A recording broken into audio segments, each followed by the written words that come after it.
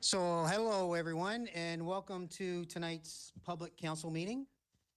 I want to get this rolling and on time, so away we go.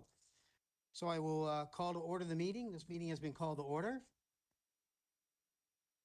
I will ask for an adoption of the agenda. Do the active offer. Sorry. I have to do an. Oh, sorry. You go ahead, Shelley.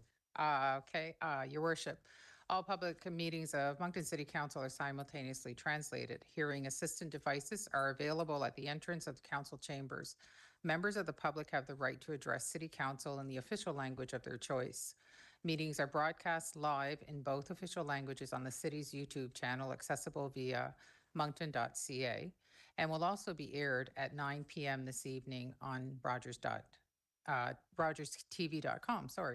Individuals who have registered with the city clerk's office at least 7 days prior to the meeting agenda deadline will be allocated 5 minutes to deliver their presentation.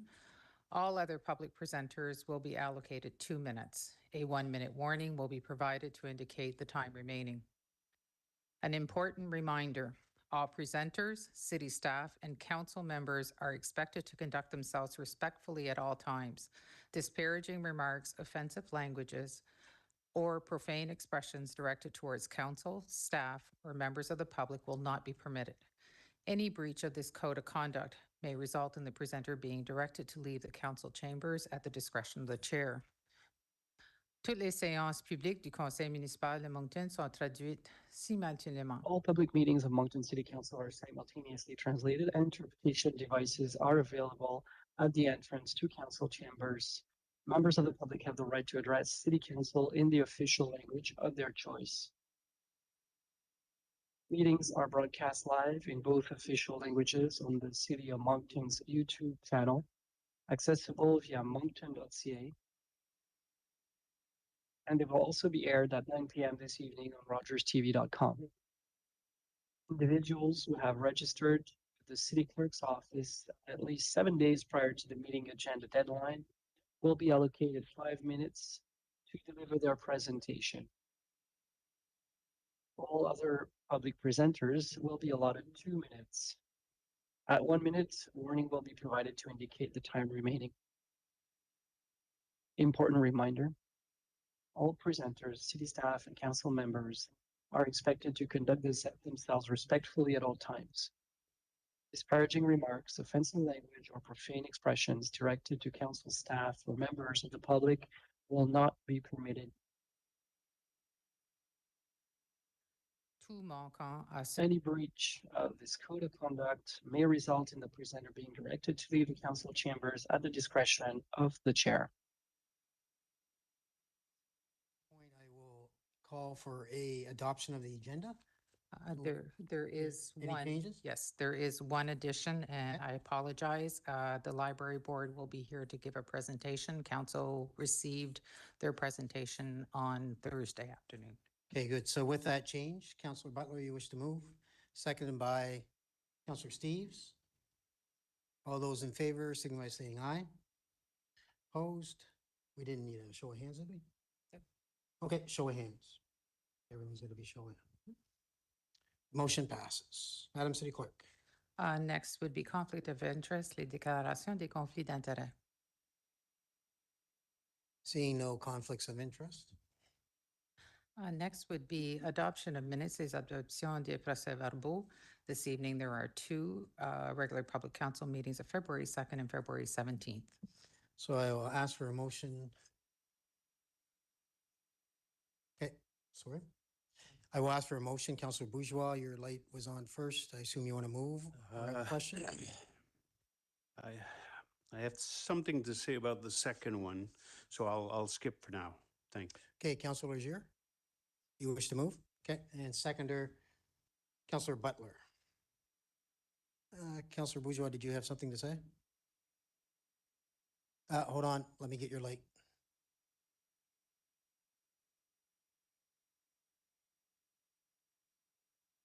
Merci beaucoup, Monsieur le Maire suppléant. Thank you, Your Worship. February, we did something that was not right. I think everybody's who was involved is aware of it, but I just want to make sure that maybe for this meeting, it is noted in the minutes that what we did was not correct. I'm not sure if we need to correct it, but anyways, in the minutes, we had an amendment that was presented, moved and seconded. Then there was a discussion about the amendment. And at the end, we skipped over the amendment and we voted for the original motion. So there was an amendment, and the way that it was worded, the final version of what we adopted incorporated the amendment, but the amendment was never voted on. So I'm not sure, legally speaking, how we correct that. It's not a major issue, but because I'm assuming, and this is where the problem lies, I'm assuming that everybody was in agreement with the amendment because we voted for it in the full motion. But I just want to make sure that there's no legal hiccups that somebody somewhere down the road will say, well, wait a minute, there was an amendment that was just left floating there. Thank you, Councillor Bourgeois. Sorry? Which item? It would be the Uh, February 17th, 2026 minutes, correct? Yeah, page, I don't know, the pages aren't numbered, so I don't know. Give me a second, I'll count them. No, I meant which item was it? Was it the senior center item that we're speaking of? Just let me find it. It was under section 9, reports and recommendations from committees and private meetings. And the original motion was, I think, concerning the senior center. Yes, yes. And there was a motion made, and then there was an amendment made, and we voted on the motion with the amendment included, but the amendment could not be included because the mover and seconder didn't insert it inside the original motion. So that's 9.3. I'm reading through them. Yeah. It states Councillor Bourgeois proposed the following amendment to the original motion. Councillor Legier indicated that as a mover, the original motion, he'd be willing. Right. And I Yeah. had no problem with it, and I had, Yep. but it's not Councillor Leger's decision to include my amendment. And the mover does not have any authority to absorb an amendment. So I just want to make sure we are clear that we didn't do anything illegal. I would defer yeah. to. I see Mr. Nick Robichaud. is, got his light on. I mean, I haven't had a chance to review these minutes or go back and look at that. So I mean, if we want to postpone approving this set of minutes, take them out, approve the first set, and we can review this and just make Okay. sure we're capturing the record properly. So can we adopt it in principle? And if there's nothing illegal, then we, Sure. okay. You're okay with that, Councillor Bourgeois? Yeah, if, as long as it's noted in the minutes and. It is today, yep. And thank you for that. I appreciate it. Seeing no other questions on the minutes, so they've been moved and seconded. So is this electronic vote or show of hands? This is show of hands vote. So all those in favor, signify by saying aye or showing hands. Passes unanimously, no opposed. Madam City Clerk. There are no consent agendas. Il n'y a pas de questions soumises à l'approbation du Conseil. Next would be public and administration presentations, exposés de public et de l'administration. And there are 3 public presentations today. The first is a presentation from New Brunswick Crime Stoppers.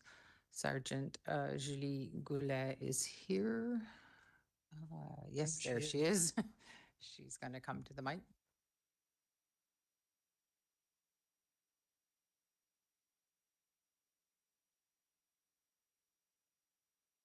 Good evening, Sergeant. Work? Yep. Yes. Good okay. evening and welcome. evening. Bienvenue. Bienvenue. Thank you for having me today. So I'm going to present to you the Crime Stoppers program.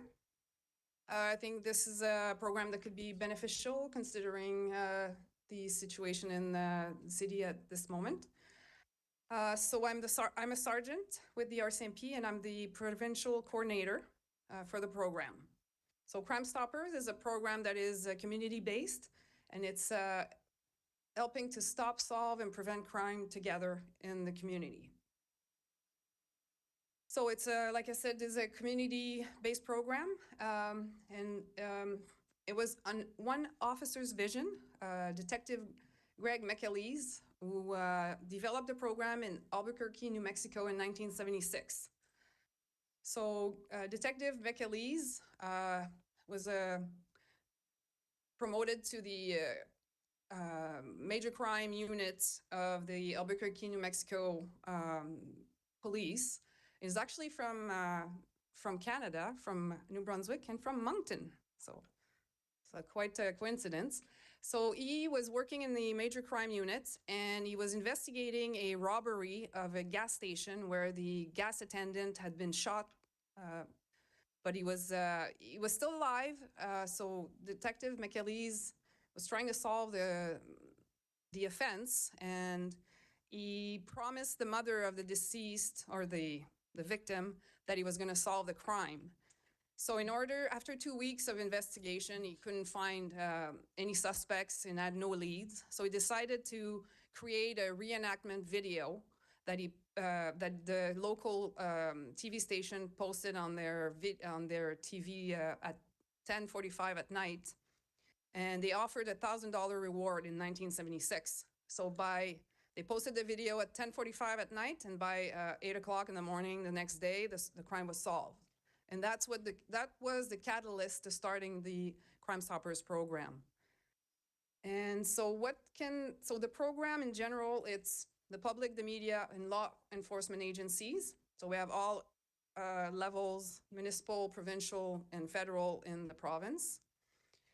We moved from Rogers TV, radio, to more social media-based media. So we have a YouTube channel, a Facebook page, and we have a really good website. Crime Stoppers is composed of a provincial executive board, all volunteers, and 12 chapters throughout the province that represents approximately the RSCs. And we have a chapter in the Southeast region, from which Moncton, Dieppe, Riverview is part of. So how does it work? So to ensure that tips would come in, the program promises anonymity. So a tipster never has to provide any personal information, doesn't have to go to court. So only information on crime. And in order to get some tips, Crime Stopper promises offers cash awards when the tips are sufficient enough in detail that it advances an investigation, helps solve a crime, and there's an arrest, seizure of goods, drugs, or weapons, or recovered property. So tangible results. So most people don't want the cash award. I'd like to point that out. People want to do good for the community by solving crime. And another aspect of Crime Stoppers is that it's funded and operated by the general public. So you'll ask yourself, why am I here? Is I'm the liaison between the Crime Stoppers program. We get the tips. The tips are sent to the police of jurisdiction and are investigated. The results are then sent back to Crime Stoppers with suggestion of award for some tips. So we recently celebrated 40 years, just last year, in the province. We're still active and building back up after a bit of COVID slowdown. All these tips over the 40 years have only cost the community $242,000 in award payments, which is really not a lot of money if you think about all the crimes that have been solved. And you look at the statistics on this page, 9.7 million in stolen property recovered, and drugs off the street, and arrests made. So I'll just go quickly over how to send, to do a tip. So you can either go on our secure web form on the website, which is crimeandb.ca. And I have distributed to the city councilors a card where you have all the information that I'm giving you here.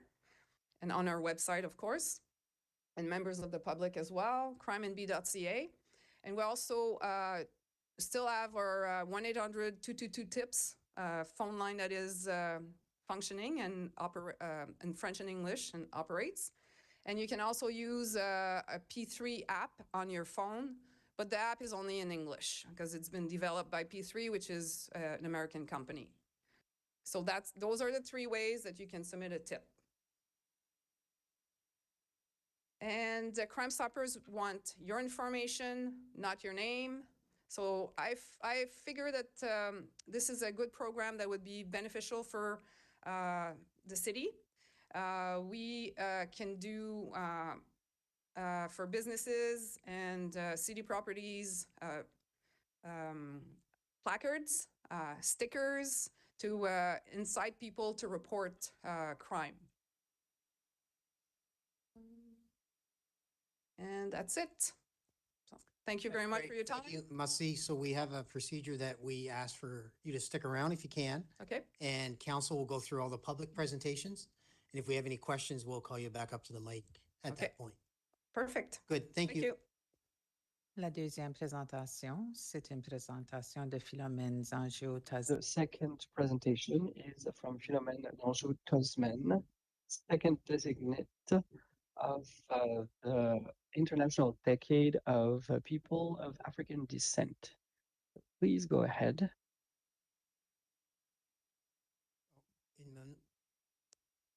Bonjour Bonjour. tout le monde.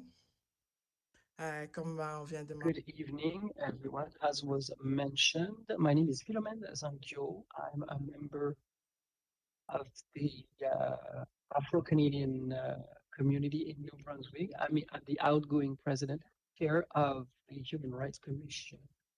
Today, I'd like to talk to you about the International Decade of the People of African Descent.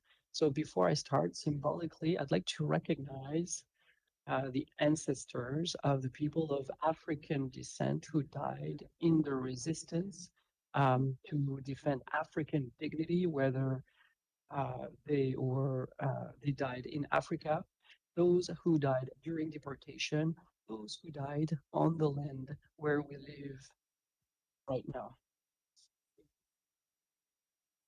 Those people gave me the strength to speak in front of you today. c'est le concept Our association is a representative of the Council of People of African Descent. It was established by promoters of the creation of the International Decade that invites UN member states to strengthen their activities to guarantee people of African origins their full participation in all of the aspects of society. So the guiding principles of the association is that people of African descent want to build a more fairer world and to contribute to the world's economic development. In terms of statistics, for people of African descent, and more specifically Black people in 2021, people who self-declared to be Black were 1.7 million. In New Brunswick, the Black population is 12,157 people, the size of the city of Bathurst. So economically, if you put all of the Black people of New Brunswick in a city, they would this would amount to the city of Bathurst. And also they constitute a strong element of the immigration from the Francophonie. There was an increase of 74%, and it represents a strong contribution to the local economy. In terms of international commitments, Canada has ratified several treaties for people of African descent. Those commitments encourage us to make sure that the memory of people of African descent be recognized. So the decade was ratified and adhered to by Canada. And now we had to launch a second decade because the first decade did not benefit from a lot of commitment. And we are asking all institutions, including the city, to engage with the community. The federal government made a commitment. It invested significant amounts for communities of African descent. So this support was $860,000 to support people of African descent throughout Canada. There is also the Supporting Black Communities Initiative from the Government of Canada that amounted to $860,000. The goal of this is capacity building. There's on the slide the names of other organizations that support those initiatives. There's another one in Montreal and Evanston, but the reality here in New Brunswick is completely different from what those organizations experience. But we should not miss this opportunity because cities and municipalities and the province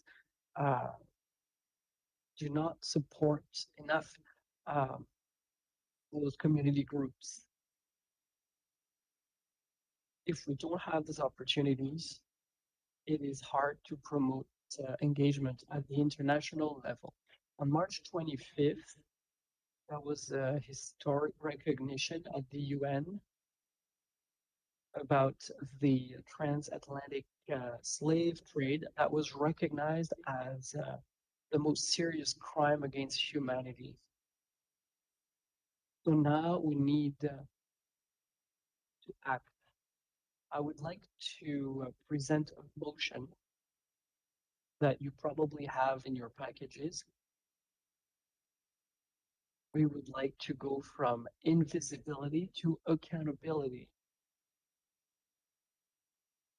So I gave you the information that you have in your packages about the history,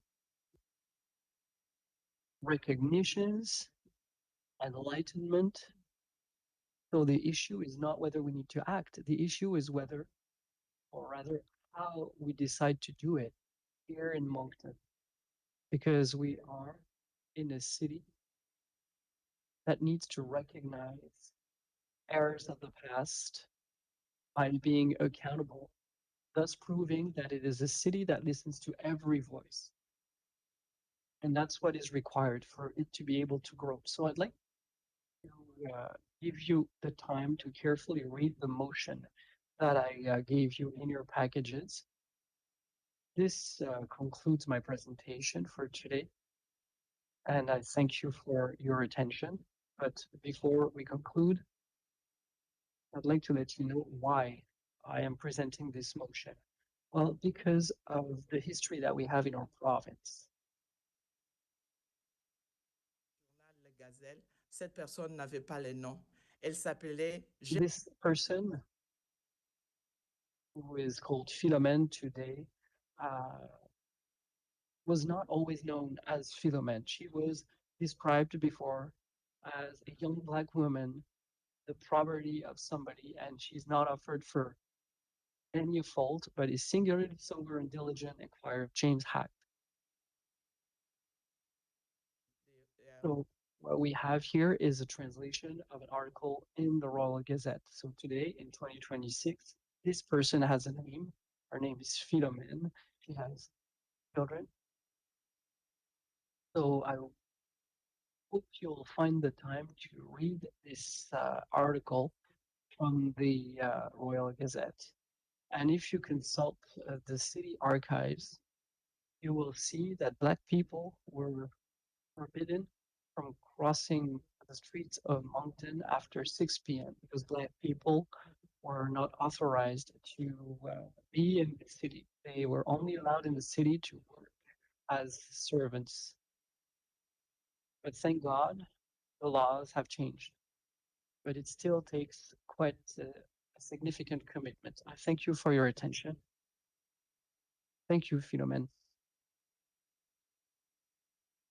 Presentation. Yes, it's a presentation from the library board, the Moncton Public Library Board, and Maha Dewick and Mallory Murray are here to provide an update.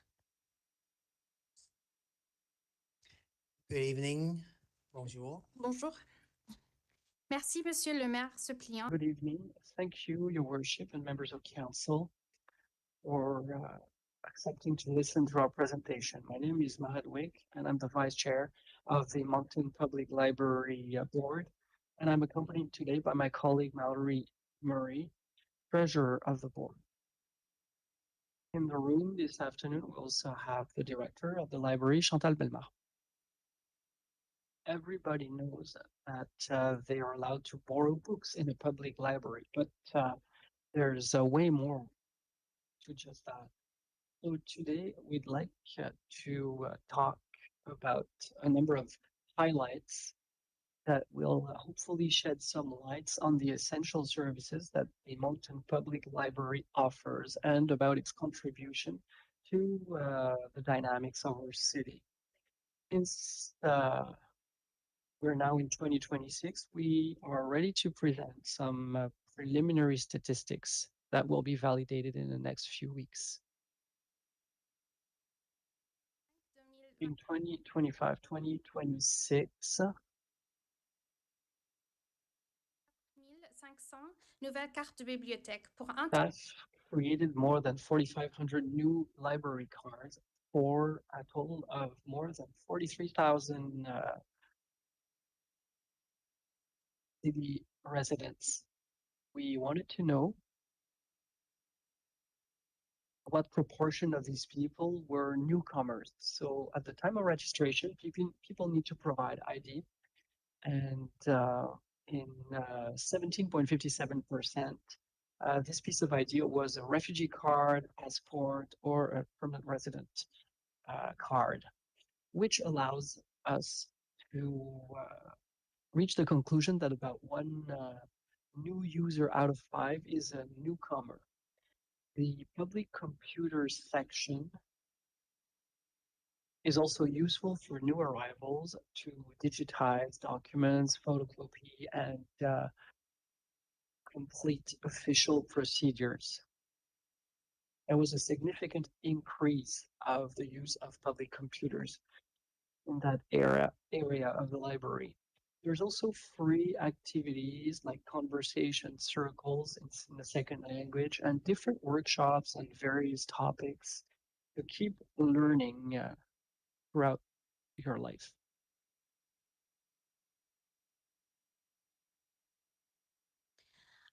un autre service populaire auprès des There's another service that's quite popular with newcomers, although not the only one, is the free cultural passes. So to obtain one, you only need to show your library card at the counter, and you will be given a cultural pass. Throughout the year, there were about 10 promotion activities in public libraries. All of this is possible thanks to partnerships. To learn more about those cultural passes, you can consult our Facebook page or our website. Bringing strong, connected community programming. Lifelong learning and literacy are at the heart of the various programs that the library offers. This slide has a snapshot of some of the programs that we have put on over the past year. Through partnerships, we're able to offer free learning opportunities for people of all backgrounds, including computer basics in partnership with Southeast Adult Education, early literacy sessions with Talk With Me and Parle-moi, Grief Cafe with Hospice SENB, and many more. In addition to these partner-led programs, volunteers and library staff host many of the over 1,700 programs that we put on over the last year. This is a 40% increase in programming from the previous year. And we saw a nearly 30% increase in attendance, which saw just over 12,000 people who participated in these various programs. Library staff also worked closely with the city's new community development officer, seniors and youth, who helped spread the word and connect more residents with library services. Borrowing books, of course, remains our top service, our most popular service. More than 250,000 items, including books and DVDs and other items, were borrowed last year. And this number does not include ebooks and audiobooks, which are also wildly popular. We also, or the library staff, I should say, also regularly engage with community members outside of the library walls. So going to places where other people gather has been a great way to connect residents with the various services and raise some awareness of the public library's various offerings. These are just a few highlights, and we thank you for your time listening to us today. There's so much more that we could share with you. We also want to sincerely thank Council for the funds and support provided to the library during the current mandate.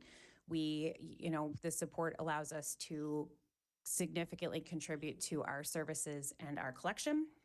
We also want to invite you to the 5th edition of the 100 Artists for the Moncton Public Library, which is a fundraiser we are hosting on May 21st.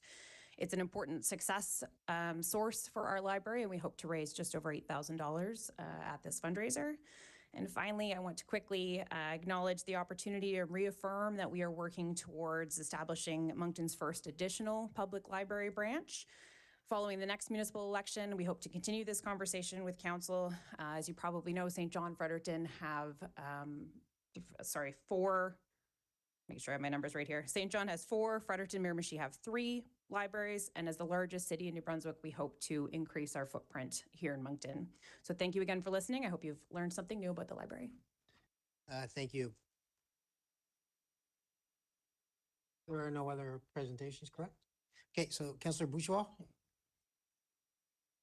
Merci beaucoup, Monsieur le maire suppléant. Thank you, Your Worship. I have a question for Mr. Boulet.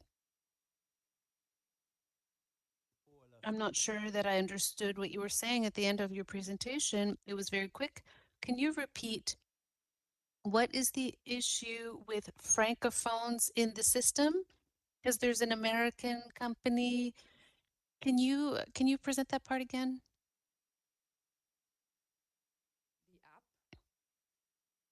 The app is only available in English, unfortunately.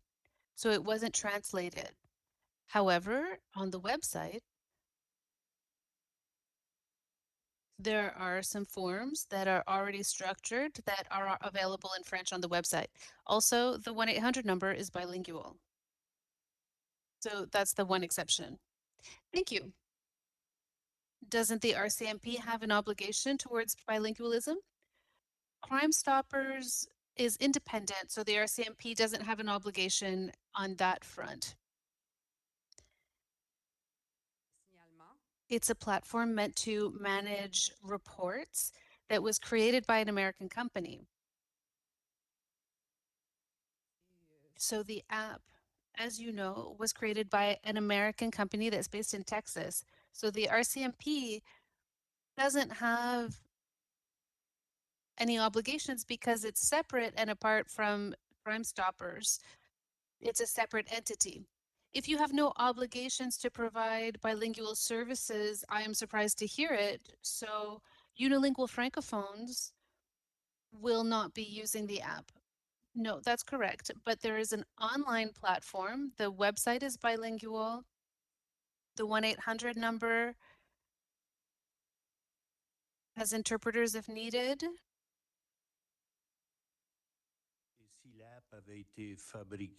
And if the app had been created by a French company and there was only a French version available and no English version, that would be acceptable to you as this one is acceptable in reverse?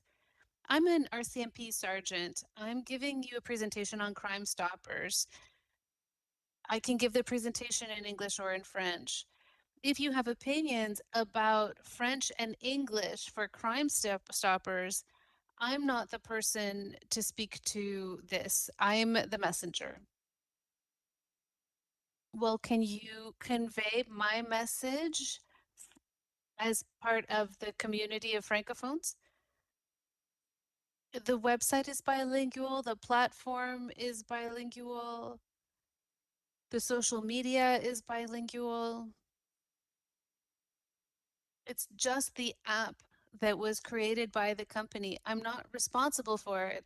I can send the message. I'm sure it was told to them ahead of time as well. I just realized now that it's only available in English. So you're just telling us this information. So the 26,000 Francophones in Moncton that would like to help Crime Stoppers can't participate. Perhaps you can convey this message to the decision makers. I'd be very grateful for you to do that. Merci, Monsieur le Maire Adjoint. Certainement, nous. Thank you, Interim Mayor. We will definitely be following up with Crime Stoppers. I think, to her point, this is not the sergeant's responsibility, but the administration will be following up with Crime Stoppers to share the request about this. I can definitely convey the message, but I think that this is something we've been working on for a very long time. We've been trying to get an app in French. Perhaps it wasn't pushed in recent years, but it's definitely something that I can convey to them.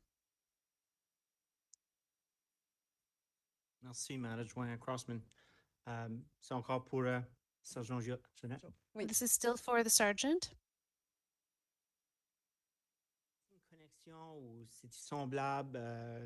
Is this the CRCOPA?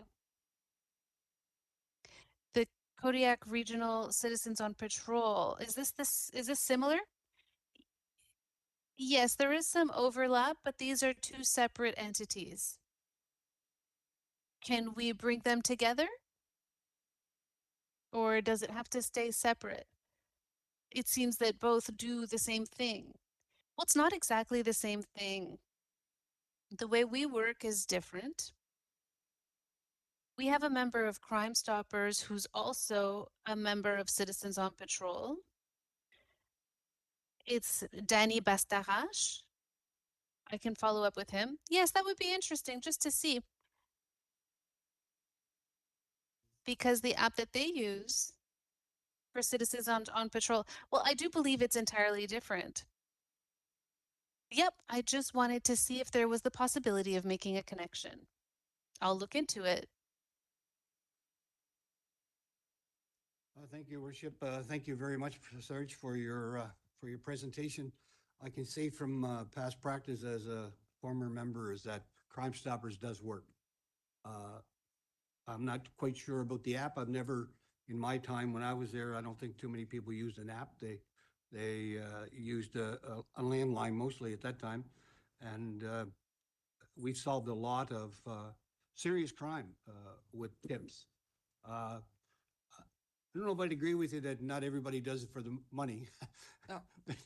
There are some that will do it for the money, but either way, I just like everybody to know here, be the app English or French, the end result is a great result, and it really, really works. And it not just for the RCMP, it works for municipal police forces across the country too. So it really is one of the better investigational tools that have come along in a long time. So thank you very much for your presentation. Thank you. Thank you, Councillor Butler. I do have one question or comment for Yes. you. Is there some way that we can get you before the seniors committee? Here Absolutely. At City Hall? Maybe I'll direct my question to Isabel through Ellen to have you present to that city's seniors committee. I sit on it. Councillor Bourgeois sits on it as well. We've had the RCMP come forward for presentations on theft, crime, how to protect, credit card, fraud and all this fun stuff, but we haven't had this opportunity, as you say, in a couple of years. So I'd really like to have you come forward as well. Absolutely. Present to one of our committee meetings. My email, Julie Goulet. Yep. Julie.Goulet, RCMP. Okay, perfect. So as a- I'll put that through the city manager, which will go through Yep. our city recreation. I'm available, slash- yeah, anytime, and any Okay. questions, I'd be happy to support, and I'll do a follow-up on the app. Good, perfect. Thank you. Thank you for your presentation. Merci. Councillor Butler, you Want round two here? For the next one, I just wanted to talk regards to the library. Yes, go ahead. Yeah, I'll just wait till Sergeant gets up there. First of all, thanks very much for your presentation. You know, sometimes we think that the library is just going to get a book out, and it's really, really changed very much. So in the north end, and you know, I hate to keep repeating myself, but I will say one more time, is that, you know, we're the largest ward, you know, we're bigger than Riverview just in the ward. So when we talk about libraries like a satellite library, we're really looking forward to maybe for you to look in the north end. You know, I get lots of calls that even instead of driving all the way downtown, that they'd even have a drop off so they could drop their books off or their CDs or whatever that they get out. So I think that I would really like to talk, you know, I don't know about after next election, I'll be sitting here, but if I am, I would really like to sit down. And if I'm not, I'd still like to sit down, talk to you about the possibility of, you know, going to the north end. I know everybody will want it. I realize that. But we have, one of the statistics about the north end is that we have a lot of newcomers that come to the north end. And a lot of them depend on, like, maybe for their resumes, for learning the second language just through CDs. And so anyway, I would just like you to think, and maybe we could set up a meeting after the next election, one way or the other, if I'm here or not. So just to make sure that we keep the pedal to the metal for up in the north end. Thank you, Your Worship. Thank you, Councillor Butler. Not seeing any other questions, so we'll move on. Thank you. Thank you. Madam City Clerk? The next presentation is administration presentations, Exposé de l'administration, and this evening it's a presentation for the update and launch of Downtown Resilience Program. And here to present is Patrick Richard, Executive Director of DMCI.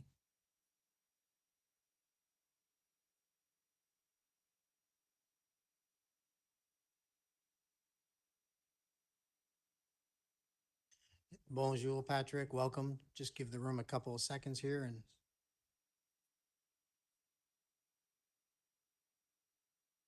Okay, you're up. Thank you so much. Good evening, Deputy Mayor and members of council. Merci pour l'opportunité d'être ici aujourd'hui pour vous parler. Thank you for the opportunity to speak to you today. Moncton Centre-Ville Inc., in partnership and fully funded by the City of Moncton. This program is designated to provide direct and tangible support to downtown businesses impacted by criminality. This program is about action, supporting our businesses today while investing in a safer and more resilient downtown tomorrow. First, I would like to sincerely thank City Administration for their collaboration and support in the development of the program, including, I'd like to thank Luc Babineau, Alex Elsiger, Jean-Sébastien Landry, Jeff Preston, Charles Leblanc, and Claude Després. The collaboration, this collaborative approach has ensured that the program is both operationally sound and aligned with council's priorities.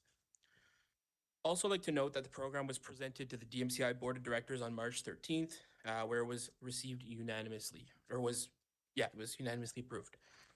So why does this program matter? We've all heard the concerns, so break-ins, vandalism, property damage, rising costs for businesses.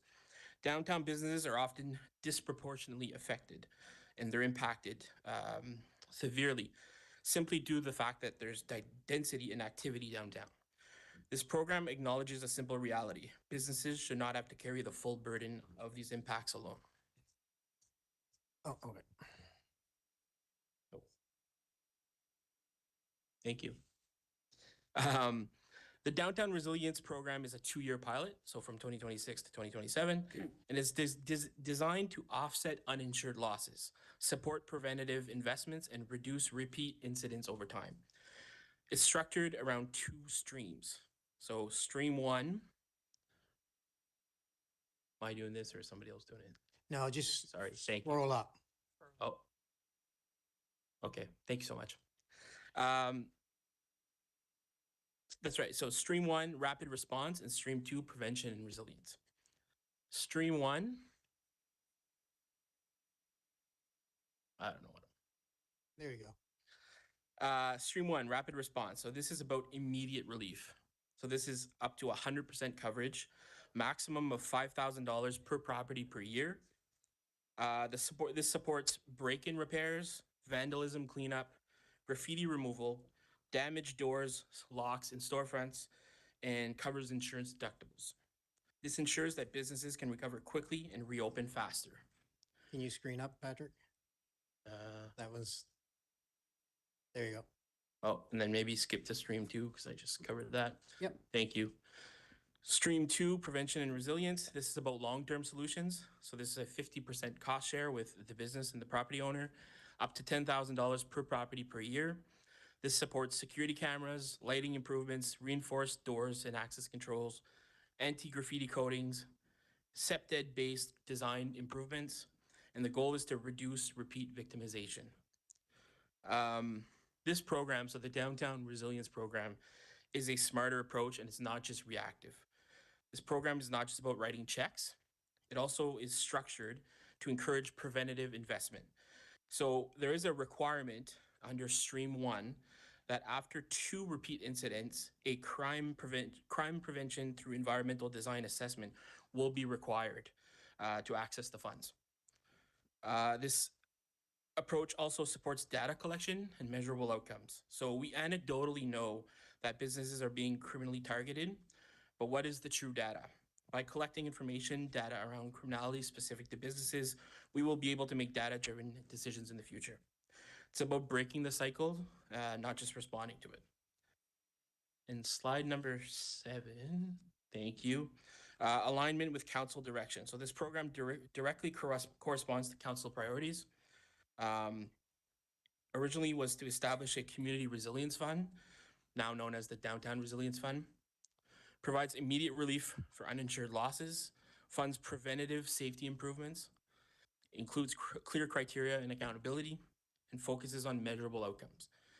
Who does this support? So this program is targeted and focused on downtown businesses within the BIA, aka Downtown Moncton members, property owners and tenants of non-residential commercial spaces, and those directly impacted by the crime-related incidents, with clear eligibility and accountability requirements in place. So for the implementation, the program launches immediately. Today was actually the kickoff. Press releases went out this morning. The website and the intake forms are now live. This will operate on a continuous intake basis versus the St. John program that has 2 intake periods per year. Our continuous intake process will get funds out faster and direct to businesses in real time. The program is also retroactive to January 1st, 2026, which means, and actually, I'm actually already happy to say that we have our first applicant go through the program.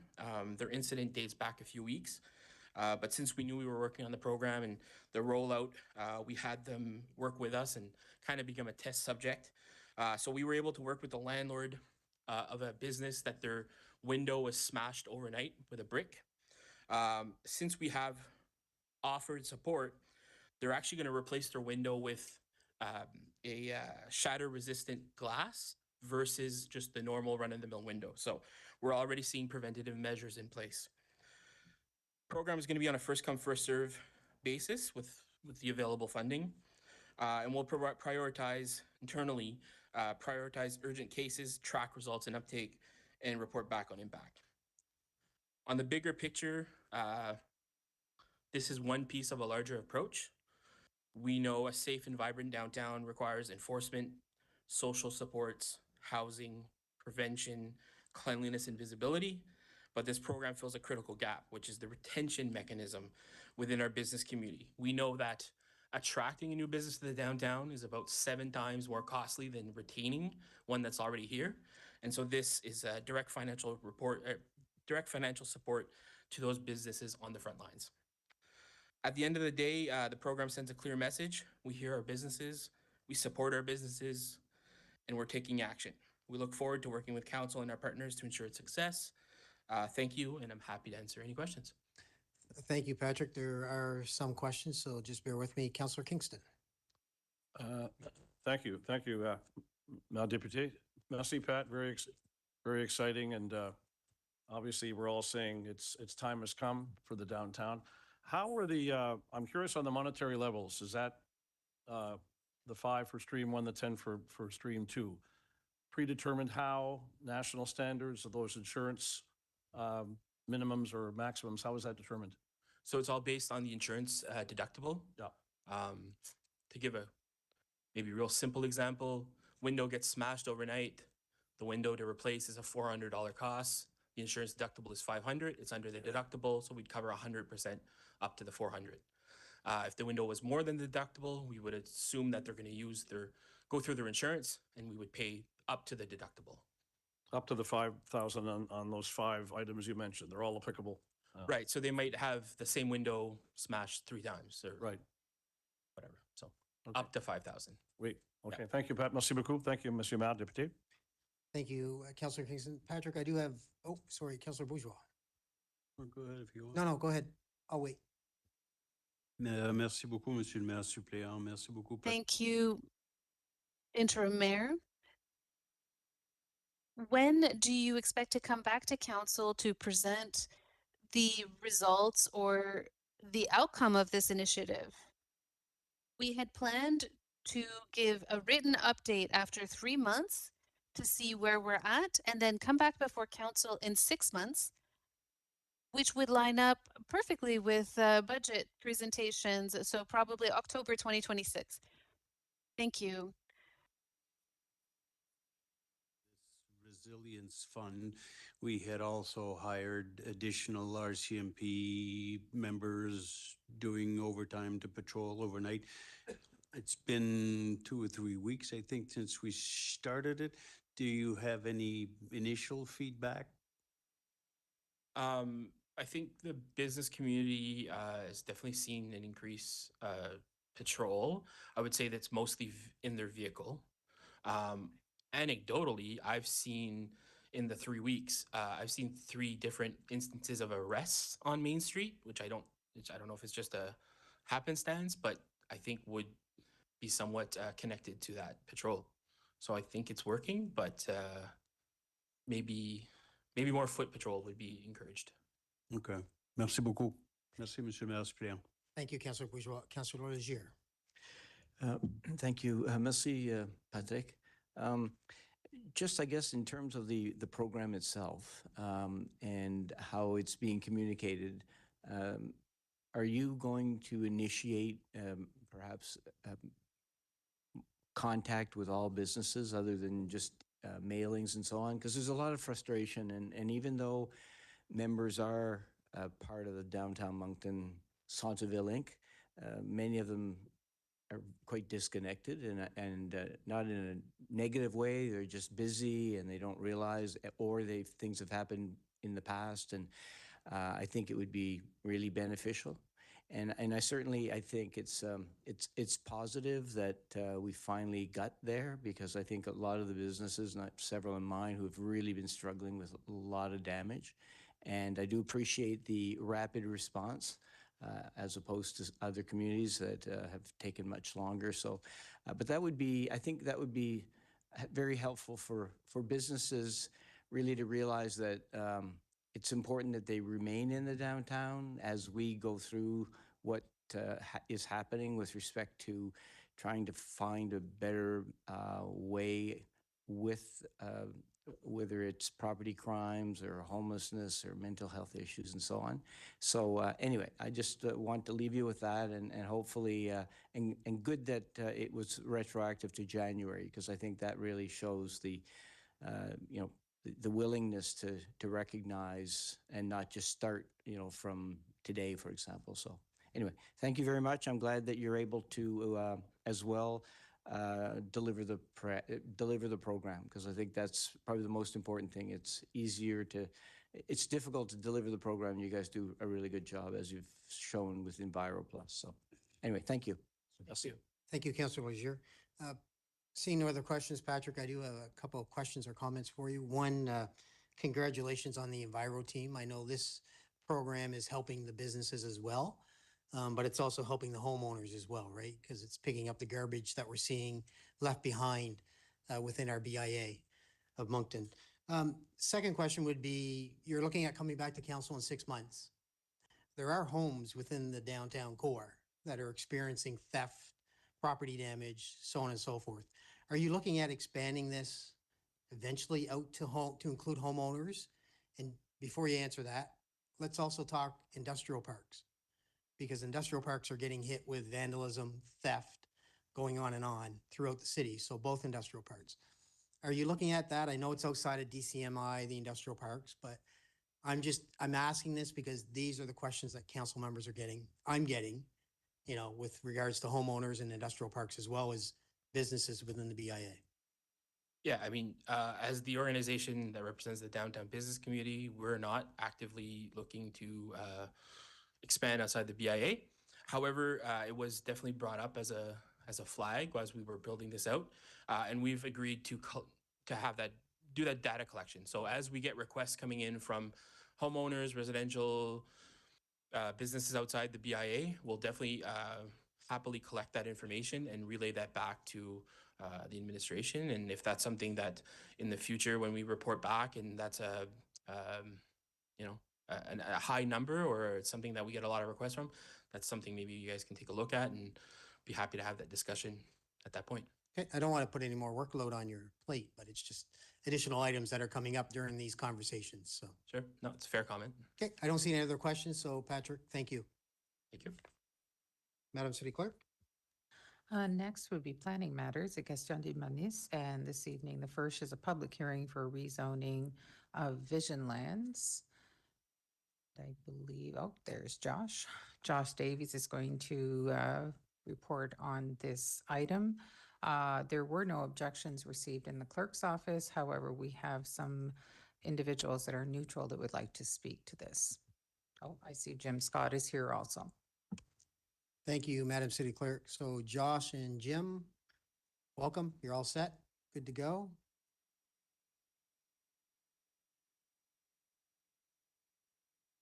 All right, Jim, you're going to start this off? No. No, perfect.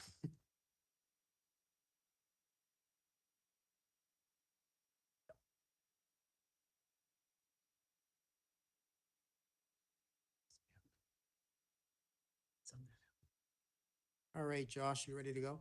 Yes, and good evening. So before you tonight is the public hearing for the Vision Lands. This has been a long process with respect to administrative work, a few years in terms of the master planning for Vision Lands West, an update to the overall secondary plan that I'll touch on here, a lot of policy work, and a lot of consequential amendments to other documents that were included within your council package. So this is the final presentation and a decision on the Vision Lands. We've had an introduction to council, followed by a public presentation, presentation to our Planning Advisory Committee, and finally the last meeting that's before you today is the public hearing. So I'm going to cover some of the planning and administrative items, and Jim will jump in on some of the more creative, fun stuff.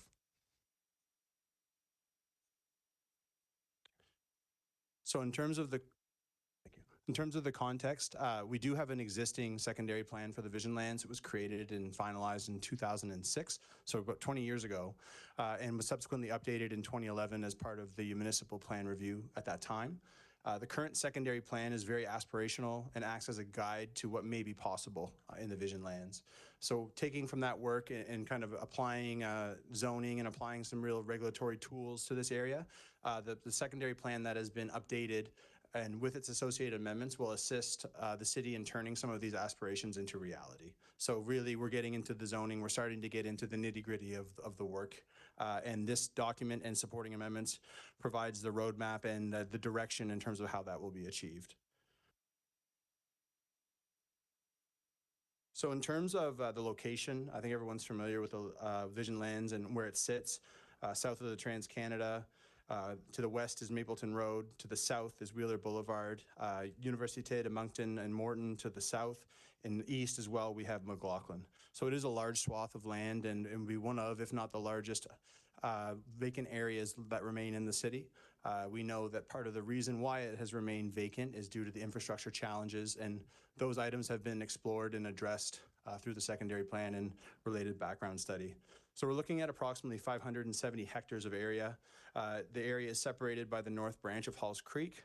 The majority of this land is currently zoned for low-density residential purposes. So in terms of the plan development, we were looking at a number of precincts. The first one to be master planned and working with the landowners in this area is Vision Lands West.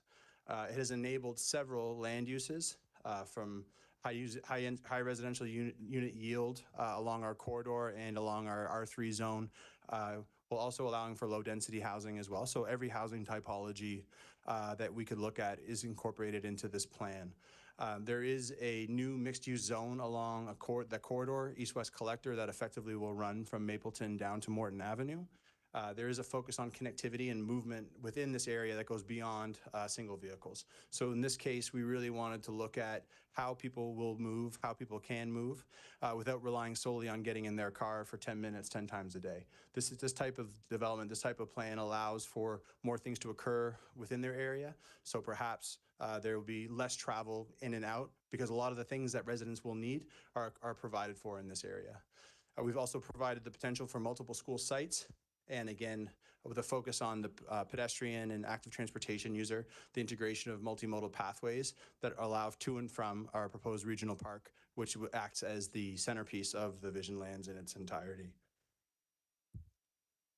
So turning over to the document structure, there is an overall Vision Lands secondary plan that covers the area in its entirety, provides policy and direction in terms of what should be achieved in that area. But we also have chapters within the secondary plan as proposed, being Vision Lands West that I just touched on.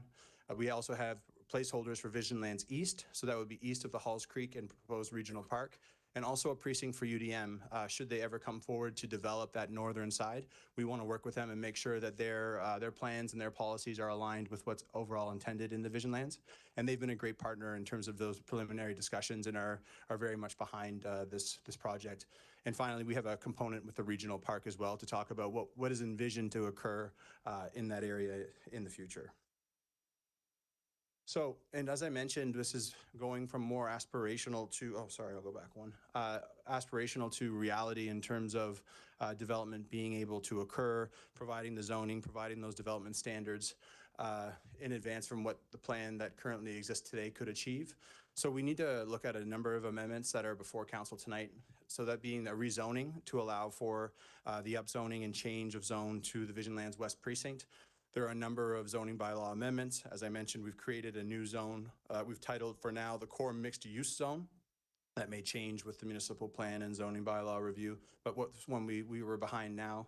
We've incorporated a height precinct in terms of how high and where these buildings can be located.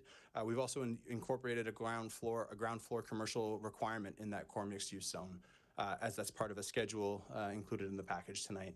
There's also a municipal plan amendment with a handful of policies that have been implemented with respect to the Vision Lands, in addition to changes to the generalized future land use map and our future road network.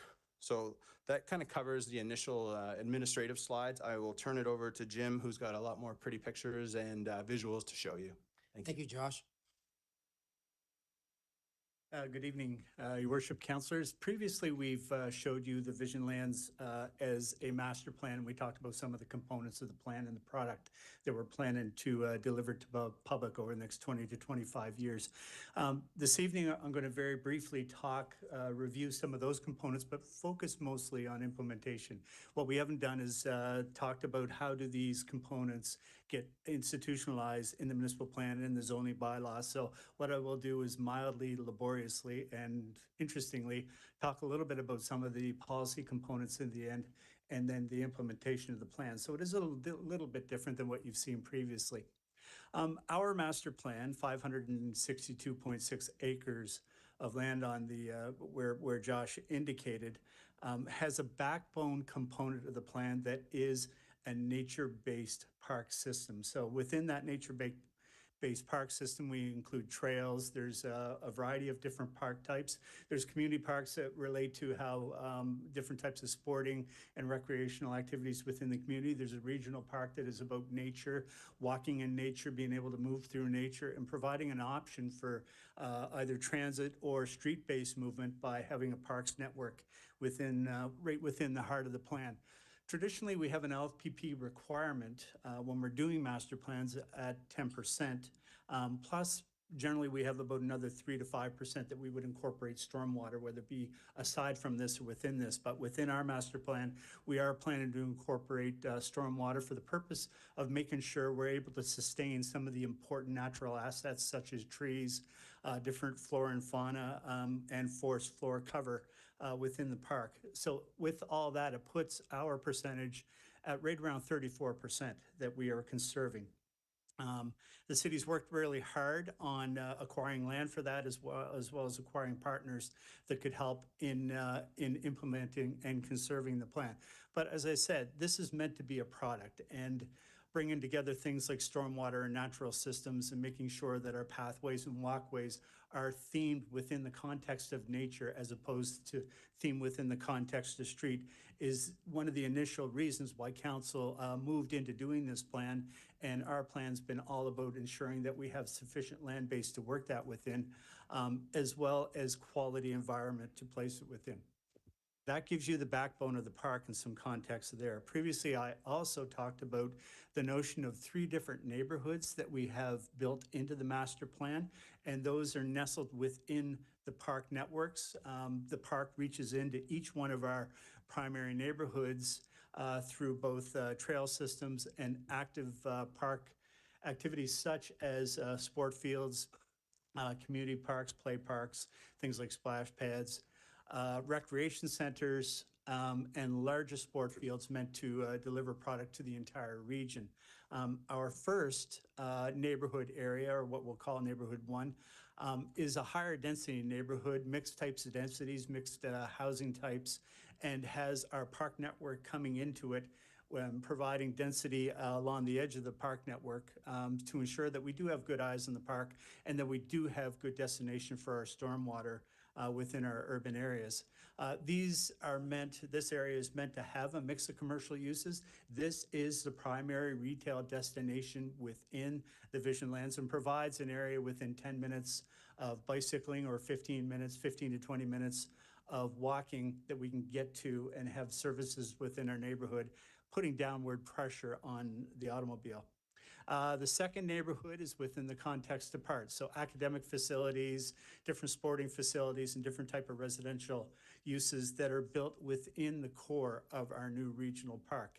And we've looked at the park in 2 ways. We've looked at the park as its own destination, its own regional park, but we've also looked at it as an extension of Mapleton Park into these areas, as well as up the Halls Creek West Branch, or East Branch, North Branch, I guess.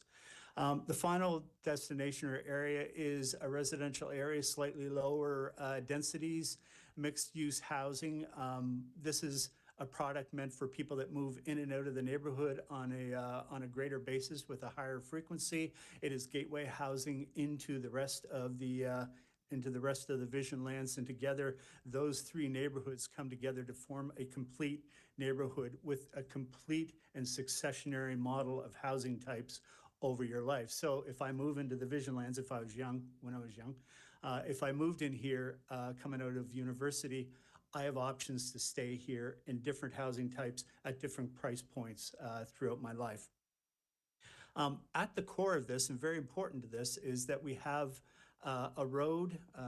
It's our primary road. It's a multimodal road that will go what we're calling the East-West Corridor, that is essential to unlocking all of the lands. And this has been the key piece that wants to be developed as soon as possible to unlock these lands so we can get moving with development in these areas in partnership with the developers. Extending from here are multimodal streets, so streets that you'll see bike lanes on a separated trail on the side of the streets, as well as sidewalks, ensuring that working with our trail networks, we have a comprehensive and complete mobility network, inclusive of biking, walking, vehicles, and transit.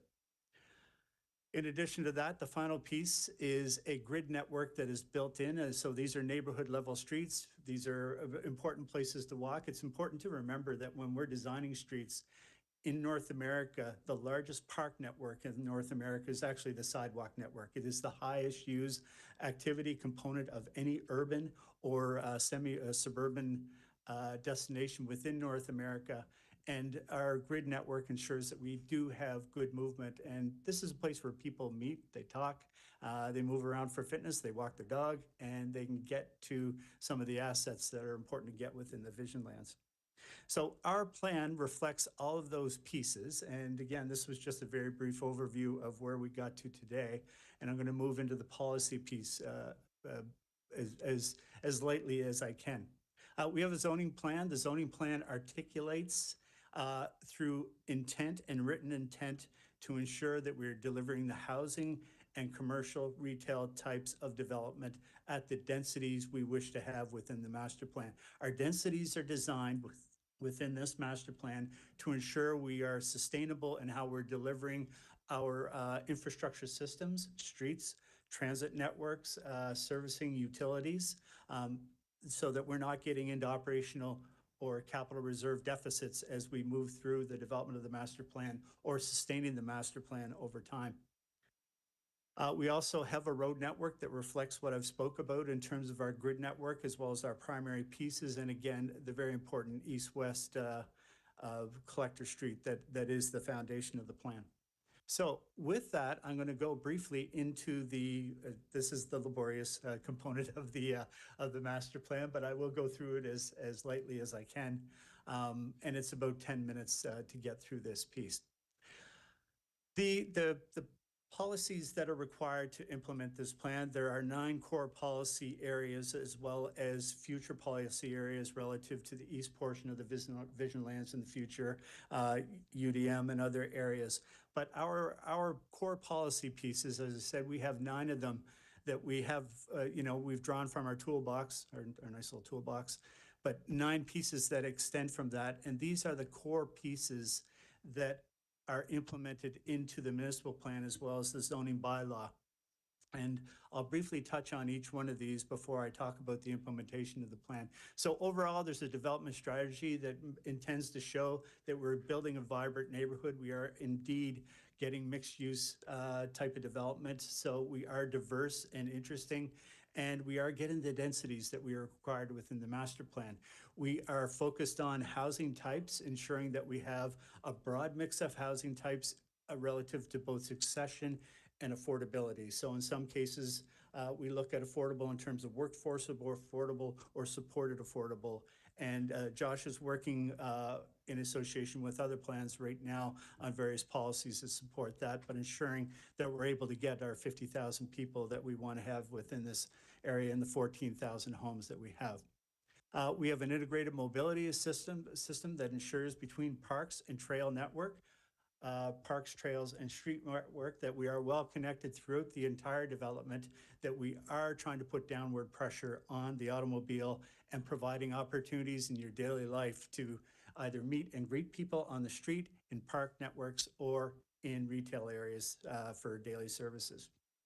Our recreation network is based largely on nature.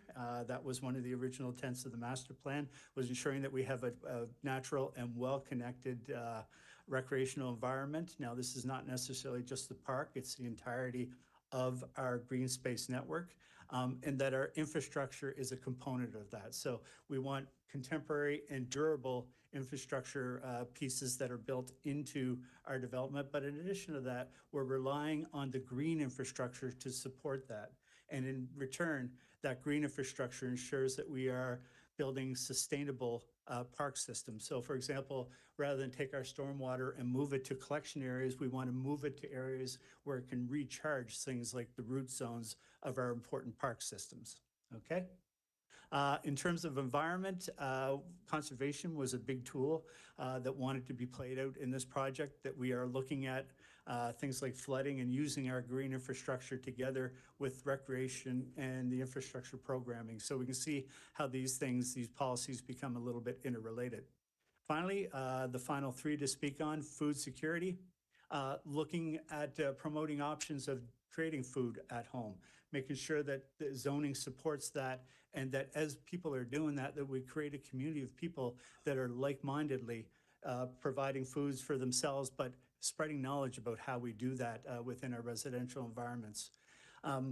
Under development, things like density bonusing. So for example, if we have a developer that's moving forward with an affordable housing mix that is, something that is really good and fills a need within our community, we can provide for more, allow more density within areas, or in other areas, putting density caps on areas where we want to conserve character. Things like development charges are going to be very important. So as we build things like new streets or infrastructure that are shared amongst everybody and unlocks the land, that there are charges that go back to developers.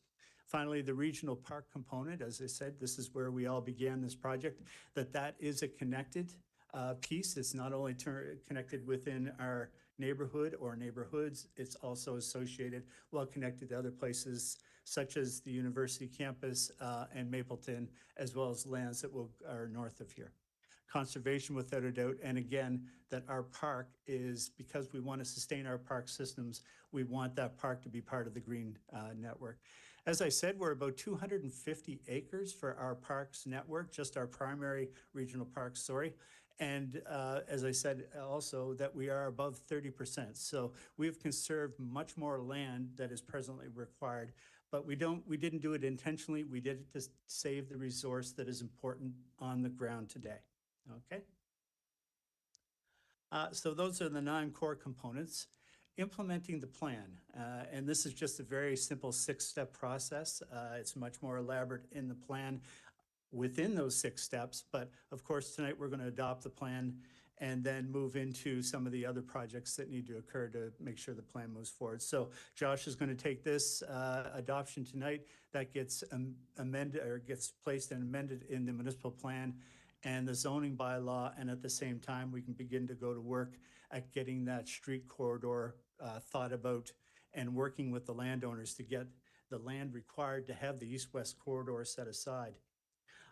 There is a requirement for an impact assessment, or will be a requirement for environmental impacts assessment on 2 fronts. One is going to be on the natural environments and any specific habitats that may have been missed as part of the planning process here, but more importantly on ensuring that the stormwater plan or the stormwater strategy and plan that is proposed in this document works with the province. The province has seen it, they've agreed with it to date, but there will be a more detailed assessment that will confirm our works. Once we have those pieces, Josh and his team can go forward with doing detailed design on the east-west corridor, as well as the servicing strategy to ensure that all areas of the master plan or the vision lands can be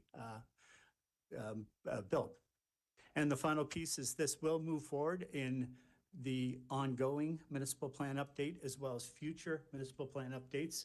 The eastern portion of the vision lands will be evaluated, added to this over time. And as we go through evolutions of the municipal plan, this will be revisited at various points of time. Fair enough to, where'd Josh go? There. Fair enough to say? Okay. Thank you, Jim. One more. And me for the end. From an administrative standpoint, this was a really interesting project. Not often that we're dealing with such a large swath of land with such opportunity. We work with the landowners, as Jim mentioned, and all were supportive of the final product, which was great to see. Again, a lot of cooperation and a lot of work together to come to the final product that is before you today. The work is like as Jim mentioned, is never done. These types of documents tend to live on. They're not set in stone. They can be amended. They can change. But what this does is provide the city with a strong roadmap with respect to how and where the vision lands can develop. So a lot of kudos to other departments, engineering, parks. This wasn't just a planning exercise. This was really involved. A lot of community engagement sessions, a lot of participation from a lot of interest groups, all of which resulted in the final product that's here today. So in terms of our recommendation, the recommendation is that Moncton City Council approve Municipal Plan Amendment Z-122.15, Zoning Bylaw Amendment Z-222.60, and Bylaw Z-122.A1 being the Vision Land Secondary Plan by giving it second and third readings. We'd be happy to take any questions, and thank you very much. Thank you, Josh, for your question or for your comments. We are in a public hearing, so there are guidelines that we have to follow. So before we get to the motion, I will ask if there's any proponents of the rezoning to be called forward. Madam City Clerk? Yes, we have 4 people that are neutral on it, and the first would be Mike Sullivan.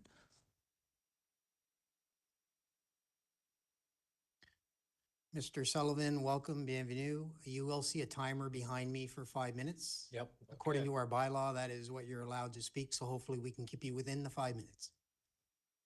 Thank you, Your Worship, and to the members of council. Per se, I am not an objector to what you've just seen. It is quite obvious from my days on the Planning Commission, which was prior to the Planning Advisory Committee, and working with Bill Budd, God rest his soul, and a number of other planners. There's things that I see there that I very much like, but I think something has been left out. I don't believe, and I stand to be corrected, I don't think the city of Moncton has a policy when looking at a major development of hinterland, and I'll use this as hinterland in a rough definition, but certainly your developments now are well into the hinterlands of Moncton. The residents of those hinterlands are animals. Somebody alluded to 20 years ago, well, the ghost of Mike Sullivan and Steve Truman are essentially going to speak to you now. Because in 2006, shortly after the concept was approved conceptually, Stephen and I walked a good portion of the land from the Crowley Farm Road. And I'm just going to quickly outline what we saw, and we probably went in anywhere from 500 to 600 feet. 2 great horned owl, one of which freaked me out because I don't know if they can turn their head 380 degrees, but this dude did it about 347, and that really freaked me out.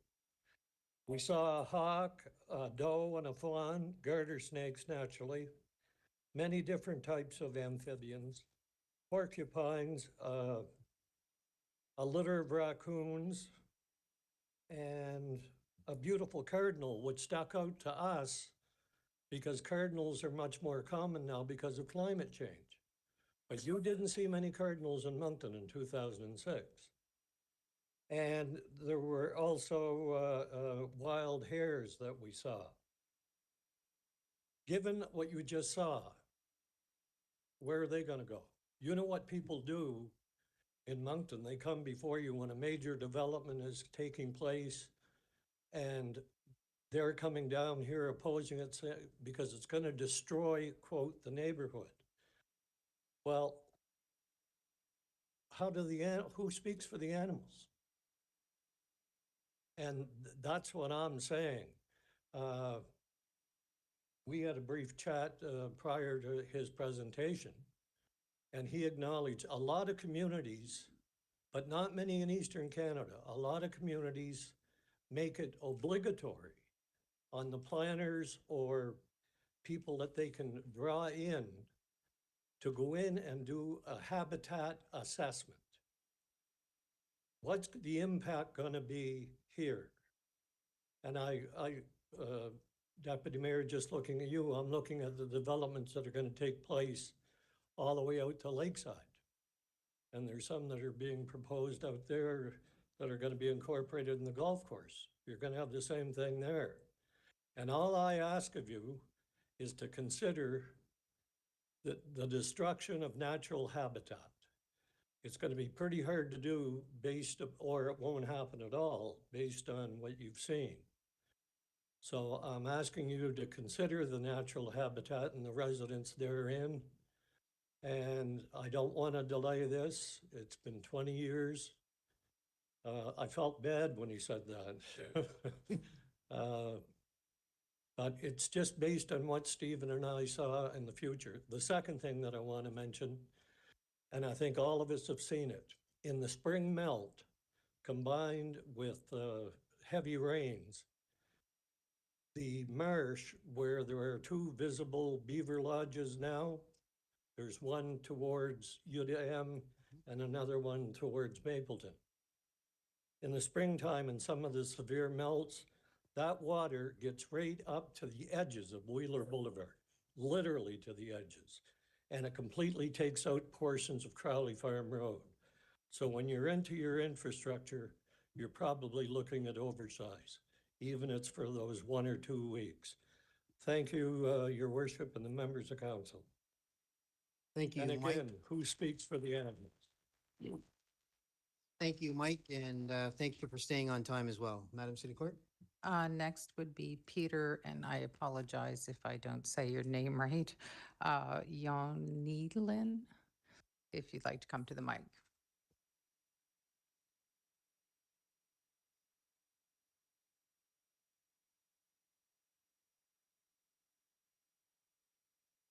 Welcome, Peter. Bienvenue.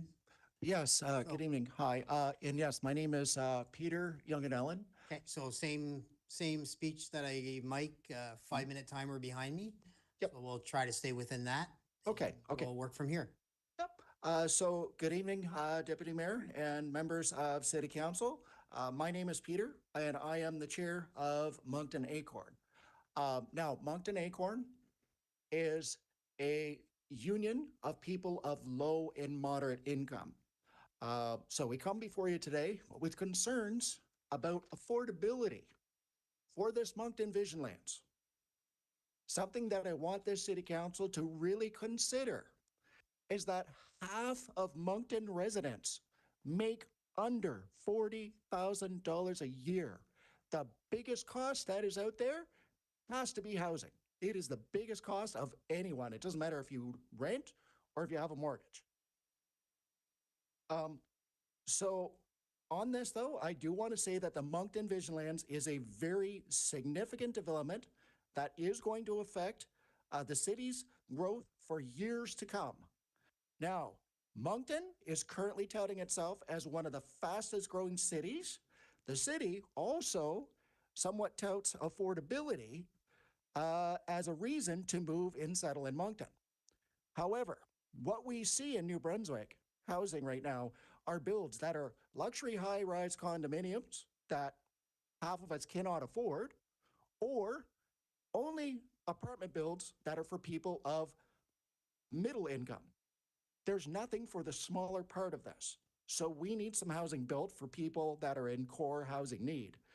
To tell you the truth, we have not seen very many apartments that are being built that are actually geared towards all income levels. So we need to see that on this change, because there is already an obvious and glaring disproportionate amount of new housing builds for those in core housing need. So we have to consider, with a rising population and with the cost of housing being one of the biggest economic barriers people face in being adequately housed, I ask basically as a person of moderate income, is that the city consider placing a limit on how much big financialized corporate developers, REITs, and financialized real estate speculators, the ones who are building this very, very expensive housing, can actually buy of the Moncton Vision Lands. And secondly, I would like the city to consider that they set aside lands with an actual preferred right of first refusal for co-ops, land trusts, and definitely for nonprofits. Every time a nonprofit tries to buy a piece of land in this city, what happens? The big corporate developers outbid them and they do not get that piece of land. But they should. We want to see housing that everyone can afford. And we definitely do not want to see a rising homeless crisis. Nobody wants to see that. But there are so many people that are living in substandard housing and that sort of thing. There is nothing that's being new that's being built. It definitely has to happen. So I'm wondering if this, if this could actually become something of a reality that, we'd like to see at least 20% built as deeply affordable housing.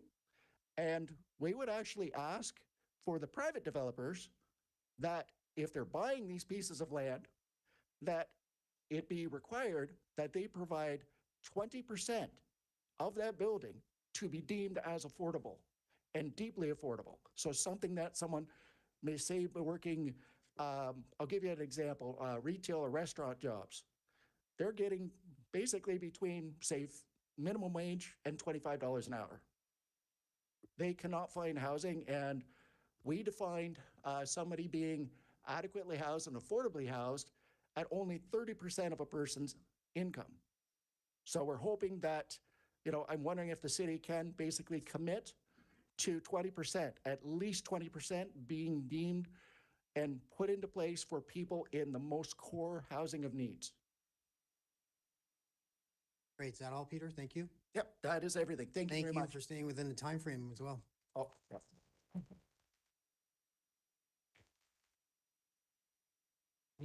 Madam City Clerk. Next is Sean. I was not provided your last name. If Sean could come forward and please provide us your last name. Yeah, thank you very much. It's Sean Dow. Last name is D-O-W. I'm the co-chair of Moncton NBA Corn. Okay, so Sean, before we get started, I got to go through the 5 minutes behind me just to make sure that you're within the time frame. And you're part of the Acorn Group. So I'm going to ask this evening, it was pretty well covered in Peter, but you're bringing new information that he didn't speak about yet, correct? Yeah, I'm here to just say a few words on behalf of our position. Now, the people of Moncton and the surrounding area are living in a time of runaway inflation. They're being squeezed from all sides with the cost of living. And they're being forced to decide on which bills to pay today. It would be the gas or the hydro, groceries or medication, clothing or food. We are here today to make this urgent plea on behalf of those who struggle with high rental costs. We're here to speak on behalf of those who are not given the opportunity to speak for themselves, to give voice to the voiceless. Everyone in this municipality deserves to live in an affordable home and a safe, clean living space. On behalf of those who struggle day to day to make ends meet, we are asking this government to ensure that a minimum of 20% of the Vision Lands development be set aside for deeply affordable housing. The most expensive appliances or marble countertops are not necessary for these homes. People who are struggling to pay rents and other daily necessities do not require a super luxury apartment. They only require a safe, clean, and affordable space to live in. This government has an opportunity to show the people of this municipality that they can rise to the occasion and meet this crisis by recognizing that there is a need for deeply affordable housing. Stable housing provides a foundation for positive mental health. The stress of uncertainty, worrying about where you'll live, how you'll pay for repairs, or coping with a difficult landlord can lead to anxiety, depression, and even crisis. We know this government understands this need and is capable of fulfilling this need for the betterment for those who vote, work, live, and contribute to the overall financial and well-being in the Moncton area. We plead for your compassion, and we thank you for your time and attention today. Thank you, Sean, for your presentation.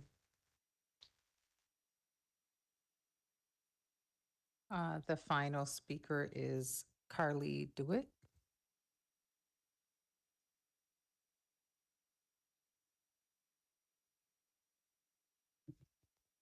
Welcome, Carly. Bienvenue.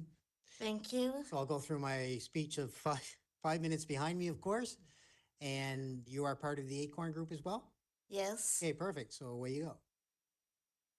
I'm also a member of the New Brunswick Coalition for Persons with a Disability. And my question would be if there would be any universally designed apartments that would make it easier for individuals to sort of age in place instead of having to go to different places or be in the hospitals, taking up beds. Okay, so we'll note your question. The city clerk has noted it. Yeah, that's mainly what I was here for. Thank you. Good, thank you. Thank you for your presentation.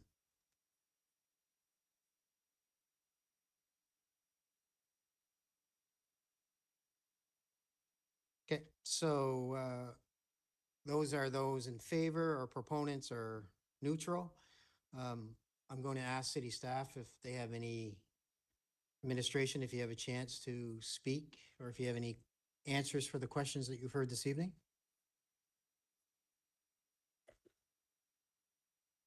Yeah, certainly. I was able to take some notes and in terms of some of the comments that were provided. So if we start with wildlife, that's not something that right now is legislatively required. We do have pretty stringent EIA requirements that need to be met, but looking through the Vision Lands corridor and understanding that there will be change because development will occur, the 34% space is intended for wildlife to try to move through as well. So there's a wildlife corridor there where if they're moving from east to west, they may be able to take that corridor along from Mapleton through to the regional park. So there are going to be connection points, not to the extent of what is there today, but we anticipate and hope that will accommodate and that will be able to provide an opportunity for wildlife to move through in that way. Is it going to be perfect? I guess the answer is always no, because we are ultimately going to be disturbing habitat, but that is something that was investigated and part of the rationale for beyond intermodal transportation of bikers and cyclists, what have you. It was around also providing enough space through those corridors. There's a nice power line corridor that's existing there today that will provide for some transient movement from wildlife, but the TCH and the Trans-Canada Highway is also a very limiting barrier for wildlife today. So unless they're moving east-west and they're already south of the TCH, our understanding is that it's that has since depleted essentially a lot of that wildlife that's in there. But to the gentleman's point, that doesn't mean that there is no wildlife in there as well. So that's something that's been considered. With respect to affordability, in this case, we are dealing with a significant amount of infrastructure. Initial budget amounts suggest through development charges around $100 million worth of infrastructure to open the Vision Lands in its entirety. So that's something that we're working towards. As part of the municipal plan review, we are looking at exploring inclusionary zoning, which is a tool that planning can use to help incorporate affordable housing into development, and not by just encouraging. In some cases, it can be required. So there is legislation for that to occur. We do not have a bylaw as yet, but through the municipal plan review and zoning bylaw update, that is something that is being deeply investigated and will come through as part of that final plan that we anticipate to be completed in 2027. And there's also the provision as well and potential for density bonusing, which is a similar type tool as inclusionary zoning, but it can be achieved and can work things through a different way. I'll just look through my notes here. We are providing an ample amount of housing supply. As Jim mentioned, we're looking at anywhere between 14,000 and 16,000 housing units just on the western side, with more to come on the eastern and southern side. So it is hoped from a land use perspective that increasing that overall supply will help with affordability.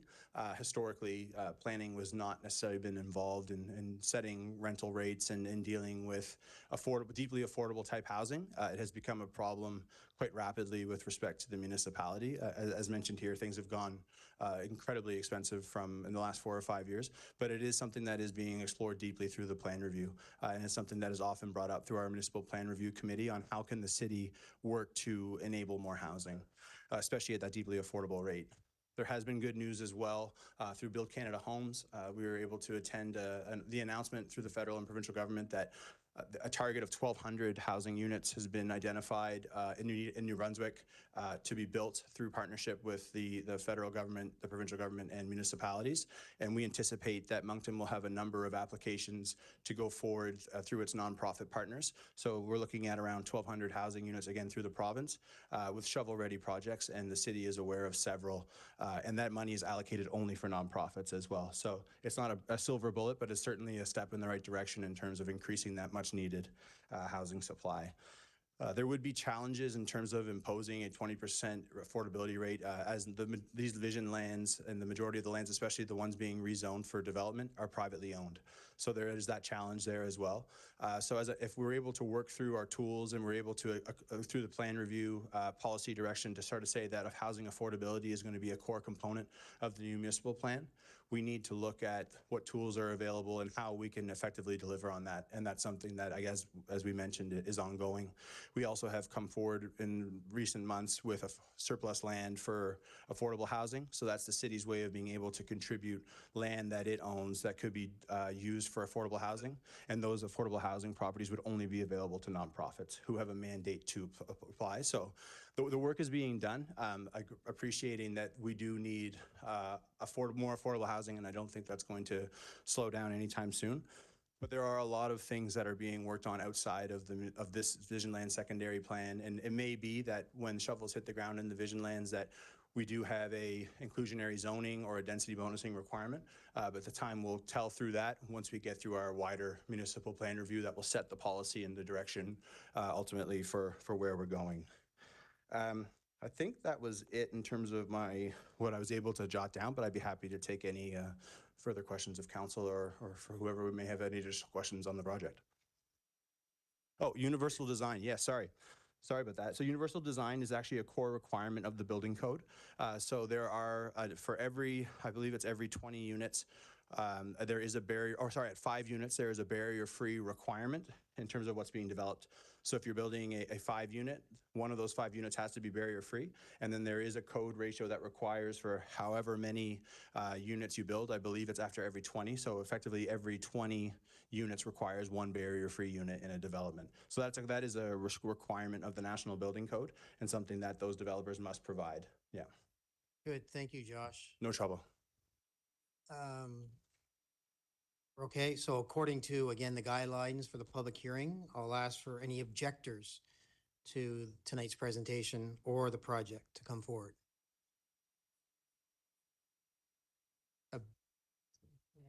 Yeah. So, Robert, this is objectors, correct? You didn't ask, I've been to many public hearings before, and you didn't ask for additional people besides the people who were You're more than welcome to now. So I will put it in under the first category, not the objectors. God knows I do object a lot and to a lot of things. You've been to that mic several times. You probably never noticed. Yeah, so just I'm a member of Acorn, NB Acorn. I'm now living in Riverview, so I'm not in the Moncton Acorn, but anyway. So good points were brought up by the Acorn members here, and some of the questions were addressed. So density caps, I don't know what that is, but when we're looking at deeply affordable housing, my feeling is that low and moderate income people are going to have difficulty having detached and semi-detached housing, which is currently mostly zoned for, as I understand it right now, for the low density housing. So whatever density caps are may limit or may not limit access to our housing. I'll just put that out there. The preferred right of first refusal was not addressed, I don't believe, was it, Peter? Your question that you asked, so I'll ask if that can be addressed in a moment. So Mr. Davies mentioned a number of different things. So I've taken note, and I'm going to urge Acorn to go and review the tapes here and to get National Acorn involved in everything else so we stay on point. I know the council, I know the public doesn't want poor people to fall between the cracks. I know that, but the world is not run by or for poor people. And these inclusionary zoning things that could happen, the density bonusing things that could happen. The final plan apparently is due out in 2027, which is only next year. So my question is will the city of Moncton, its various committees, reach out to Acorn and include Acorn as a, how did I put that? Will they seek them out as interveners, as committee members, as doing presentations proactively, instead of making them try to chase after folks for these things? And you're discussing the Vision Lands here, right? I'm discussing the Vision Lands. I just want to keep on par. Absolutely. Yep. My experience as a limited involvement member with Acorn is that you've got tremendous expertise locally, provincially, and nationally, even internationally, with Acorn as an organization. I don't know how many people, how many members of council or members of the public or staff looked out toward Main Street This afternoon. from about 2:30 onwards. But if you did, you'll see that these are people that make noise. So they make noise when they have to, not that they want to, but the world is not built for low and moderate income people. And by golly, we need to have that dealt with. I'm alarmed. I'm not a big reader, so I haven't read the plans. I haven't read hardly anything from what is on the books of documentation about what the city of Moncton operates on, its planning, the experts who do all these things. I haven't done it. But when I hear that the lands are mostly privately owned, that's going to be a huge challenge for affordable housing. So without dragging it out too much, I hope I'll be able to follow through with motivating further engagement, but without dragging it out too much. Will the council, and not so much the council, because an election's coming up and councilors rely on your staff. So will the staff who are in here, will you seek out, and will councilors direct the staff to seek out the expertise of these people with these red shirts in this room? And then lastly, the questions that I brought out, if you don't answer them, I'll just mention the questions so that we get as many questions as possible answered. So thank you very much. Good, thank you, Robert. Nice to see you all again. I'm in Good to Riverview and I don't get over here as much as I used to. Great to see you all again. Good to see you. Josh, just before you respond, I think the gentleman at the back had his hand up for additional. Yeah. I saw your hand up. I'm not sure if you're an objector. No, I'm just got a couple things I want to proponent address. Josh, can you put down the podium? Yeah. Oh, just give us a second. Lower this for you. My name is Matthew Wright. I'm actually a member of the Accessible Committee here for City of Moncton, and I'm also a member of ACORN. One problem that hasn't been addressed, and I would hope that it is going to be addressed with the city land, is what is accessible and what isn't. The problem is everything, it goes within the proper codes. So there really isn't anything, if it goes through the codes, there's really nothing you can do about it. But I've seen a lot of things where, as a wheelchair user, it says 2020, and somebody that has worked with as a courier for wheelchair users, I've seen a lot where they need to be a little bit better. So my suggestion is having people like myself or who are members of ACORN come on board right at the start, and we redevelop what is accessible and what isn't. Thank you. Good, thank you. Appreciate your time. I'll ask for one last time. I think it's Peter, correct? So Peter, correct? Yes, that's correct. Yep. So is there something new you wish to add? Well, one thing that's on this, and I'm glad that through Build Canada Homes, there's going to be 1,200 units that'll be NB housing. But I want to remind this city council that the amount of actual NB housing alone that is needed in this province, and Moncton being the biggest population city, 1,200. Well, right now there is just over 5,000 units of NB housing built throughout the province, and honestly, there is a waiting list of over 13,000 families. 13,000 families. So 1,200, yes, that's good. But really, I'm going to ask on city lands and things like this, inside of this development and outside of it, that we really look at getting at least 2,000 to 3,000 units of NB housing. You know, we're trying to fight the homeless crisis. A lot of people that, I know people that have been in homeless shelters and trying to get their stuff together, trying to get their lives together. You know, I'll give you an example. There's a couple that I know that, you know, they went through like a messy separation. One of them went to a homeless shelter. 6 months in that shelter simply because they could not find something at all that they could afford. You know, and really, I mean, it had to be two couples moving into a two-bedroom unit, 4 people in a two-bedroom unit, and they're just barely getting by. So I'm hoping that the city council will take some serious looks at this and really look at 2,000 to 3,000 units of NB housing built over the next 5 to 10 years. Great, thank you, Peter, I appreciate it. And Josh is going to answer some of these questions right now. Or try to. Yes, I'm sorry, my pen died during one part of it, so I think I can run through most of the parts that were missed. So the first one I'll touch on is the inclusionary zoning and density bonusing study. As I mentioned, that is something that's being done by the municipal plan review.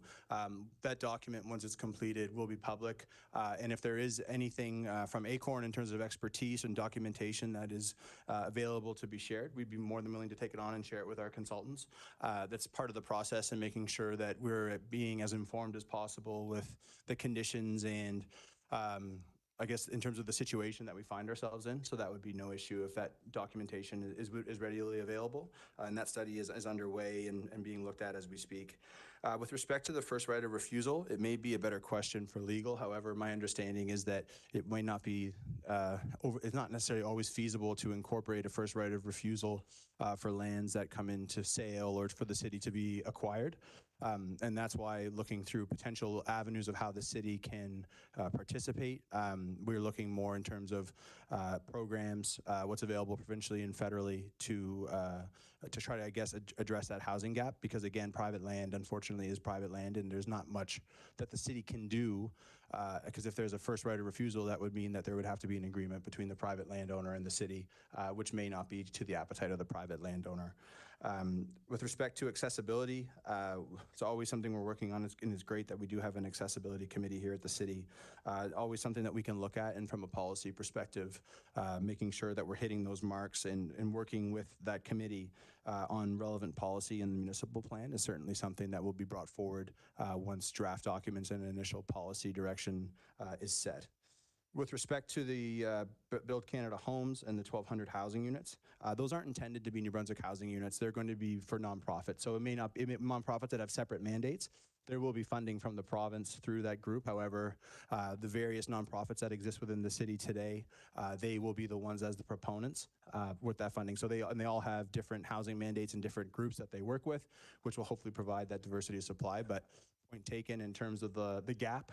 1,200 is a great start, but we can't end there. So a point taken on that as well, and something that we're continually, where we can in the city and planning, working on those items. I think I hit them all, I hope. Oh, density caps, yeah. That was the one I wrote down when my pen died. Yeah.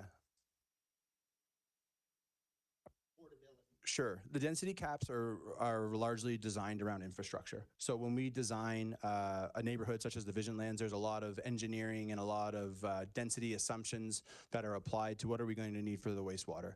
How big does the pipe need to be? What are we doing for stormwater? What are we doing for road capacity? So the infrastructure that has been designed is to accommodate the maximum potential build out of the Vision Lands, which is around that 16,000 unit that I had mentioned.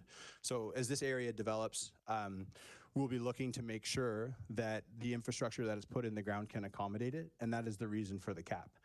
Not to say that pipes can't be made wider and roads can't be made larger. It happens throughout the city consistently, but those caps are set into place so that we know when the time comes that either further action is required or more infrastructure is needed in order to up that capacity.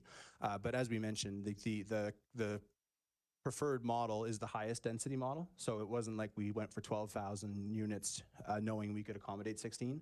We're going for the highest. So that's why that density cap is there. It's not necessarily there to intend, it's not there at all to to limit affordable housing or access. It's there from an infrastructure and development perspective so that Renee and his team in engineering know that when they need to start budgeting for wider pipes or different changes in the Vision Lands, because it has built to its full capacity based on the infrastructure that was designed. Yeah, no trouble. Thank you, Josh. I appreciate that. That's all the questions you had written down, correct? You answered? I believe so, yep. Yep. Yep. Okay, good. Thank Yep. you. Afterwards, yep, sure. Yep. No, I think we're all good. Yep. Okay, good. Thank you.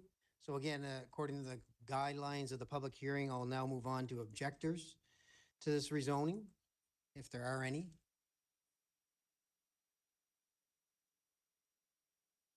Not seeing any objectors. Again, the applicant is obviously the city, so we're good. The there. landowners in the city, and that's right, yeah. Okay, perfect. So at this point, I will turn the questions over to members of council that pose questions of administration, the applicant, proprietors, or objectors that they wish to enter not into a debate. So Councillor Bourgeois, I have you first.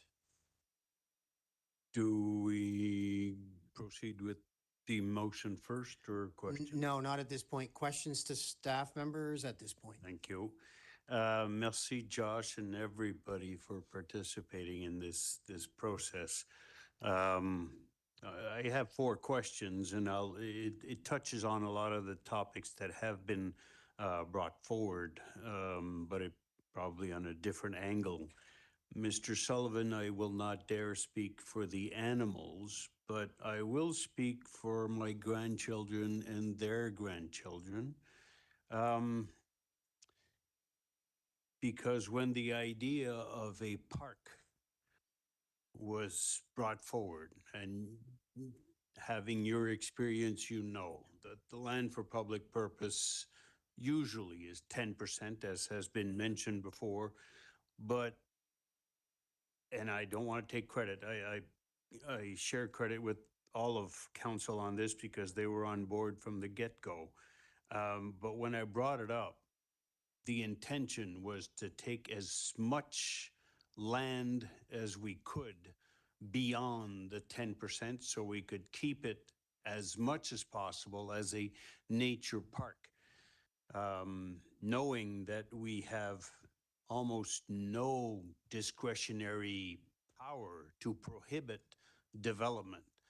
So we can't, unless we want to be sued and spend taxpayers' dollars on it. So what's the balance that we could find between protecting as much as we could and having the development be in tune with nature? And I am very confident that staff and the consultants, Mr. Scott, always a pleasure, have with the developers, 34% is 3.5 times what we could have had if we had not pushed the boundaries more.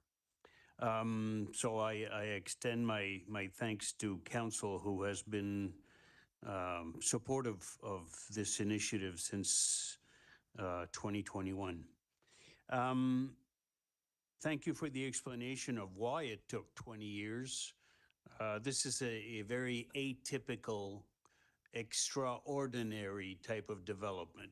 99 times out of 100, there's a road already existing. Somebody's got a piece of land. They decide to apply to council for permits or rezoning for a subdivision or building apartment buildings on a lot. And then we go through the modalities of it. But this one, you have 6 huge lots, and you can't develop the one in the middle and the other next 2 and the next one unless they develop as we go. But if the outside ones say no, they're not ready to develop, well, the other 4 can't move. So I want to congratulate staff for the innovative cost-sharing formula that we adopted a couple of years ago with the developers, hand in hand, to find out a way that the city will build it and then they will reimburse the city over time when they come up to the development. So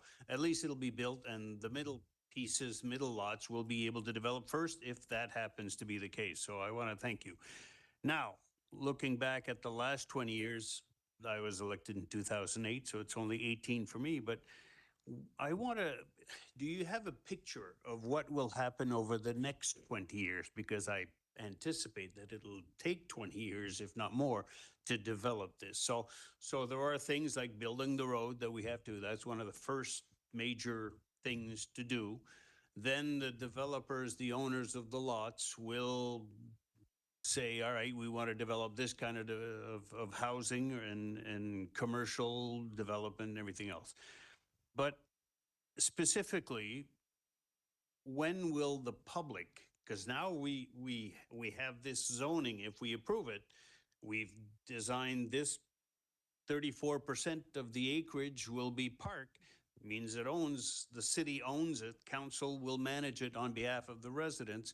When will the residents, the citizens, be able to be consulted by the city to determine what kind of amenities, if it's going, how much of it will be virgin nature, how much of it would be pedestrian trails, suspension bridges, whatever the case may be. So when do you anticipate, once we own that park, that we can go out and consult the citizens about what will be in it? Yeah, so the key thing being, and to your point, is that once the city acquires the key component of the park, I guess that north branch of Halls Creek, that's when eventually the land will be in the city's hands, and we'll work with the Parks and Rec Department on their planning and their strategy in terms of when that plan will be developed for the regional park, in terms of what it will include, what it's intended to achieve, and what the vision is overall. So big thing number one is getting the zoning. The zoning effectively says what you can and can't do. The zoning is going to be changing for the remaining of that, the 34% outside of the park. And as those lands come to subdivide and develop, that's when the city will acquire those lands because they're set aside for that purpose. We won't take them immediately, but with respect to the park, again, once it's under city's ownership, that's when effectively the planning could begin, working with our Parks Department and the various groups, of which there were many that came out to talk about how they would like to use the regional park. So that's when those conversations would occur. With respect to the development. Interrupted, just. Oh, yeah, go ahead. Within 2 years, 3 years, what? It would be outside of my department, but I guess if there is direction from council in the future to plan the regional park and what it entails, the Parks Department would respond at that time. I see Isabel's not here, but we could certainly, I think they're aware there's a lot of interest in the park, so I think it would probably come sooner than later on council's direction. Okay, thank you. Continue. Yeah. With respect to the East-West Collector, that was really the key domino that was allowed us to work with all of the landowners, because each landowner needs that road to be built to some degree. So what we're working on again is pursuing funding through the provincial and federal levels of government to accommodate that infrastructure, which ultimately will reduce the per dollar cost per acre for all the landowners who intend to develop in that area. So we're hoping for some more information later this year. Similar infrastructure agreements were signed in Nova Scotia, so hoping again that we have good news here in New Brunswick in the coming months, and that will really then detail when and how this road gets built and designed. So if we get a really good news about infrastructure and cost sharing, and it's appetizing to the city and the landowners, it could begin sooner. The planning stages for a road of that length, I'm assuming, would take a year or so, but we may, on an aggressive note, see something potentially in 2030 if every domino falls the right way. But the key thing for us is knowing that we do have a solid plan in place when the infrastructure and the funding comes. And again, working with those landowners on the understanding that they all needed the road. That was a very good component of having those discussions and appreciating everybody needed the same thing, so we were all able to work together. Okay. Confirm, just a parenthesis here, but confirm that city, when I was here from 2008-16, we had already approved the construction of water and sewerage main pipes to at least the eastern half of Visions Land, so the western part the eastern would have side to be built as well? That's right. So when we talk about the East-West Collector, it's not just a road. There will be significant infrastructure under the ground, the pipes that would be incorporated. But you are correct that there is today a sewer pipe or a trunk sewer running effectively through the UDM lands connecting to Leopold Bellevaux. So some of the infrastructure, especially on that eastern side, is already in place. Okay, but more will have to be. Correct. All right. Thank you. Second question, and Mr. Scott alluded to it, and I sit on it, on the planning committee. We have discussed Visions Land. How do we ensure that the committee, the planning committee, which probably will submit its report 6 months, maybe at the earliest, cross our fingers, will sort of dovetail with this rezoning that we are approving today? That's right. So what comes out of this in terms of an approval process is the current municipal plan will be amended to incorporate new policy. If we've done a good job, we should be taking that new policy forward into the new municipal plan. There may be items and zoning and tools that we've looked at in the Vision Lands that we may like to incorporate citywide. So what we can do, again, once that zoning bylaw and municipal plan review, or municipal plan as it exists today, is updated with these changes, then we will then say, like, as part of our overall policy direction through the city that will come through to council and the municipal plan review committee to say, like, this is the direction that we're taking. There'll be things that we may borrow from the Vision Lands. There may be things that we wish to change, but the municipal plan review and all of that, I guess that it being the highest order policy document in the city is really where that will set the tone for everything else. But that will be, again, blending it, the Station Yards development that was approved recently with High Precincts. There's a lot of tools that we're going to look to employ elsewhere and see how it fits. This Vision Lands would be another one of those examples. Okay, I just want to make sure that, well, I guess there's no guarantees, but that the two plans would be harmonious. They need to be, because if the Vision Lands plan is a secondary plan and it would fall under the municipal plan, so it could not be inconsistent with it. Okay. I do have two questions on the zoning bylaw, because you're asking us to approve the zoning bylaw, Yeah. Z 122.15.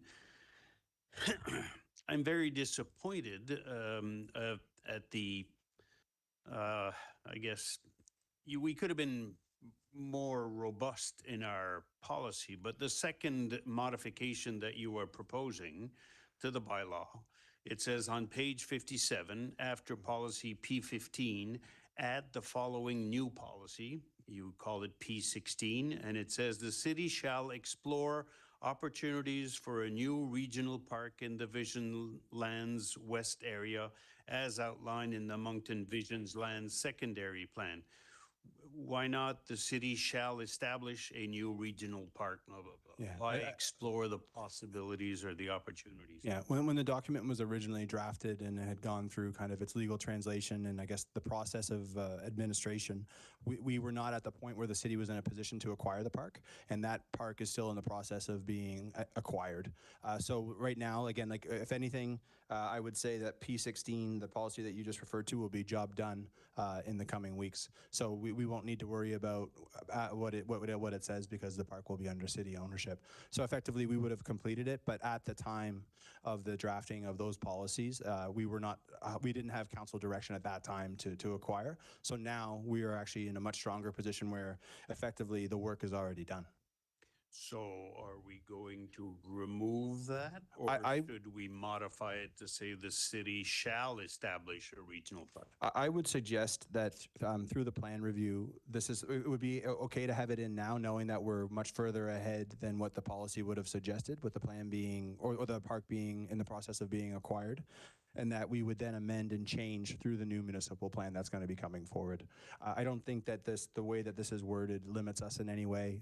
If the city owns the land and it has been zoned for a park purpose, I think that's the strongest position that we can have to make sure that that is achieved.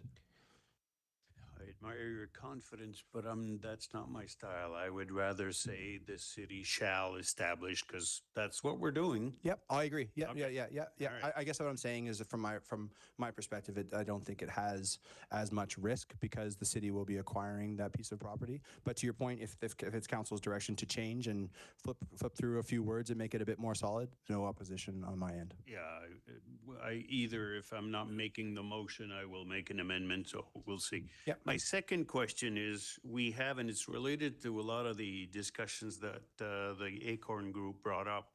On your sixth modification says on page 278, after policy PA7, add the following new policy, and then PA8 says the city shall develop policies, on, and you have 8 or 9 examples of things that we would include in that policy PA8. public art being one of them, green building standards, community facilities, etc. We have an item on B called affordable housing, and that is great. All in favor of that. But my biggest concern parallel to affordable housing is integrated housing, because I don't want Visions Land to become this part of the Visions Land would be the upper scale, and these would be the segregated government of New Brunswick housing, subsidized housing, and in the middle would be working class affordable.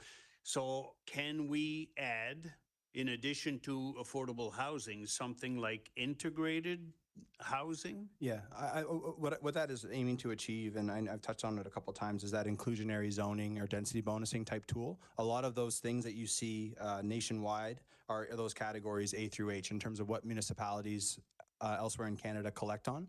So that idea would be that, to your point, we actually would effectively create integrated housing. So if there's an inclusionary zoning standard, that would be one of the options. There would be a policy that could be developed by administration to say that if you're building a 200 unit development and the council's policy or requirement is that through inclusionary zoning that 10% of those units must be affordable, you would be creating integrated housing. It would be within that building. And again, this is sort of the Vision Lands is sort of setting the sandbox for all of us to kind of work in. And then the policy that's going to be coming afterwards will help. That's when we're starting to sharpen our tools, when development's starting to come through the door. So this type of policy effectively provides for that integrated housing that you mentioned. It would not be segregated. It would be a requirement of the development, if it's council's direction to do so, to require, whether through density bonusing or inclusionary zoning, to have affordable units within the building that's being constructed. How does this council make sure that NB Housing does not build an 8th, 9th, or 10th segregated housing compound like they have on Lewis Street and Joyce and Catherine? Will this prevent NB Housing from building that type of segregated housing? I guess my response to that would be that the MB Housing is not a landowner in the Vision Lands and would need to become one in order to effectively do that. With the cost of infrastructure and the relative will to develop on behalf of these private landowners, I would not envision MB Housing coming in at this time beyond potentially providing rent subsidies for nonprofit or affordable housing units that are getting created by the market developers. I don't think this is an area that MB Housing necessarily would go into, no. Okay, so there is no risk with the way we don't have to add integrated housing, because by saying affordable housing the way that you're interpreting it, there will be no segregated housing in Visions Land. It would not be the intent, no. It would not rule out a nonprofit like a Rising Tide or a People's Park Tower to purchase a property and develop on it, but it would not be, to your point, like the MB Housing developments that you're referring to, that low density with many streets, like kind of its own little neighborhood within a neighborhood, that would be very unlikely to happen, and I would say it would be no risk. Okay, I'll finish on this, but as much as I love Rising Tide and the work that it is doing, I don't want Rising Tide either to come into Visions Land or anywhere else in the city and just build segregated housing. Yeah. We have to think of the long term and avoid segregated housing at all costs, because it comes with economic and social and political, criminal consequences. Yeah, I would say that this policy as outlined is intended to achieve integrated housing, as you've mentioned. Okay, it's not as clear to me, but I admire your confidence. I won't modify that, so I understand the affordable housing, but I'll come back to the more direct approach on the park. Thank you very much. And again, thanks to you, staff, consultants, the work with the developers. It has taken 20 years, but the last 5 have really pushed the pedal to the metal, and I congratulate you. And again, thanks to council for the support so far for the park.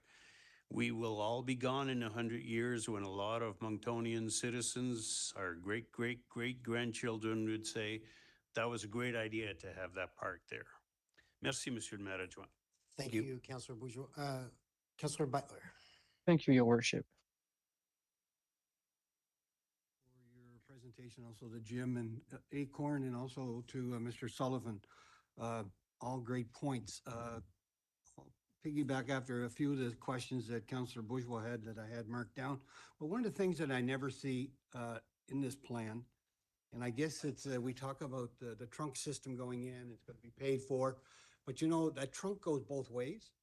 And I don't see anything here because, and Councillor Steves and I lived through this pretty well on a steady basis in the north end with Smelt. So you build this many houses, and I have never seen anybody put a plan forward yet of what's going to happen with Transaqua.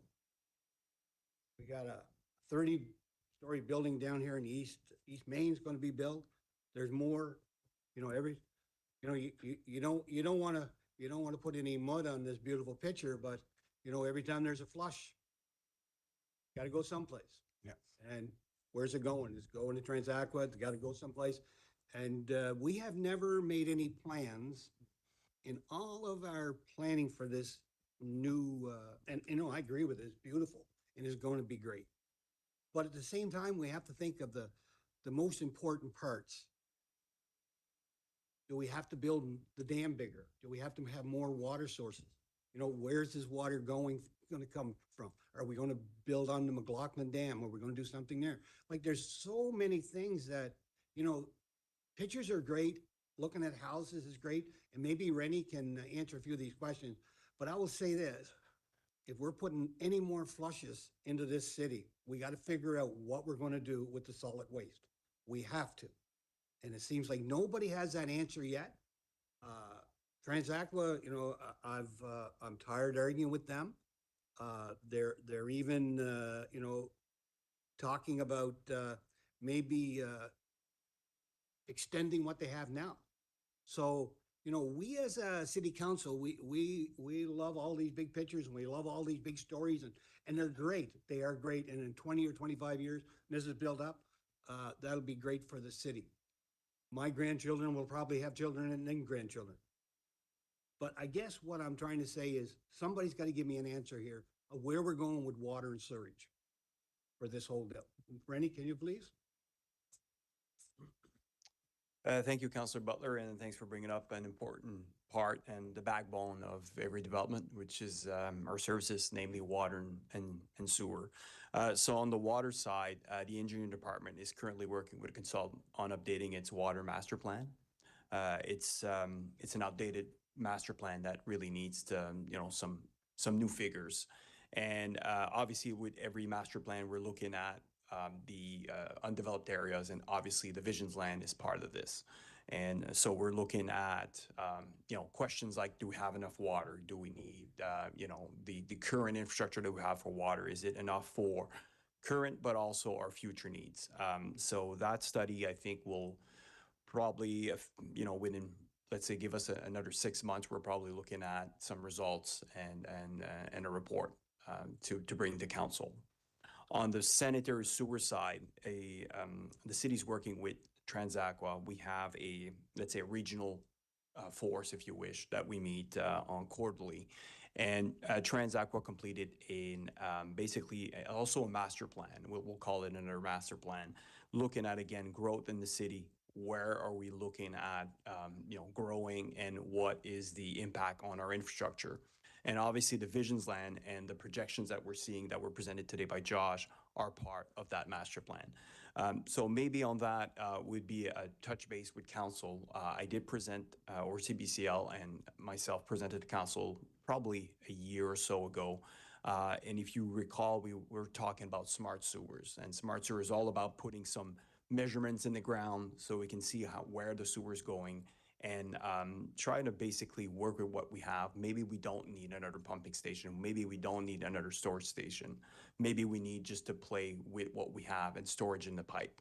And so it could be helpful to, you know, maybe bring back that file and some of the results that were brought in that strategy and master plan.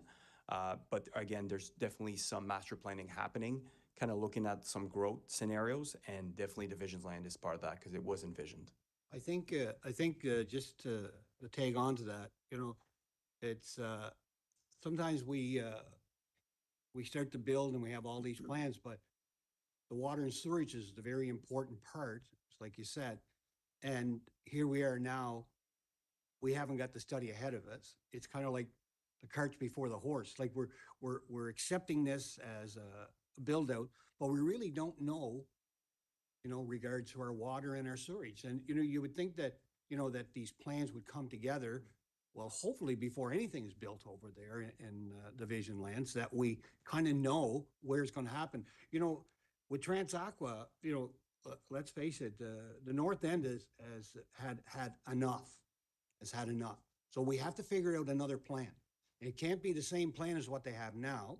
And if you're meeting quarterly, maybe what we should do is maybe come back to council now and then and let us know what their plans are.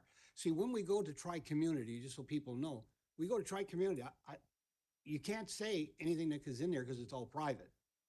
So we have to know as councilors or future councilors, what's going to happen here?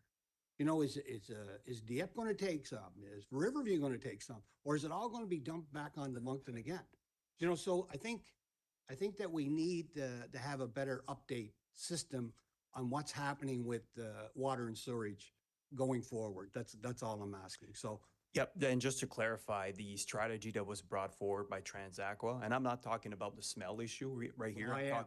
Yeah, Yeah, yeah, just and I wanted to think know. we're maybe confusing two or bringing two subjects together. But Yeah. on the planning side for the Vision Lands, when it comes to future catchment area for sanitary sewer and the capacity, that study has already been completed. That strategy and master plan has already been completed by Transaqua. And that's what I was talking, maybe it's a refresher that we need to bring back to council some of their recommendations. On the water side of things, while we are currently updating a water master plan, the current, the new Tower Road dam that was built, well, new, several years ago now, but the second dam that was built, when they did the projections, they included populations growth for the city that included the Visions Land. So while we're still kind of updating the master plan, from a resource point of view, we plan for more than what we currently have. And on just a point maybe that on the smell side, I can't comment on that. That was not really what I was alluding to. I was alluding more to the strategic planning when it comes to sewer capacity, not necessarily the smells that were coming from the compost facility, as I understand it. Yeah, exactly. That's exactly what I'm saying. It's easy to get it through the sewer lines. I'm sure it's maybe not easy, but it can be done. It's that end result. Like, what are we going to do with that? If we're growing to this capacity so quick, we've seen it in the North End. It just blew up. Every morning you'd wake up, there'd be a new street. We have to start learning to plan for the end result, because you can't keep putting it in the same place. There has to be a different, Elaine, maybe you would have something on this. It's just, I hate to put you on the spot, but I think it's a very important part of our planning going forward. Because if it's one of the things that's really, it doesn't go no place. You can't bury it. It's there. Yes, thank you, Councillor Butler. As you're aware, Transaqua are working on a biosolids management strategy that's looking at different options for the increased solid waste that they are receiving, and in the future as well with growth. I think the plan goes to 2030, I believe. Like, they have to have something in, they expect that they will need to accommodate a greater capacity by then. So I'm sure we could probably, discuss with Transaqua our presentation to this council on that strategy, similar to what was done to the Tri-Community meeting. All right, thank you. Thank you, Your Worship. Thank you, Councillor Butler. Councillor Richard. Thank you, Deputy Mayor Crossman. Thanks for the presentation. Great discussions. Thanks for the residents who came out as well. Josh, Jim, Renee, everybody else who worked on this. It's fun to talk about this pieces of land. As Councillor Bourgeois mentioned, in the last 5 years has taken a push. I guess I jumped in at the right time. The last 5 years have been fun. So we went around a lot of stuff. I'll go to streets connecting. There's one of the street maps that you shared from Leopold Béliveau coming out to Crowley Farm Road. You also have that connector going from Leopold Béliveau going to that east-west corridor. Do we have timelines? I believe at one point we were talking about the first section from Leopold Béliveau to Crowley Farm Road to open up one of the first. That would take a lot of congestion off of the corner of Morton, McLaughlin. So do you have anything to share? Yeah, as I mentioned, like the big domino to fall once the zoning and this plan is brought forward is the success of an application for infrastructure funding from the province and the federal government. So depending on the funding amount that is granted, once we kind of have idea of what the city's share, province and federal share will be, that's when we'll be able to kind of set up a phasing plan. At the end of the day, someone has to start first and someone kind of has to wait in terms of the amount of infrastructure and where we start. But once that funding is confirmed, we would then be able to come back to council in the future to say, this is the amount and what would council's direction be in terms of where to begin. So ideally, if we could get a big check from both levels of government, we would get going on as much as we could. If that number changes, then there's a matter of phasing in terms of what is the priority at that time and how would council like to address it. Right, so we've discussed already the jump from Leopold Béliveau to the east-west corridor, which would include a bridge. That's right. So that's probably not the first step we would look at. Yeah, presumably, I mean, in a perfect world, the bridge going across would be, I think, would be a really amazing feat. But to your point, relative to infrastructure cost and need and demand at that time, the bridge may be something that comes in the future. It would be something, again, if we get depending on how successful we are with the application, we would then be able to figure out at what point the bridge would come. But I would not anticipate it to be the first or second phase of that development. I'm happy because that would be a significant cost. That's right. It does not stop the development of that east-west corridor. Correct. That's right. Yeah, that's right. So, and through our development charging, that item has been included and is being explored further. But again, it's not necessarily the one that we would pull the trigger on first because we do have other, I guess, more pressing infrastructure needs than the bridge today. But it is important to include it because it will be needed at that full build out. Yeah, absolutely. And the importance of that connector to Crowley Farm Road to alleviate. That's right. Yep. Most accidents. Thank you. Thank you, Councilor Richard. Councilor Legier. Thank you. Thank you, Josh. And thanks to everyone who have shared their views. A question I have, Josh, related maybe to, because first time I've sort of heard that the gentleman was talking about the challenges with disabilities. And it's always been stated that there is a requirement. However, it's always the requirement is built to code. But I sort of get the sense that that size doesn't fit all.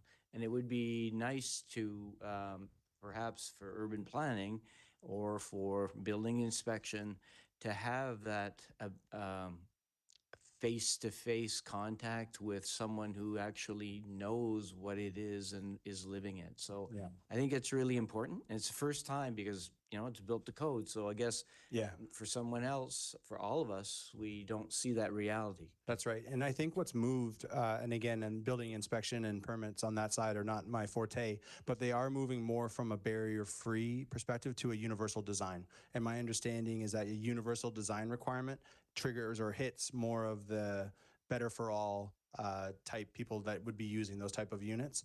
So we can certainly take that on with building inspection and do a bit more recon with respect to universal design and what those requirements are. And if there are any gaps that the city feels it could participate in, then we would know effectively how to fill them once it's studied. So I think it'd be good to take the gentleman's name and... Yeah, we're going to have a conversation here after when we hang up here. Yeah. Okay. All right. Think. With the city here quite a bit. Okay. Oh, okay. So that's good to know that. Yeah, but agreed. Yeah. But I think it's important.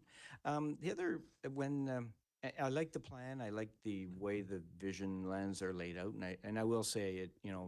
Certainly, Bill was very much a champion to try to get this done, to bring the landowners together, to look at the developmental charges so that everything wasn't landlocked. And I'm sorry to see that he's not here, but I certainly, along with you and others in urban planning, you've spent a lot of time and Jim's been able to pull it all together to make it look visually so that we can understand. In the street layout and so on, and perhaps it's there and I just didn't see it, but are there transit hubs in this that are built in this, where we specifically see them? You know, you show, for example, possibility of other infrastructure, public infrastructure. Yep. So where would transit hubs fit in this? And is that scaled out as well as part of the plan so that when the first phase rolls in, we have an actually functional transit plan, and it then again takes some pressure off. Yeah, it was a big component of our discussion, and where I find like I guess at the beginning, as this area develops, the transit demand will increase. What we're looking at is if you look at the background study, and it's a beast of a document, there are some transit components in there that talk about bus laybys, notably on that east-west collector. So the east-west collector effectively is where we want people moving. That's where we want the volume to be, because that road will be designed for that purpose. So with a sufficient right-of-way, we will be able to acquire land in strategic locations to have that right-of-way, to have the bus lay-by, and knowing with UDM and a lot of student population, even that area could effectively connect to Crandall if it's done well. So as that area develops, if you're looking from Frampton, you're going to access that east-west collector. We envision, again, that now is the time to accommodate those things. Like you said, because there's 570 hectares of undeveloped land today. Now is the time to make sure that those components are put in there. And what's nice about the development charge bylaw is that there are transit items that we can collect on, such as bus laybys. So there's things that we can build into the actual the toolbox from a costing perspective to make sure that we're hitting on those things and not trying to get them done after the fact, because as we know, after the fact makes things very challenging to accommodate. But we would look at the east-west collector first from a transit perspective, and then as the remaining areas develop, if there is a transit need, the nice thing about the road network that we've worked on together is that it is in block formation, so it is conducive to transit, to getting people moved around, whether it's on the Moncton Boulevard extension to the north, the east-west collector, or accessing those roads from the north to the south. Those things have all been taken into account.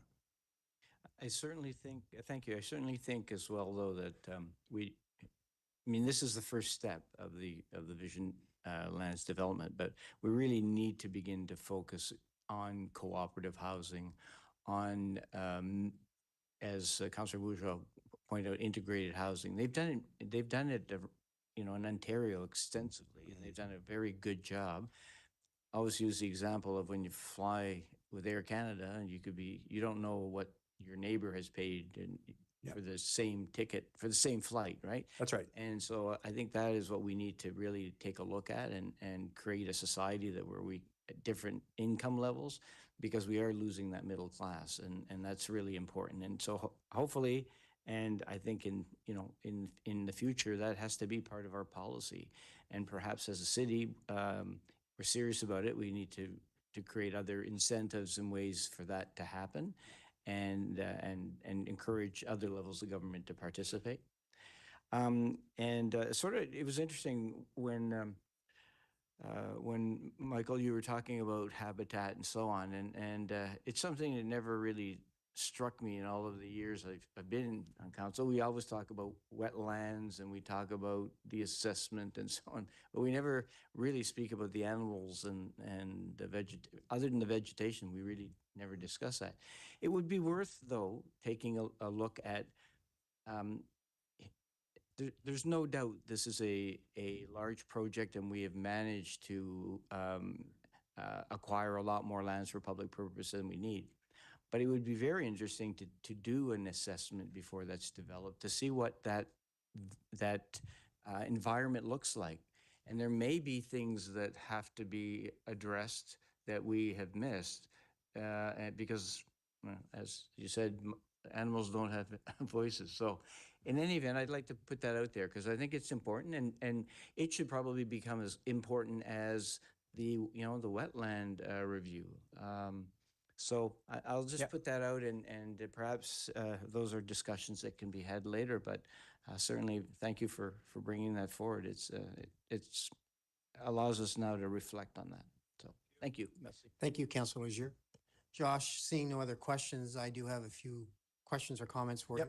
Can Can you just refresh my memory? This is a 15 to 20-year build-out that we're looking at here? That's right. Yeah, it would, that would probably be on, even on an aggressive side, because it's a big swath of area, around 570 acres. For that area to be absorbed through development would probably be, again, 15 to 20 if that infrastructure gets put in the ground soonest. If not, we're looking at a longer window, maybe 25 to 30 years. It all depends on the construction of that east-west collector. Right, and depends on the other levels of government as well, Absolutely, right? The provincial absolutely. and federal government coming forward to help with this development. That's right. Okay, good. In your, I guess moving forward, maybe we should reach out to UDM.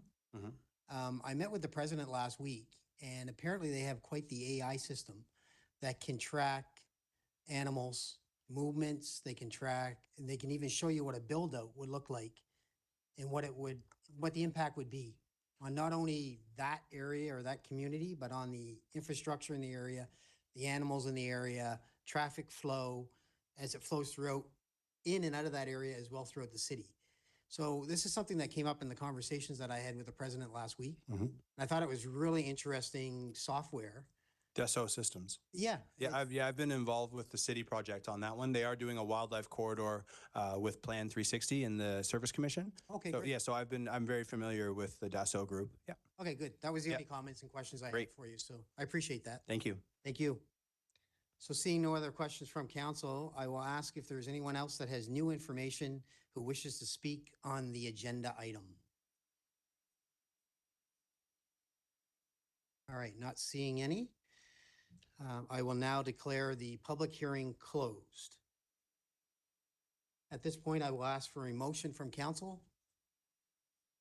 Councillor Butler, Councillor Kingston seconded.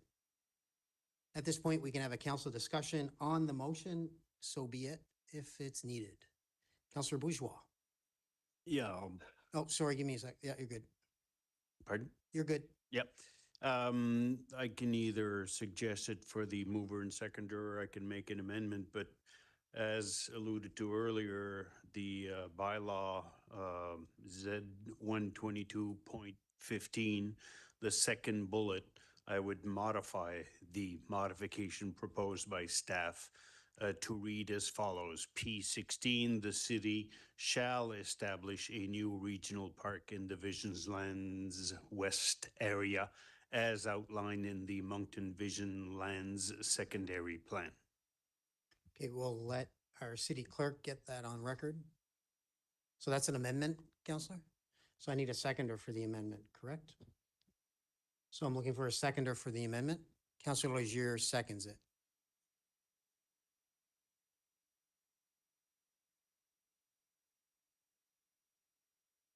So you want to put that up on the, yep. Yeah. So we'll wait for that to come up on the screen before we have our vote.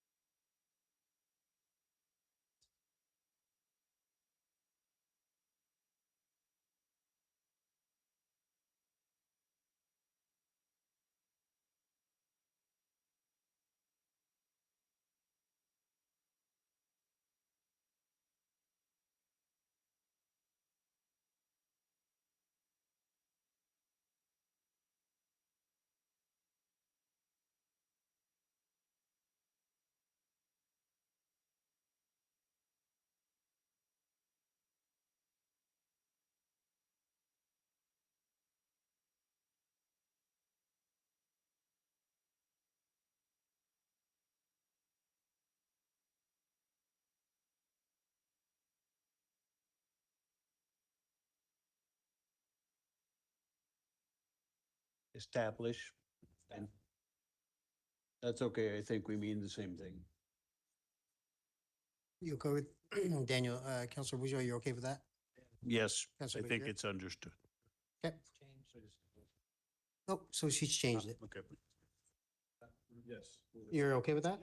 Okay, so the mover and the seconder are fine with that as well? Are you, Councilor Bourgeois, okay? So we don't need to vote on the amendment? No, we're gonna vote on the amendment, Oh, but you have nothing else to add, correct? no. Okay. So at this point, I will ask for a vote on the amendment as shown on the screen. So do we do this hand or do we do this electronically? Electronic. Electronic? Okay, so the vote will be electronic on the amendment.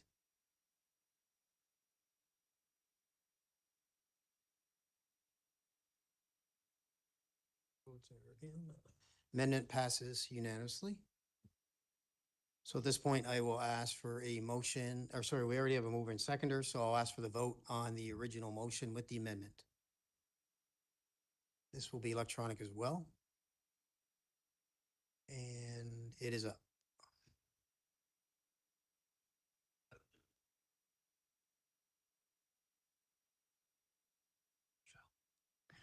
Motion passes unanimously. Thank you. Thank you, council. At this point, Just 1 second, Councilor Bourgeois, I am going to add that it was Z 122.15 because it wasn't part of the motion that I had put up, so that we're clear as what we're talking about. Okay, I'm going to ask for a 4-minute health break, so back here at 6:55, at 6:45, please. Thank you.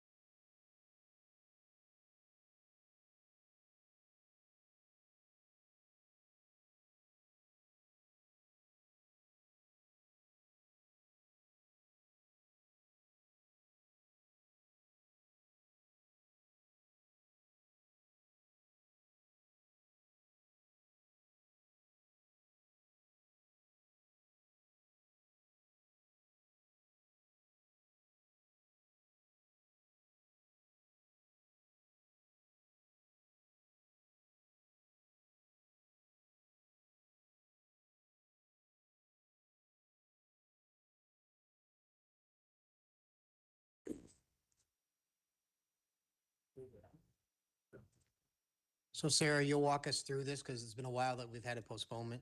Yes, Good, Yes. thank you. no problem. All right, here we go. So this application was tabled at the previous council meeting, and it was tabled to determine whether a fence would be appropriate on the east side of the subject property. There were also questions about the surrounding properties and ownership and what was being, how the properties were being used. So I'll go through some of that this evening.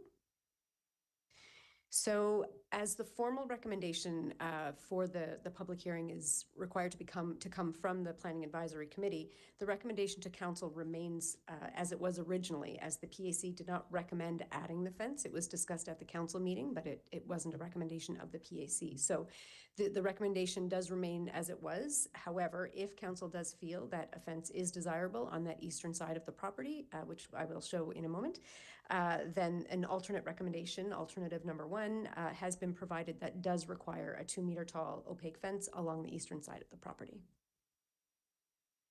So this is the site plan. This is what was presented at the original public hearing. So as you can see, the buildings are existing. They've been converted to, currently it's an 8-unit apartment building. Parking is located along the back side of the property, and there is currently proposed a 2-meter tall opaque fence along that back side of the property, abutting the parking lot. A hedge was proposed along the eastern property line, and you can see that shown on that eastern side. If council does desire to have a fence along that eastern side as well, that would be where that dark red line is located on the site plan. The landowner was asked if they would be open to having putting up a fence on that eastern side as well, and they have no problems doing so if that is council's wish. So again, at the previous council meeting, there were a couple of questions about the surrounding properties and about the abutting driveway as well on the eastern side. So in terms of the properties, the surrounding properties, so the properties to the north behind the subject lot, so the subject lots are highlighted in red. So they do appear to be landlocked, but they are not. They are under common ownership with the property that is highlighted in blue. That's the bowling alley. So they are all commonly owned by that property, so they're not landlocked.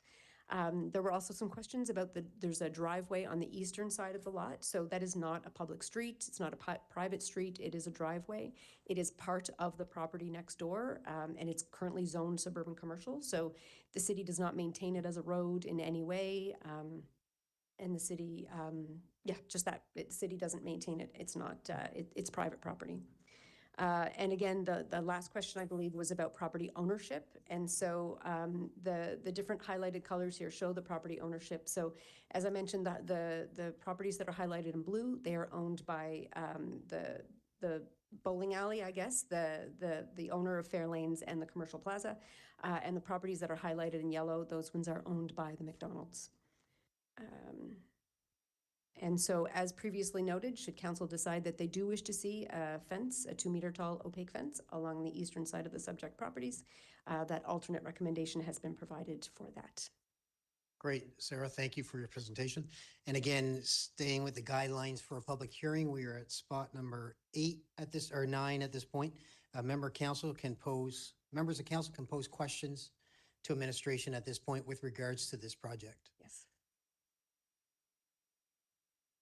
So not seeing any. Oh, sorry, didn't see you. Councillor Butler. Thank you, and thank you, Sarah. It being from Ward 3, I'd like to say a couple things, as usual, I guess. The first thing is that it's great to see that it's getting rezoned and getting redeveloped, checking all the boxes that we need to do for that area. Yeah. Regards to sight lines, I would recommend no fence. Just so close to the high school, so close for people to hang out. I would not recommend that. That's my only 2 things. Thank you, Your Worship. Thank you, Councillor Butler. Not seeing any other questions from council, I will now ask if anyone has any new information or new questions they wish to speak to. Not seeing any. I will now declare the public hearing is closed. At this point, I will look for a mover and a seconder of the motion. Moved by Councillor Butler, seconded by Councillor Steves. Any discussion on the motion? No discussion? Oh, Councillor Bourgeois. just want to ask a question about and I asked it last time, who owns the lots on the other side, on the, I guess, north side or west side? Why wouldn't a solid fence be, or an opaque fence be better? I defer to the two members, but are we setting ourselves up for problems later on? Sarah, I think you did mention that the bowling alley had owned the properties north Yes, in and your the, presentation? yep. They're owned by the bowling alley, and there is a fence screening the parking lot on that side. That is a requirement when you've got the parking lot there. But on the other side, it's not required. It's just another suburban commercially zoned property, so it's not a requirement. There's no parking on that other side, so. Okay, all right, thank you. Merci, Monsieur le Maire Adjoint. Thank you, Councilor Bourgeois. Not seeing any other questions from council, I will now call the vote on the motion. Oh, you need to hit your light, Councilor. Can we hold off on the vote, please? We have a Councilor LeBlanc wishes to ask a question. Oh. Oh, you wanted to vote? Okay, sorry. So I guess we will go on to the voting stage.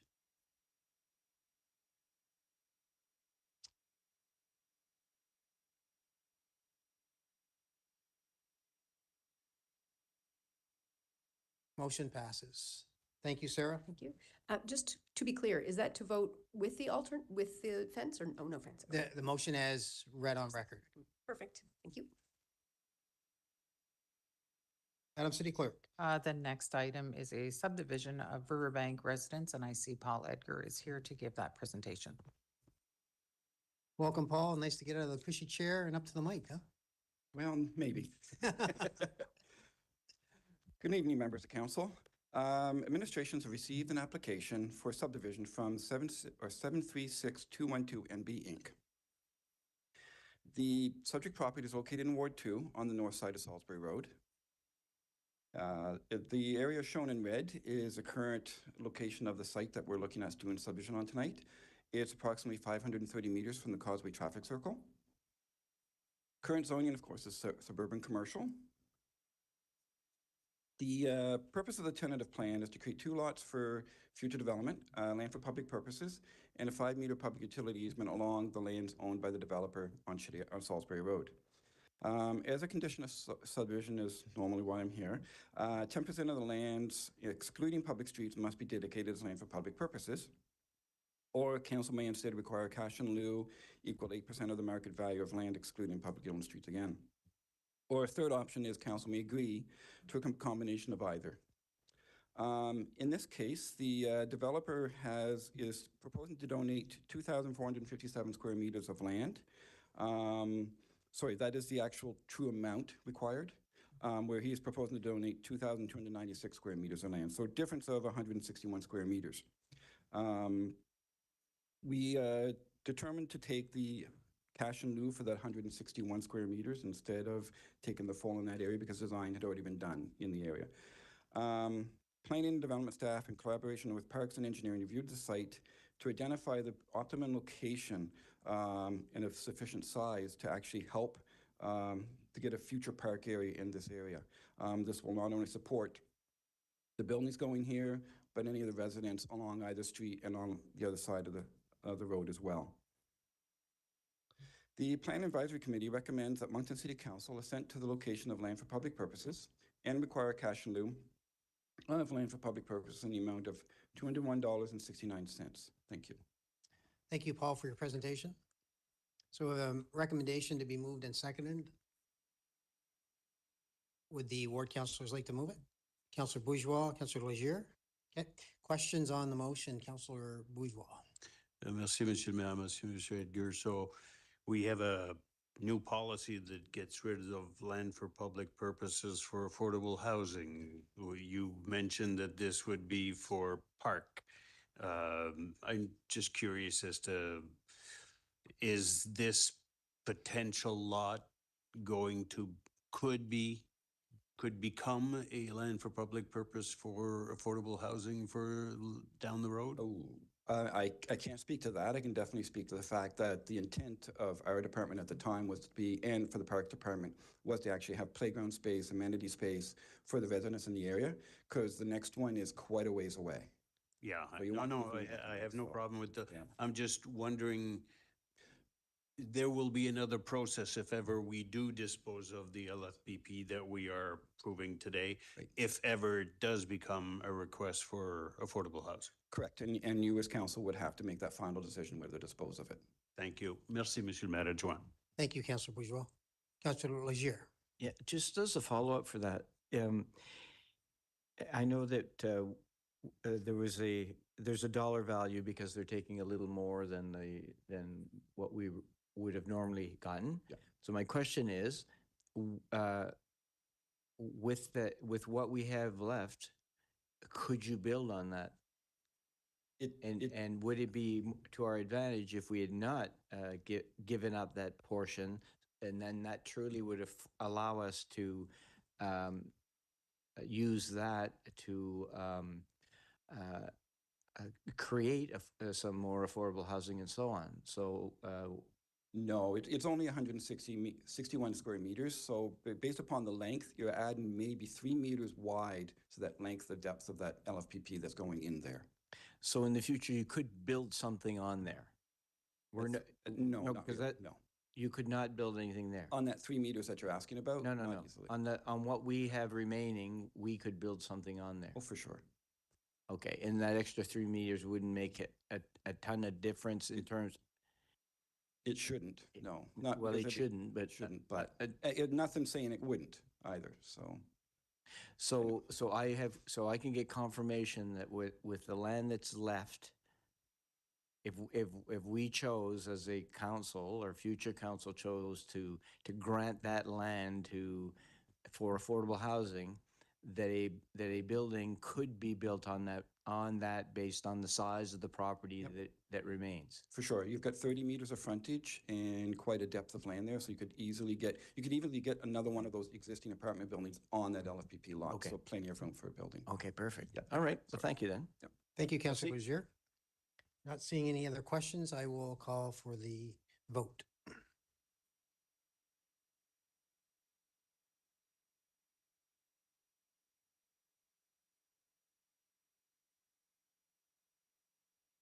Motion passes. Thank you. Thank you. Thank you, Paul. Madam City Clerk. The next item is a subdivision as well, Illuminel Holdings, Inc., cash in lieu, and I see that Paul is here once again. Welcome back, Paul. Thank you. All right. Administration has received a subdivision application on the behalf of Bell Mobility to create the Lumel Holdings subdivision. The proposed subdivision is located in Ward 1 on lands owned by Lumel Holdings. The area outlined in red shows the location of the proposed subdivision on the east side of McLaughlin Drive, approximately 380 meters north of Granite Drive. Of note, just to the east of that is another small parcel that's actually a Rogers Tower site there now. The purpose of the tentative plan is to create a lot 26-01 for use of mobility tower operated by Bell Mobility. As a condition of subdivision, as I mentioned earlier, 10% of the land can be donated over, or council could require cash in lieu. In this case, in conjunction, of course, in consultation with the Parks Department, it was determined that we did not want an LFPP on this small piece of land. So we chose to go with the cash in lieu. So administration recommends that Moncton City Council require cash in lieu of land for public purposes in the amount of $636.79 for the Lumel Holdings Inc. subdivision. Thank you. Thank you, Paul, for your presentation. Being in Ward 1, I'd love to move this, but I can't. Councillor Kingston moves it. Councillor LeBlanc will second it. Any questions on the motion? Seeing none, I will call for the, Councillor Richard. Thank you, Deputy Mayor Crossman. Just a question on the second piece of land right after, on that map, it shows the strip, probably the road going to that lot. And there's another lot right after that that's still theirs. Anything? So that's a land lease. So in order to lease land longer than 10 years, you have to actually create a parcel for it. and it's still owned by Lumel, but it's leased by Rogers Communications. So this tower and the bell tower will be side by side, but they do not generally share infrastructure in the towers. Okay, and it doesn't affect what we're doing here today. No, no. Actually, it helps it because there's already easement agreements and stuff out to the road. Okay, thank you. Thank you, Councillor. Councillor Legier. Thank you. What's the size of that property that we're going to be, or what is proposed to? So it's, 1,465 square meters in size. 1,455? 65. 1,465. What was the square meter size of the last lot that we were talking about a second ago? Remember? No. It'd be easier for, I just would like a comparison just to see, it's probably about 2/3 maybe. Looks like 2,298. Yeah, okay. All right. Just comparison. Thanks. Appreciate it. Good. Merci. Thank you, Councillor. Seeing no other questions, I will call on the vote.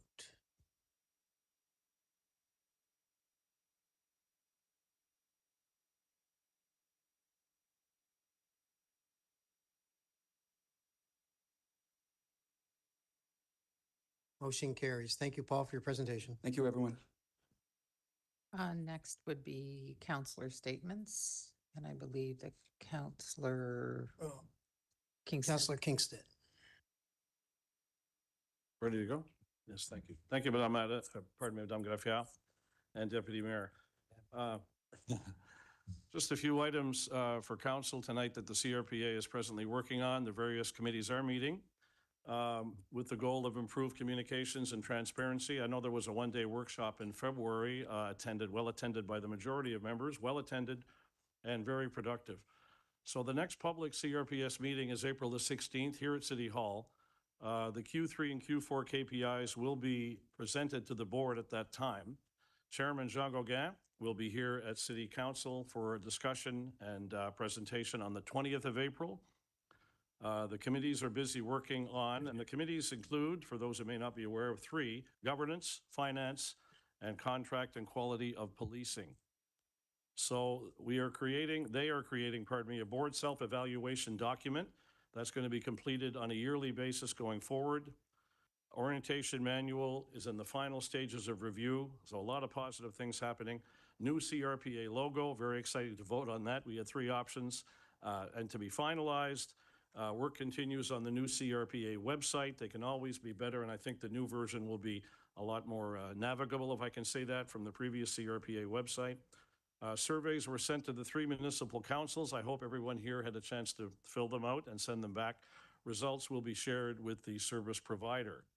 And that's an update on the latest CRPA events. Again, the chairman is here on the 20th to talk to council, and the KPIs are being introduced to the board on April 16th. Thank you, Madame Grafiat, and thank you, Deputy Mayor.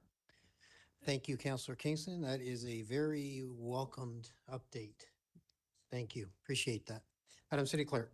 The next item is reports and recommendations from committees and private meetings. Rapport et recommandations des comités et réunions à huis clos. And the 9.1 is recommendations from the Committee of the Whole of Moncton City Council, March 23rd, 2026.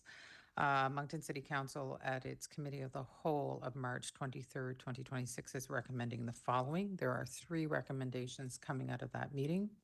1, be it therefore resolved that City review the community implementation plan for affordable housing before the 2027 budget deliberations and identify all required revisions and updates to the plan, as well as any additional financial commitment to ensure the plan's pertinence and success during the 2027-2031 period.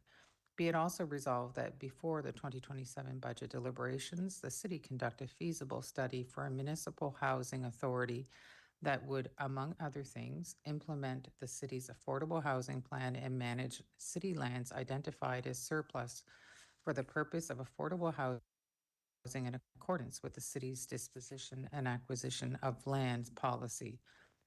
The backgrounder on this is that the City of Moncton has taken several measures over the years to address the issue of affordable housing in various forms.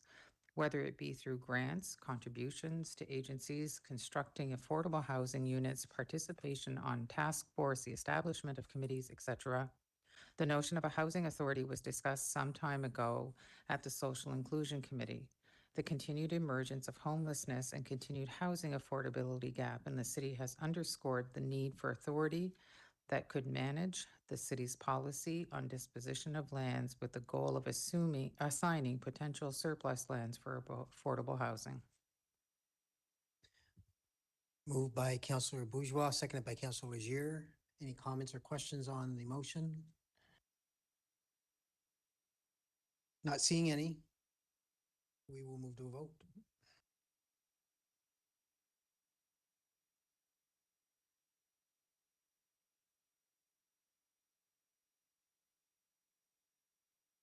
Motion passes. Sorry, I guess there was only two. Miscounted.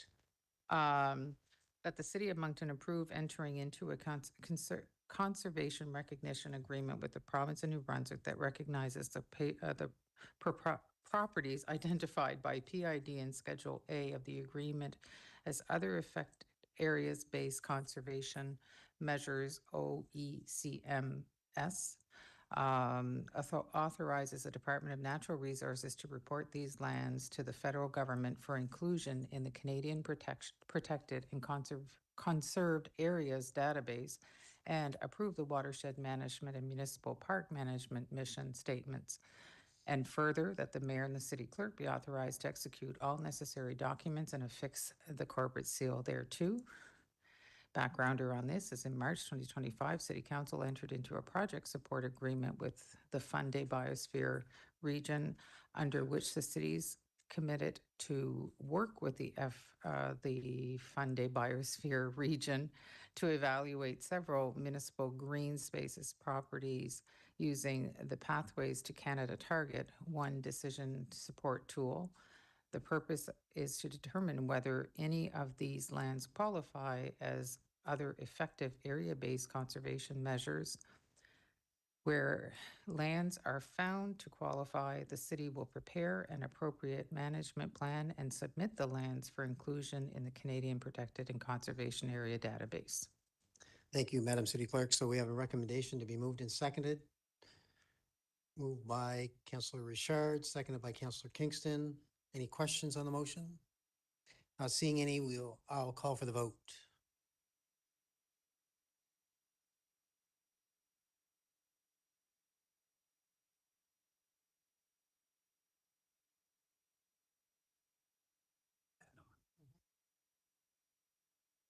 Motion passes. The next item under this this area is the Ad Hoc Committee Crime Reduction Final Report, and I see that Councillor Bourgeois has gone to the podium to present this report. Councillor Bourgeois, we will get the mic on as soon as you hit the button. There we go. And Councillor Bourgeois, the floor is yours. Thank you. Do I, Shelley, do I scroll up? Just, You should just touch the screen and it would Perfect. work. thank you. Merci, Monsieur le maire adjoint, chers collègues. Thank you, Your Worship, dear colleagues. My presentation has 4 parts. I'll take 20 minutes to talk about the highlights. And then other members of the committee will chime in, and members of the council will be able to ask questions. And then I will go back to my seat to deliberate the resolution. Kyle, can you move it forward? Merci. Le 6 octobre 2025. Thank you. On October 6, 2025, the council created a special committee for a 3-year crime prevention and reduction plan. The council gave us 6 months to produce a plan. Here we are. The committee was comprised of 5 members. I'd like to thank Councillors Butler, Leblanc, Leger, Patrick Richard from the MCI for their excellent work. The committee benefited from the cooperation of 6 managers Mr. Preston Després-Savoie, Doucet and Jolette. The plan and the report were developed by the councilors. We did our best to produce a plan that reflects the realities of our city, not the region, but our city. And a plan that's strategic in nature and that reflects our realities. So what's the reality?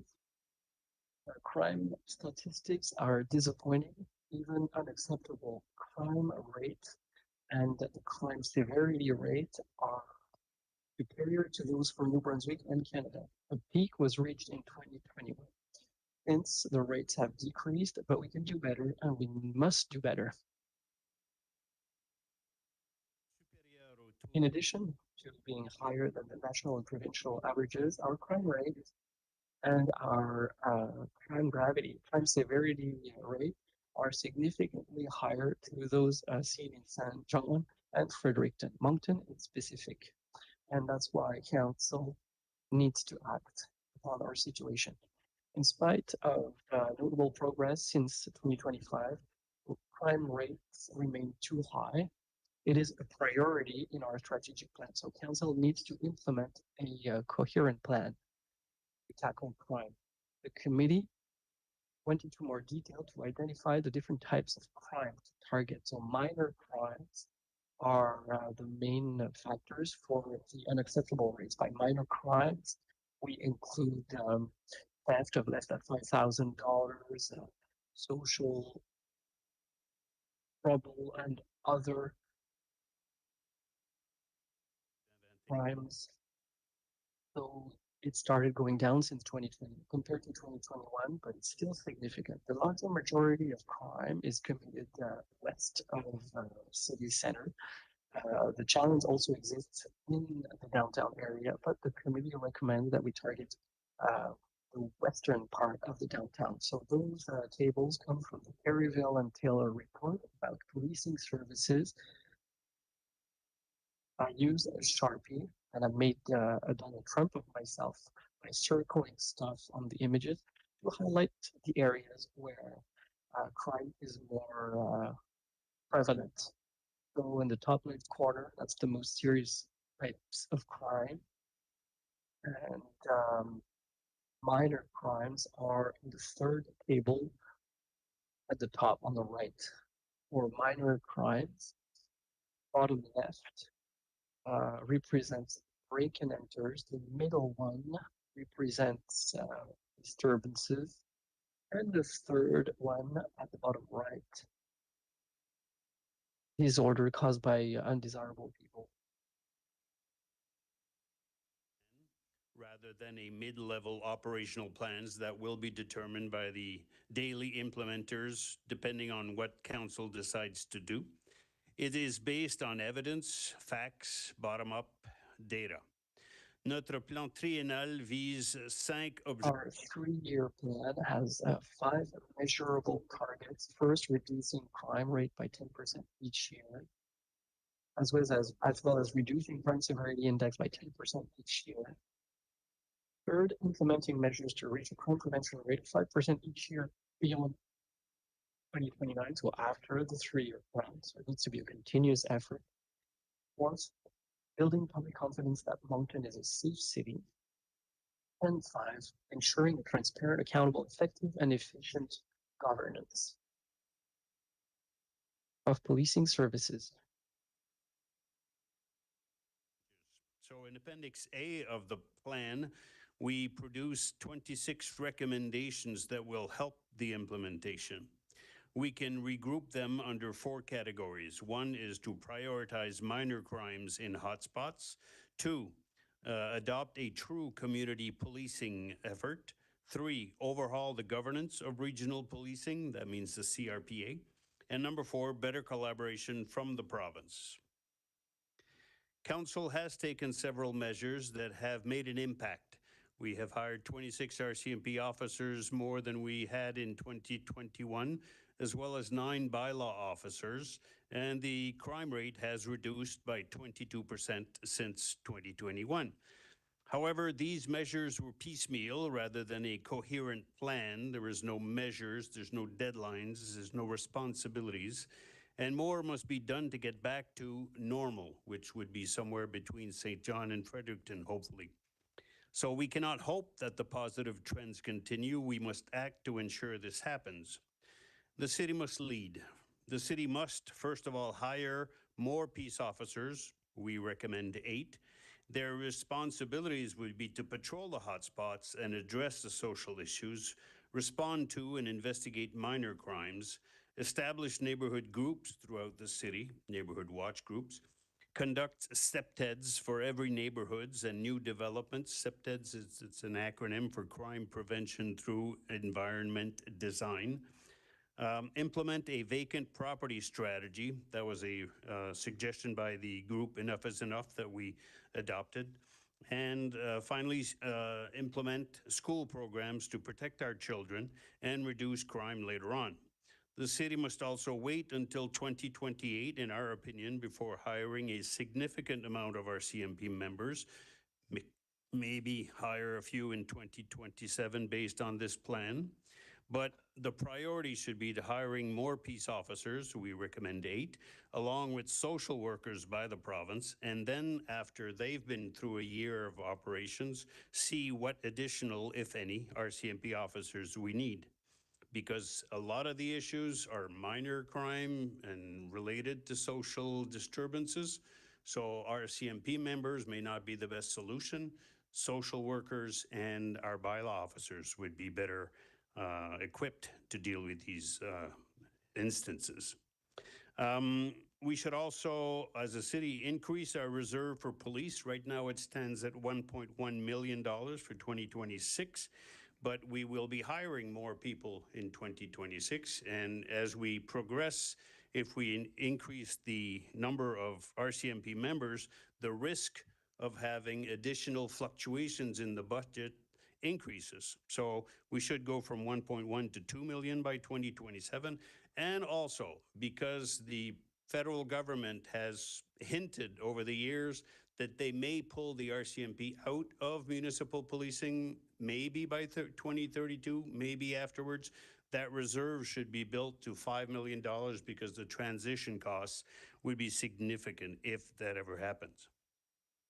And the city should also hire experts to conduct studies that would show if the 10% rebate we received for the RCMP is appropriate. The 10% is a rebate given by the federal government to compensate for the time that the Kodiak RCMP provides for federal services, if you wish. So do they give out 10%, 20%? If so, the percentage of the rebate should reflect that.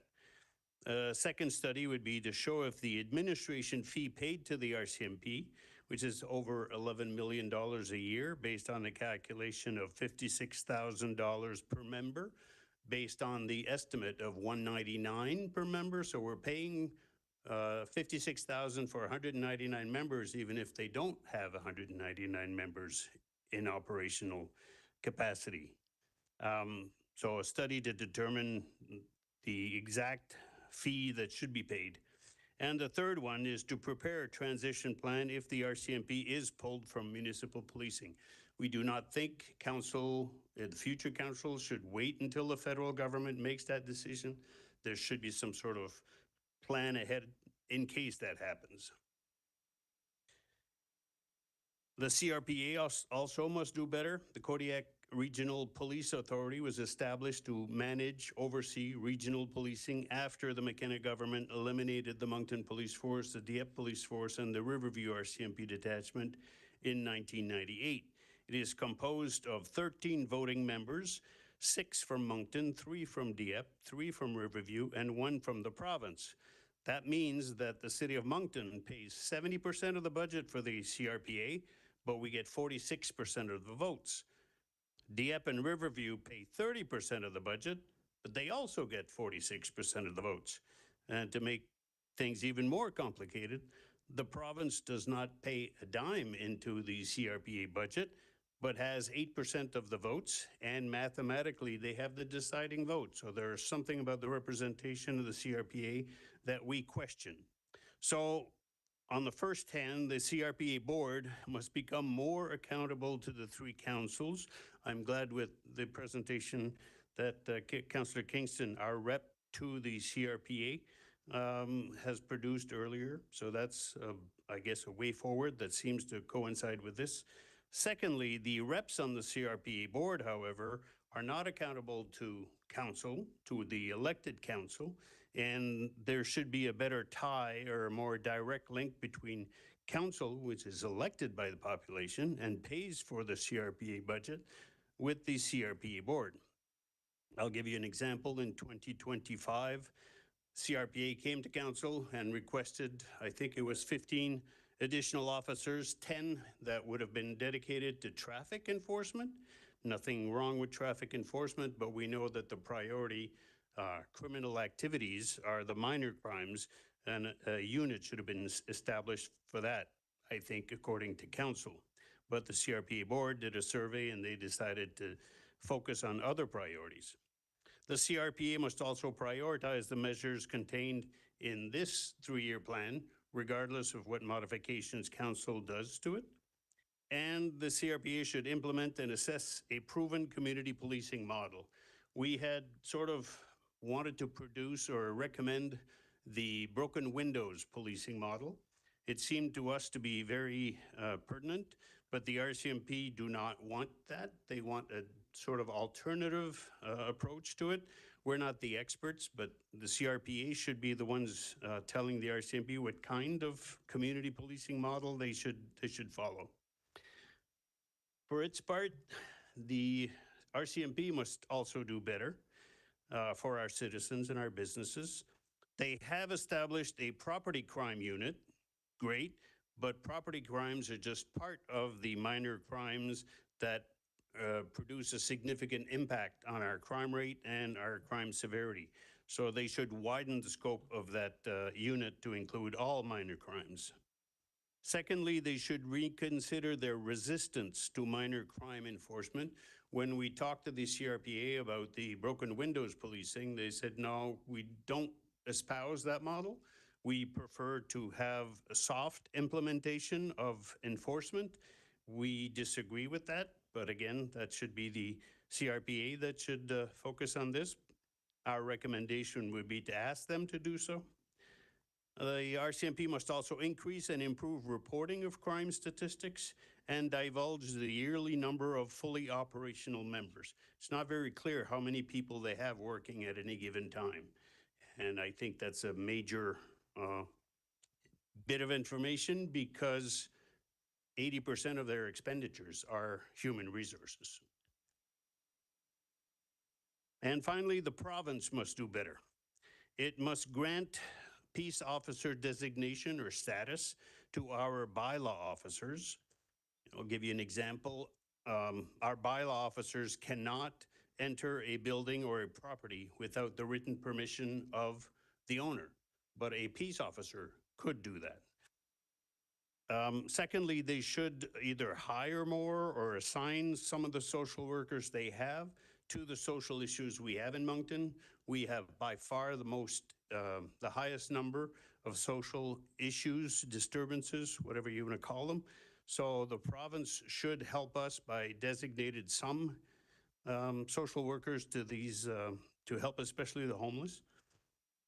The province must also modify the CRPA governance. I had alluded to the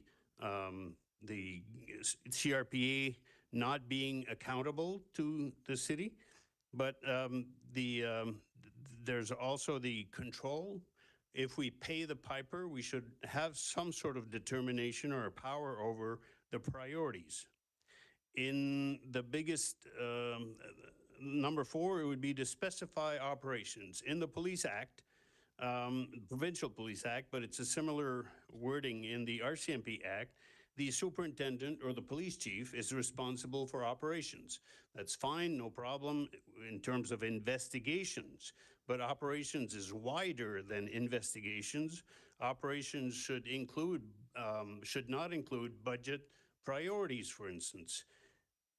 In 2023, for example, council unanimously decided to invest an additional $800,000 to $900,000 to hire 5 additional RCMP members to patrol downtown and the Old West End. The RCMP took the money, but decided to spend it elsewhere. That doesn't make sense to us, so there's got to be a better accountability. And overall, the antiquated municipal finance system. That's been in the works for 40 years. I'll try to explain the dilemma we face in because of the issues with policing in particular. The principles of the existing financial system, municipal financial system, were established in 1966. 60 years later, it needs a major overhaul. The system fails public safety in particular. I'll try to demonstrate how. There are 2 fundamental principles in the municipal financial system since the Equal Opportunities Program established in 1966 following the Byrne Royal Commission in 1963. The first one is that soft services like education and health should be centralized in Fredericton to provincial departments, paid for by taxes on individuals, income tax, sales tax, etc. While on the other hand, the second principle is that hard services like streets and sidewalks, water, sewage, should be localized in the hands of municipalities and paid for by taxes on properties. But there is one major anomaly in the whole system, and that is public safety. Police and fire simultaneously offer hard and soft services. They have remained local. The province could have, in 1966, established a provincial police force. It did not. They could have established a provincial fire service. They did not. They kept it local. That's fine. But the financial system hinders the success of public safety when left into local hands with the existing financial system. So 60 years later, and this is why our committee addresses the Equal Opportunities Program and the municipal financial system, because if it was done right, we could easily be able to pay significant improvements to our policing services. 60 years later, the city property taxes to residences is established at $1.36 per $1,000 of assessment.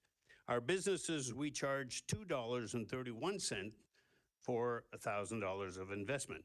The city of Moncton has no debt, and we have significant reserves, so our finances are very well managed. Our operational budget is $236 million, and 30% of which is spent on public safety, 18% on police, 11% on fire. Those percentages will come back later. You'll see why. The province, by comparison, charges also property taxes to our businesses. In 2026, we estimate that the province will collect from our businesses $50 million. What does the province do with these $50 million a year? We really don't know. What we do know is that we expect to get $13.4 million in 26 in grants to help us pay for infrastructure projects. But that leaves a balance of $36.6 million in 2026 and in future years as well. Where does it go? The American independence was fought on the principle of no taxation without representation. We suggest that the businesses in town, with the support of the city, follow the principle of no taxation without services. So for the sake of public safety, transparency, accountability, and democracy, we need an effective financial system. What we are recommending is that the province should reimburse the city 18%, which is our expenditure based on our total for policing. So they should also reimburse part of that $50 million that they collect, 18% or $9 million for police services. They should reimburse the city 11% of that $50 million, so $5.5 million for fire services. All revenues from traffic fines issued by the RCMP, The RCMP is paid for by local taxpayers. They issue traffic fines. The fines are collected and sent to the province. The city receives not a dime. So we pay for the RCMP to do traffic enforcement, but whatever they enforce goes to the province. That doesn't make sense to us. If the federal government can give us a rebate of 10%, we recommend that the province also give us a rebate of 10%, because a lot of the work that the RCMP does is for provincial initiatives. Sometimes, I'll give you an example, the province will phone up the RCMP one day and say, we have a child, a minor, that is in our ward, our responsibility, but has escaped. Please find him or her. And the RCMP will push a lot of priorities aside, will go find the individual and does a good job at it and returns it to the province. But the province doesn't pay a dime for that. The federal government gives us a 10% rebate. The province should also give us a 10% rebate. Now, we also would like it to hire social workers, as I said earlier, to be dedicated to homelessness and other social issues. We estimate maybe $1 million for 3 years. So we need collaboration from the province. Everybody says, oh, you got to collaborate. We don't care who does what. You need collaboration. We had no authority over the province. The province has authority over us. We're a child of the province. Child does not determine what the weekly allowance is going to be. The parents do that. Well, that's what happens in municipal governance. We depend on the province, but we're ready to collaborate. But we need a collaboration that is bottom up more than top down. So unless the province changes the system and takes over local policing and establishes a provincial police force, it should follow the city's lead and help us address local public safety. Moncton is the province's largest community and its economic engine. We must assume leadership and accountability, but we also need provincial buy-in and serious collaboration. We are hopeful that it will happen. So to recap the map, next slide, please. Yes. Yes.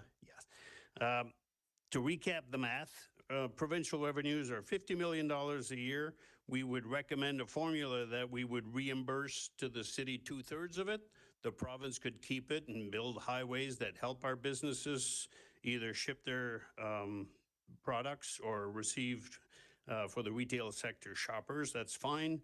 But to help us provide the right amount of police services and fire services, don't forget, we have a fire prevention review that will cost us $200 million over the next 15 years. Somebody's going to pay for it. This is a way to pay for it. We acknowledge that the province has accumulated since 1966 a $14 billion debt, and it's growing. We know that our requests will reduce its revenues by $33 million moving forward. There will be resistance, but our businesses should not have to pay $50 million a year without obtaining services of equal value. We think that a 67-33 split of $50 million is a win-win scenario for our businesses, our citizens, and our province. Almost done. Alors, nous avons enfin un plan pour combattre le crime. So we have a crime fighting plan. We believe that it will lead to positive results. However, we don't think it's perfect. It can still be improved. And furthermore, we can't do it without our citizens and our partners. So we have some next steps to propose, and we suggest that you consider them as a rezoning request like we saw today. So this evening, April 7th, we're hearing the plan. We can accept it on principle unless you would like to reject it out of the gate. If you accept it and you seek to pursue the new steps, between now and April 13, we would consult the CRPA and the RCMP, the Enough is Enough group, Downtown Moncton Centre-Ville Inc., and the department that's responsible for public safety in order to receive their comments on the report. And on April 13th, a special public meeting organized by council could seek comments from the citizens on the plan. And then we would go back to council in 2 weeks, April 20, to deliberate, adopt, or reject the 3-year plan. I'd like to close by moving the resolution that you have in your guide. Pour fin de discussion, je vous remercie de votre temps. I thank you for your time, attention, and consideration. Thank you for your patience. And before giving you the floor for questions, dear colleagues, I'd like to invite the members of the committee, Councillor Butler, Councillor Leblanc, and Councillor Légère, to come to the floor if they have any words to add to contribute to your comprehension and discussion.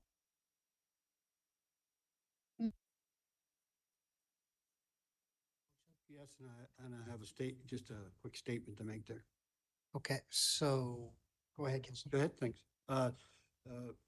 Going over the presentation, the only issue that I had that I think that we might get off course here a bit, when you said that if we have 199, that's how much we have to pay for the J Division, whatever, the administration.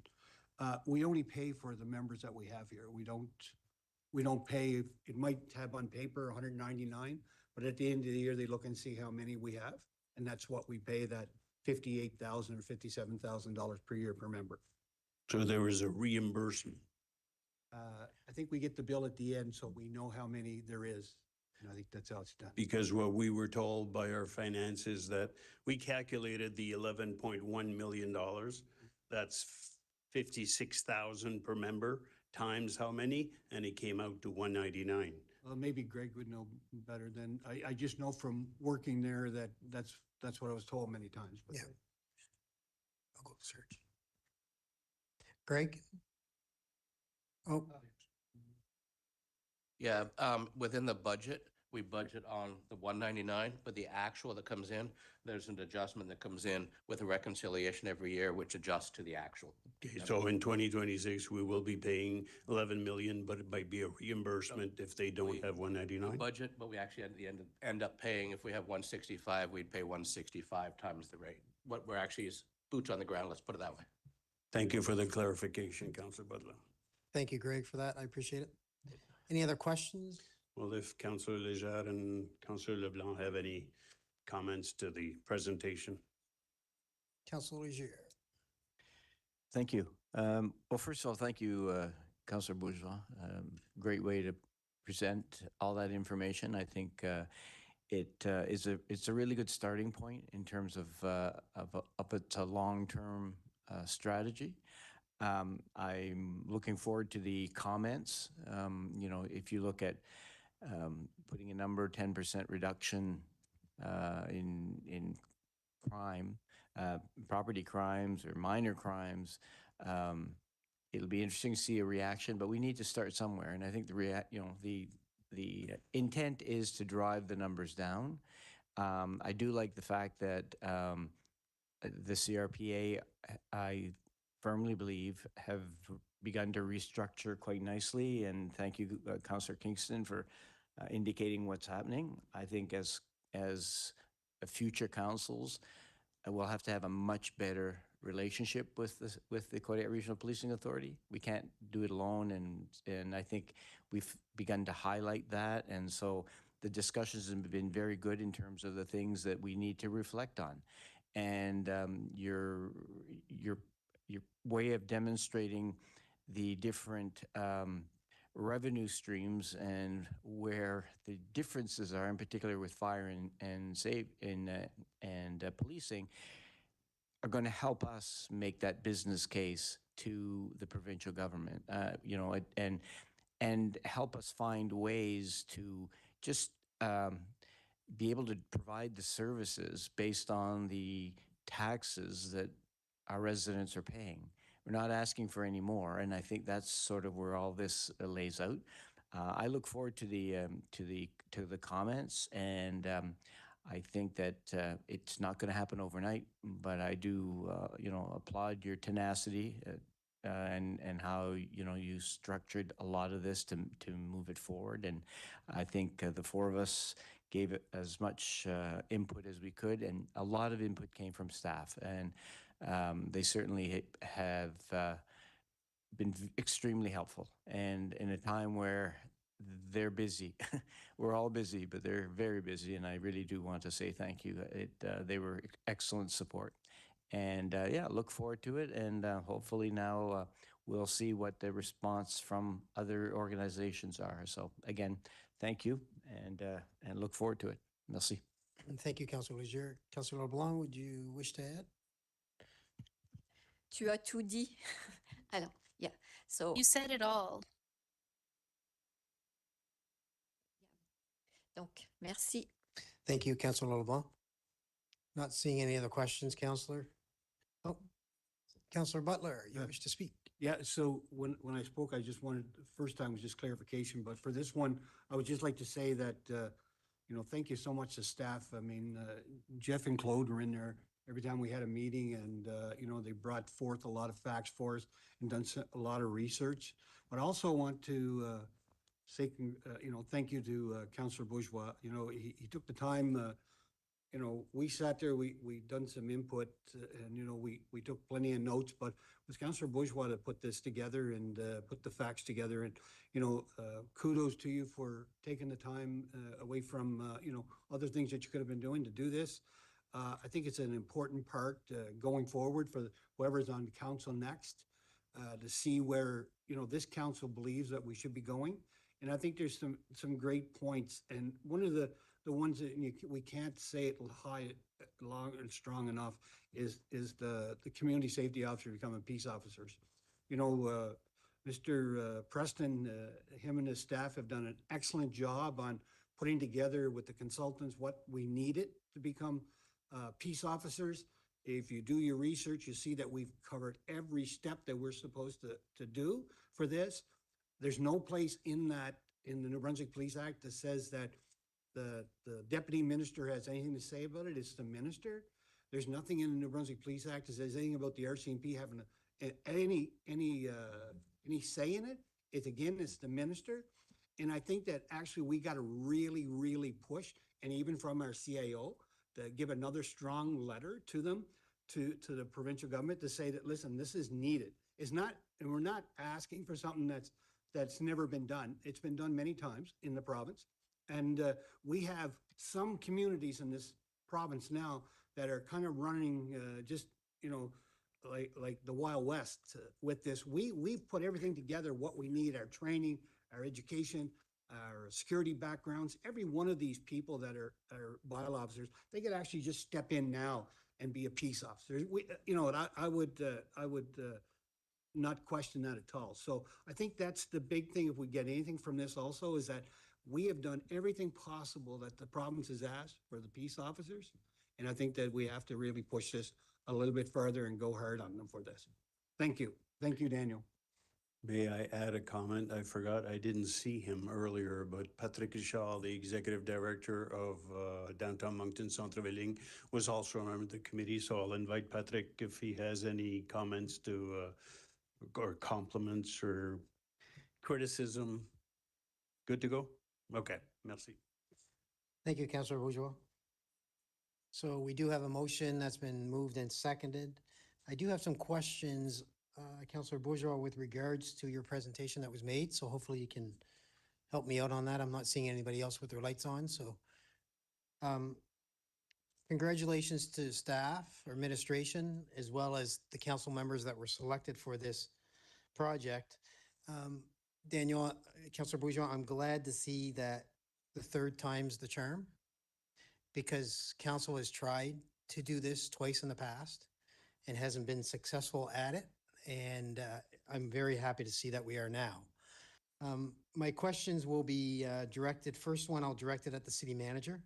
It's with regards to the granting of the peace officer. Where are we at on this request with the province of New Brunswick? It was stated earlier this evening by Councilor Butler that Mr. Preston has done everything within his will that he can with the province and with the minister to get this done. So I'm curious to know where we stand on this today. Thank you for the question. As indicated, I think Councillor Butler also mentioned it. Yes, we've made a formal request that dates back to last year to the province for consideration under special constable status for our bylaw officers. We've had a number of conversations with the province at the deputy minister level and at the officials level through that period of time. They've indicated to us that it is on their, I guess, agenda, but they can't give us a timeline on that agenda.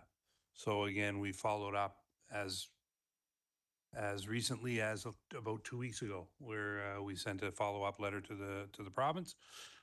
But again, they can't give us a specific date on when they would review the Police Act or provide us with that clarity. But we continue to ask on a very regular basis.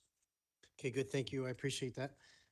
Councillor Bourgeois, in your presentation, again, not in the recommendation, but in your presentation, you talked about an April 8th to the 13th consultation with the RCMP, the CRPA, Enough is Enough, DMCI, and the provincial government. That's 3 days. It's a 3-day window. So do you think that consultation can happen within a 3-day window that will provide enough data to prove this plan moving forward? Maybe not. It's a good point. We recommend a public hearing on the 13th. So maybe we can give the organizations until the following 20th. meeting, the 20th of April, when council gathers again to discuss, and then we will have the public feedback and the stakeholder feedback on the 20th. That flexible. I don't think the committee has any Okay. diehards. I'm just asking the question because it is only 3 business days. It's It's a very short window, and I know administration is extremely going to be involved in this, city administration, so they have a lot on their plate. I just want to make sure we're getting the right data to come back on April the 13th, which obviously isn't possible. The April 13th special public meeting to get citizens' feedback. At that meeting, what are your expectations? Well, we hope that the plan and the appendix with the recommendation is put on the website. With the public consultation, ask people to come, the same with the zoning recommendation, that they would come to the mic if they have any comments. So it'd be a special public meeting dedicated to that. So a couple of hours, 2.5 hours, whatever it takes, let people come to the mic and say what they agree with, but disagree with, if they have any modifications or amendments, and then council can take that into consideration the following week when we deliberate on the plan, whether or not you want to reject it, adopt it as is, or adopt it with the modifications following public consultations and stakeholder consultations. So would I be comfortable with saying it would be similar to a public consultation? The April 13th meeting? Sure. I think the model of rezoning seems to be well understood by council. So we have a public presentation as we did today. Then we go out and invite people for their reactions to pros and cons like we had today, and then close the hearing, and then council will make a decision. So the public hearing would be part of it, but we would make a decision the following week. Okay. There is flexibility. We probably could wait until the beginning of first meeting of May if everybody thinks that it's too crunch. I don't think it needs 2 months of consultations, but if we need to give stakeholders an additional week or so, we could give the public an additional week or so, and then come to council. What's a May 4th. 4th, yeah. Would be the next, after April 20th.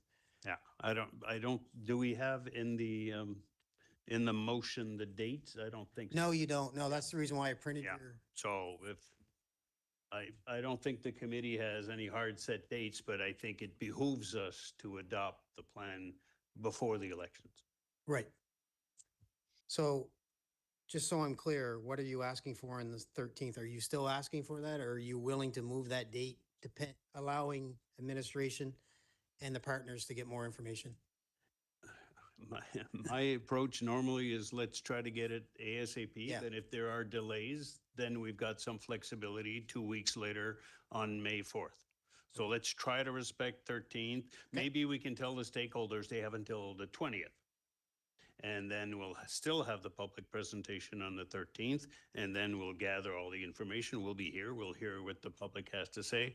And then when we get the feedback from the stakeholders, then we'll have all that information to digest in time for the April 20th meeting. And if members of council don't seem ready to make that decision, somebody can move to table or to refer to the next public meeting of council. It's always a possibility for council, but let's try to do it ASAP. And if we can't, be flexible. I just want to make sure before we end the conversation that our city administration understands exactly what's happening on April the 13th. So it would basically be another presentation of your plan or just input from the public. We can go, I don't think we need to repeat the public presentation, but just open the mics up for people who are opposed or against or have suggestions. And if it lasts an hour, it lasts an hour. If it lasts two, it lasts two. But I think this is we need the stakeholders and the public to be on board with what we're doing. I will add a personal note. What we tried to do is a crime reduction and prevention plan for the city of Moncton. But the RCMP does not answer to the city of Moncton. So the measures that we have for the RCMP have to go through the CRPA. The measures that we control, we can do something about it. But we are asking a lot from the province. That's not going to be done in 2 weeks or 4 weeks. They might have initial conversations or initial comments, but this is sort of, crime is a serious, public safety is a very important service. We have a whole bunch of other plans, environmental, climate change, social inclusion, but we don't have a plan on crime. This may not be perfect. It can be tweaked, it can be improved come budget time. Maybe some things will be delayed, but at least there's a plan and there's measurables. And citizens can hold us, next council, to account to say, what have you done with the money? How many officers are there? What's the crime rate at? You know, that information that's in the 4 pages of a plan.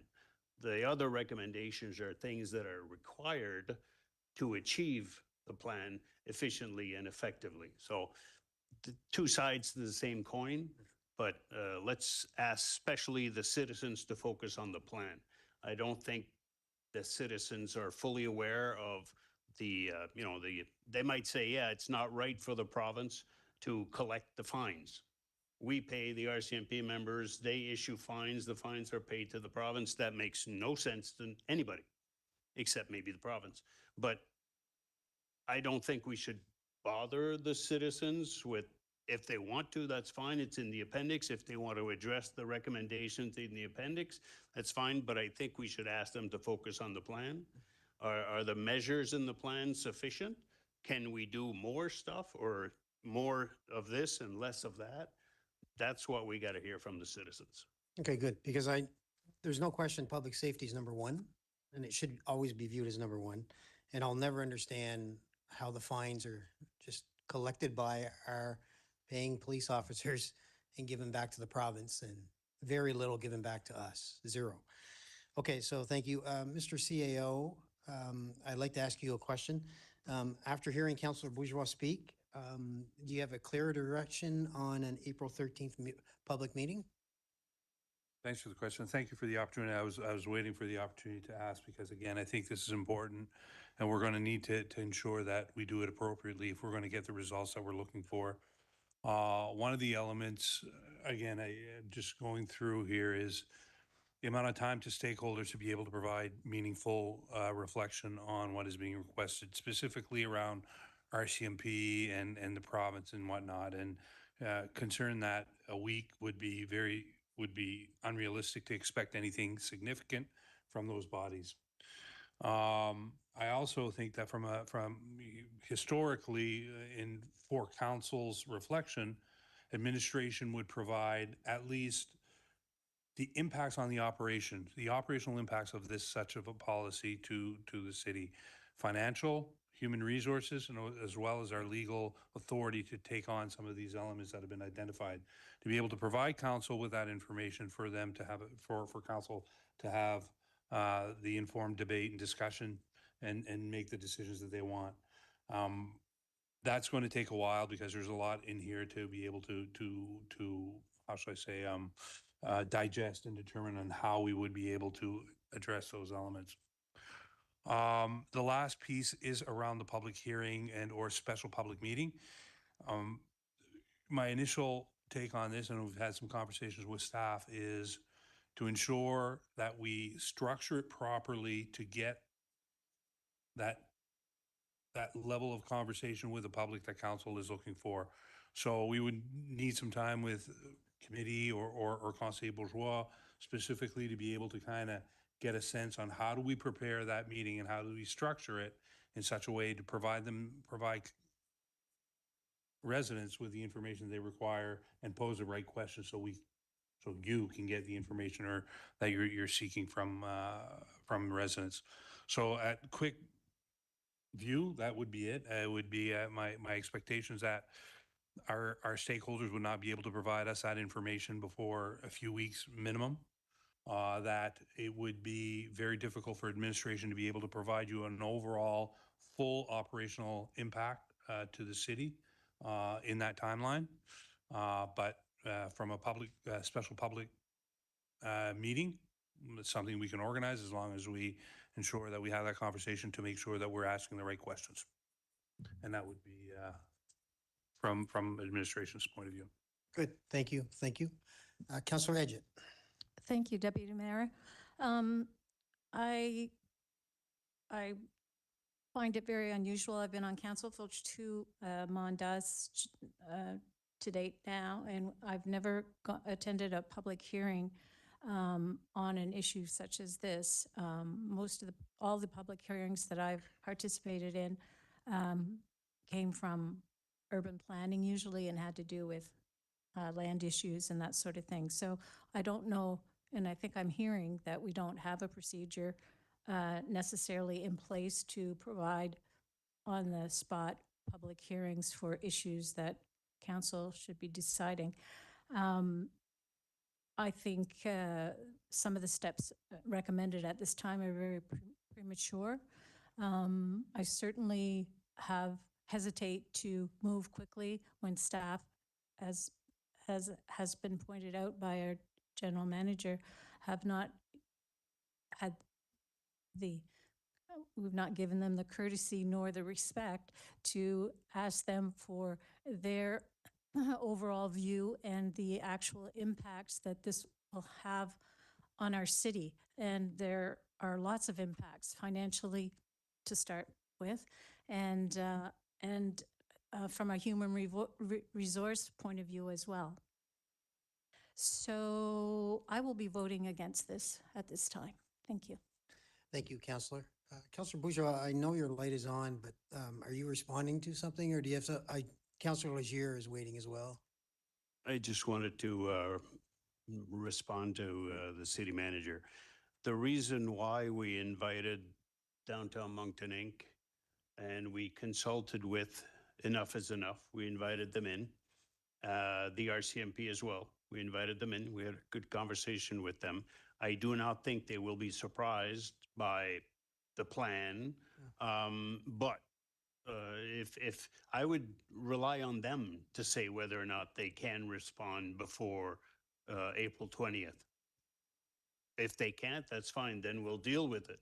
Right. But I am confident that all of these organizations that have addressed this issue for, I don't know, 6, 7, 8 years, whenever the crime wave started,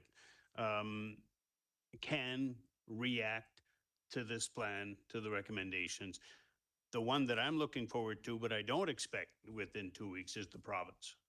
So the other ones, I think we could, but let's give them a chance. And if they say, listen, we need 2 more weeks, okay, we'll cross that bridge when we get there.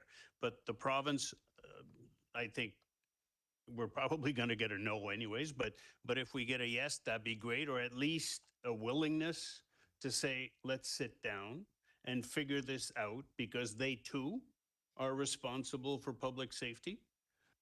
They should be taking our hand on this and collaborating, but instead of, as I said, instead of a top-down approach, if they should say, listen, you decided not to have a provincial police force and a provincial fire, that's fine. If you still maintain that position, they could still do it. But if you want us to do public safety with our own local or regional police force and our own local or regional fire services, give us the tools to do it. Stop preventing us from having peace officers. It's such a simple little request that they seem to blow up out of proportion to what is actually needed by us. We decide we want that, but no, it's up to them to decide. Stop being paternalist, come down to our level, and let's sit down and talk dans le blanc des yeux, comme on dit. Good. Merci. Thank you, Councillor. Councillor Legier. Yeah, thank you. Well, I guess a couple of things. I don't think we'll have all the answers, and the point is to, it's a future roadmap. It's a plan. And so if you don't put things out there and work towards results, we're never going to get there. If we ask the province simply tomorrow, what do you think of this? They're going, I know what the answer will be. The situation is we've outlined some of the things, some of the challenges, and those are the starting points with respect to the discussion. I feel that there's a few things we need to do. I think the general public would be interested and should be involved in terms of looking at this and saying, do some of these things, what do you think? When it comes down to future considerations and can we afford these things and so on, quite frankly, you know what?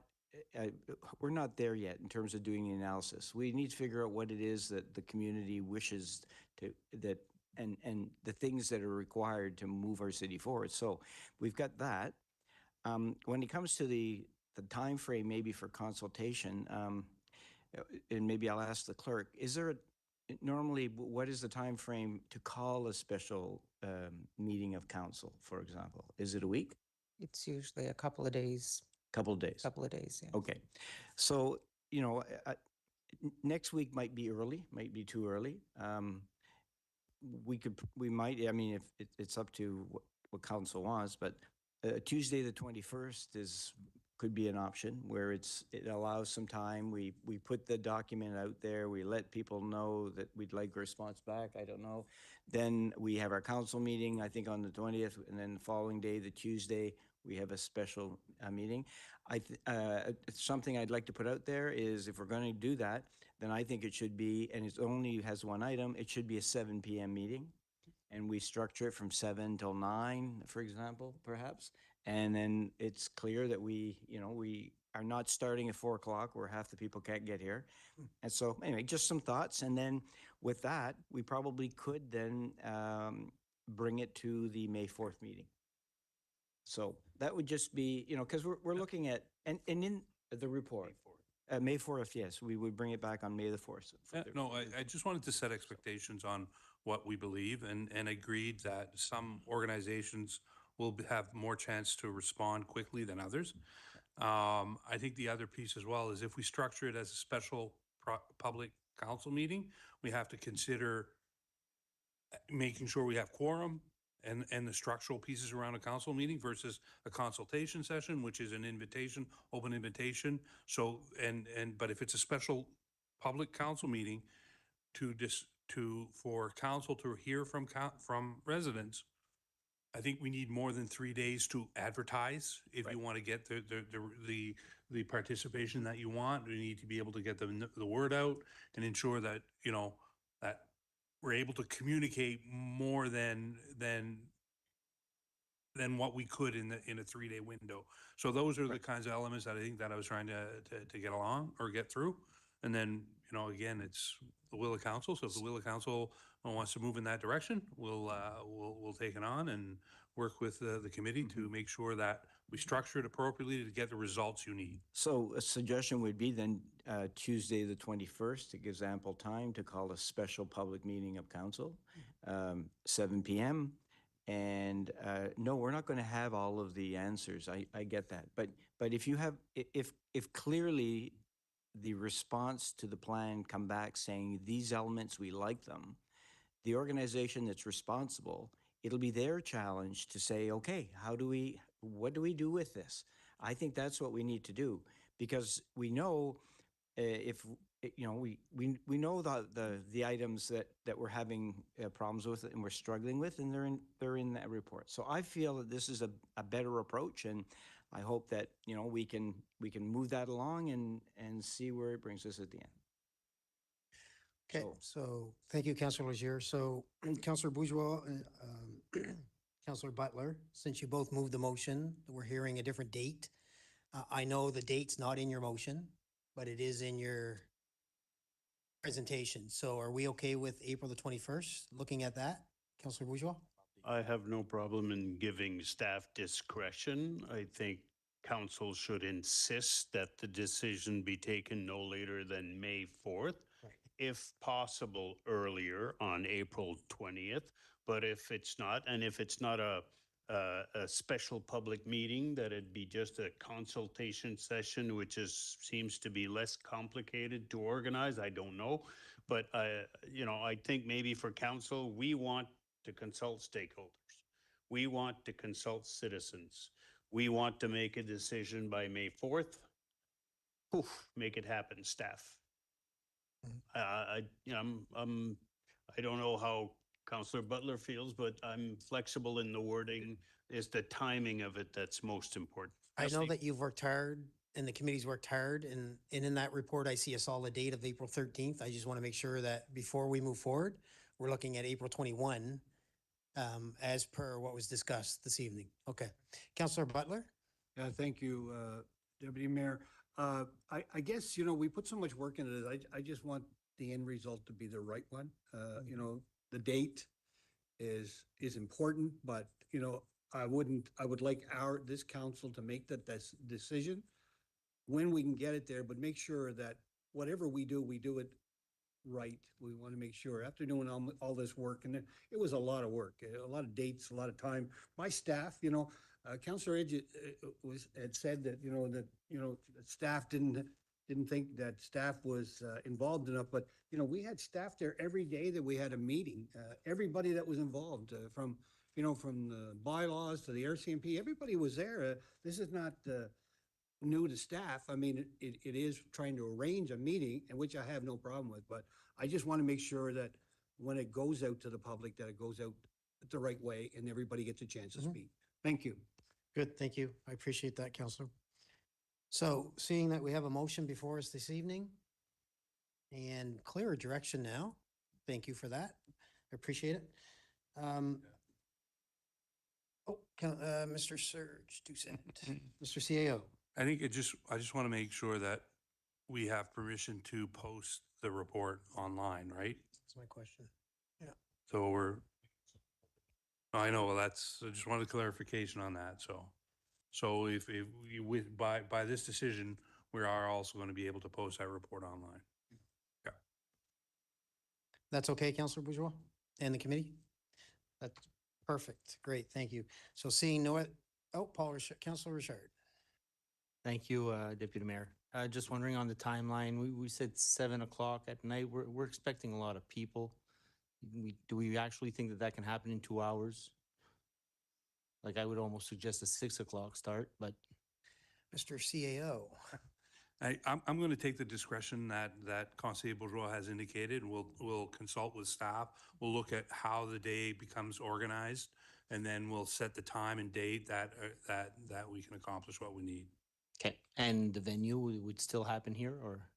Excuse me, what was that? The venue, it would happen here in Chambers? We'll keep everyone posted, yeah, okay. on how that looks. Okay, perfect. That's it. Thank you, Councillor. No other questions on the matter, so I will ask for the vote.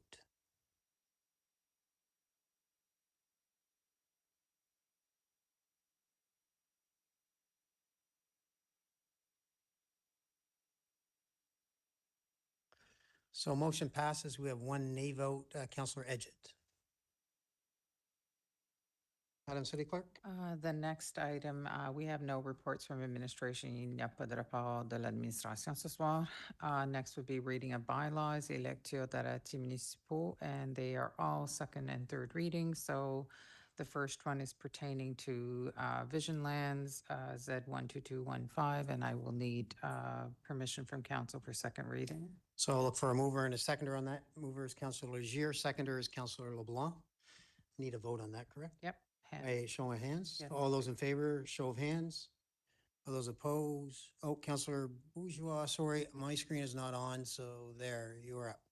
Yeah, no, the point I raised earlier, I modified Z 122.15.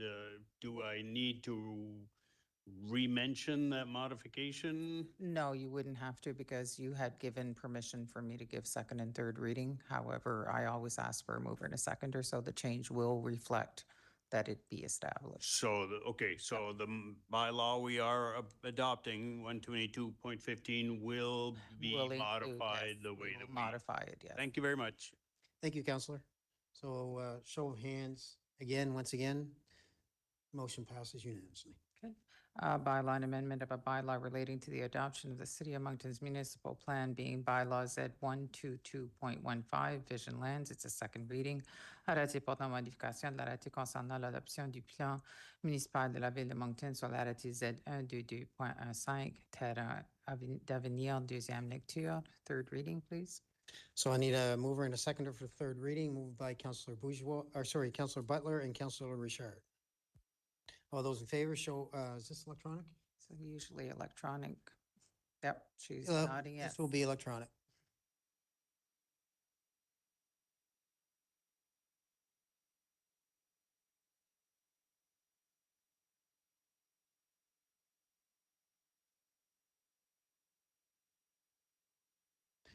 Counselor Counselor- Bashir, Counselor Bourgeois, could you register your vote? Third reading. Thank you. Bylaw and amendment of a bylaw relating to the adoption of the City of Moncton's municipal plan being bylaw Z 122.5 Vision Lands, third reading. Arrêté pendant modification de l'arrêté concernant l'adoption du plan municipal de la ville de Moncton, soit l'arrêté Z 122.15 terrain d'avenir, c'est la troisième lecture, and we will reflect the amendment. Great, thank you. The next is another one for Vision Lands, and it's Z 222.60. So permission to read the second vote. I'll need a mover and a seconder on this. Moved by Counselor Butler, Counselor Kingston, second this. Show of hands. Show of hands, please. All those in favor? Motion passes unanimously. A bylaw and amendment of the City of Moncton zoning bylaw being bylaw Z 222.60 Vision Lands, second reading. Arrêté portant modification de l'arrêté de zonage de la ville de Moncton sur l'arrêté Z 222.60 terrain d'avenir, c'est la deuxième lecture. I need third reading. So I need a third reading. I need a mover and a seconder. Moved by Counselor Butler, seconded by Counselor Steves. Oh, this is an electronic vote. Yep.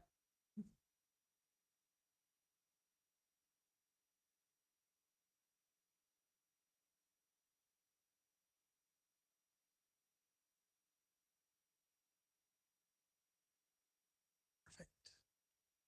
Motion passes. A bylaw and amendment of the City of Moncton bylaw being, zoning bylaw being bylaw Z 222.60 Vision Lands. It's a third reading. Arrêté portant modification de l'arrêté de zonage de la ville de Moncton sur l'arrêté Z 222.60 terrain d'avenir, c'est la troisième lecture. I will require second reading for Vision Lands Z 122A.1. Second reading, okay, so moved by Counselor Butler, seconded by Counselor Kingston. We'll need a show of hands on this. All those in favor? Motion passes unanimously. A bylaw and amendment of the City of Moncton secondary municipal plan Vision Lands being bylaw Z 122A.1 Vision Lands. It's a second reading. Arrêté portant modification du plan municipal secondaire, plan sur les terrains d'avenir, soit l'arrêté Z 122A.1 terrain d'avenir. C'est la deuxième lecture. Third reading, please. Third reading, I'll move a mover and a seconder. Counselor Edgett, you wish to move? Counselor Steves, you wish to second? This will be electronic vote.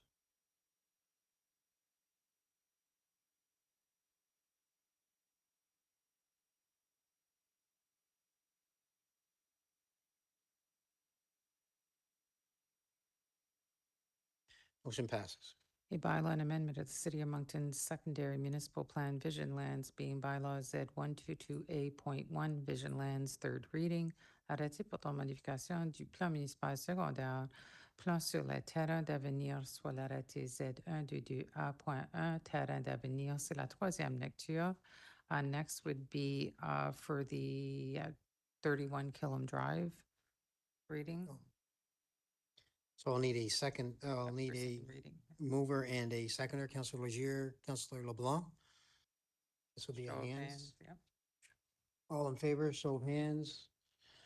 Motion passes. A bylaw and amendment of the City of Moncton zoning bylaw being bylaw Z 222.62 31 Killam Drive, its second reading. Arrêté portant modification de l'arrêté de zonage de la ville de Moncton sur l'arrêté Z 222.62 31 Promenade Killam, c'est la deuxième lecture. Third reading, please. So I'll need a mover and a seconder on the third reading, moved by Councillor Kingston, seconded by Councillor Legier. This will be electronic vote.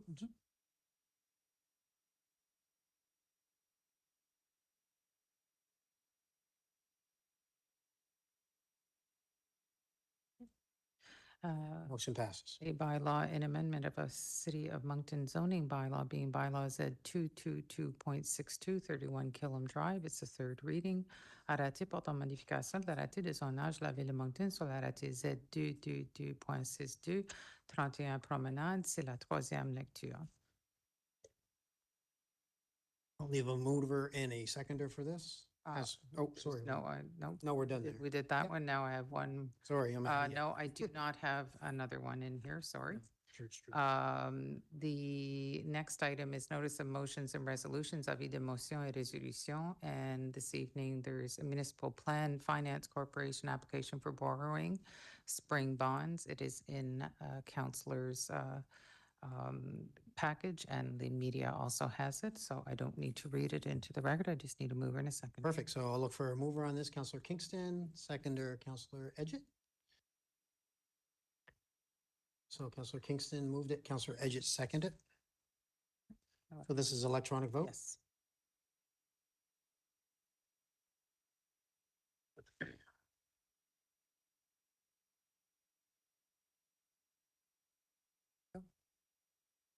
Motion passes.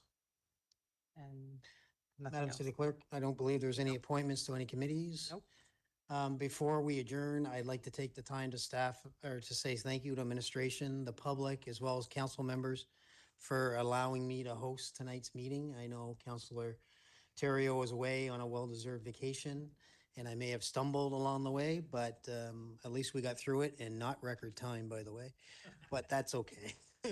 Councillor Richard, you wish to move to adjourn? So move. Motion adjourned. Thank you.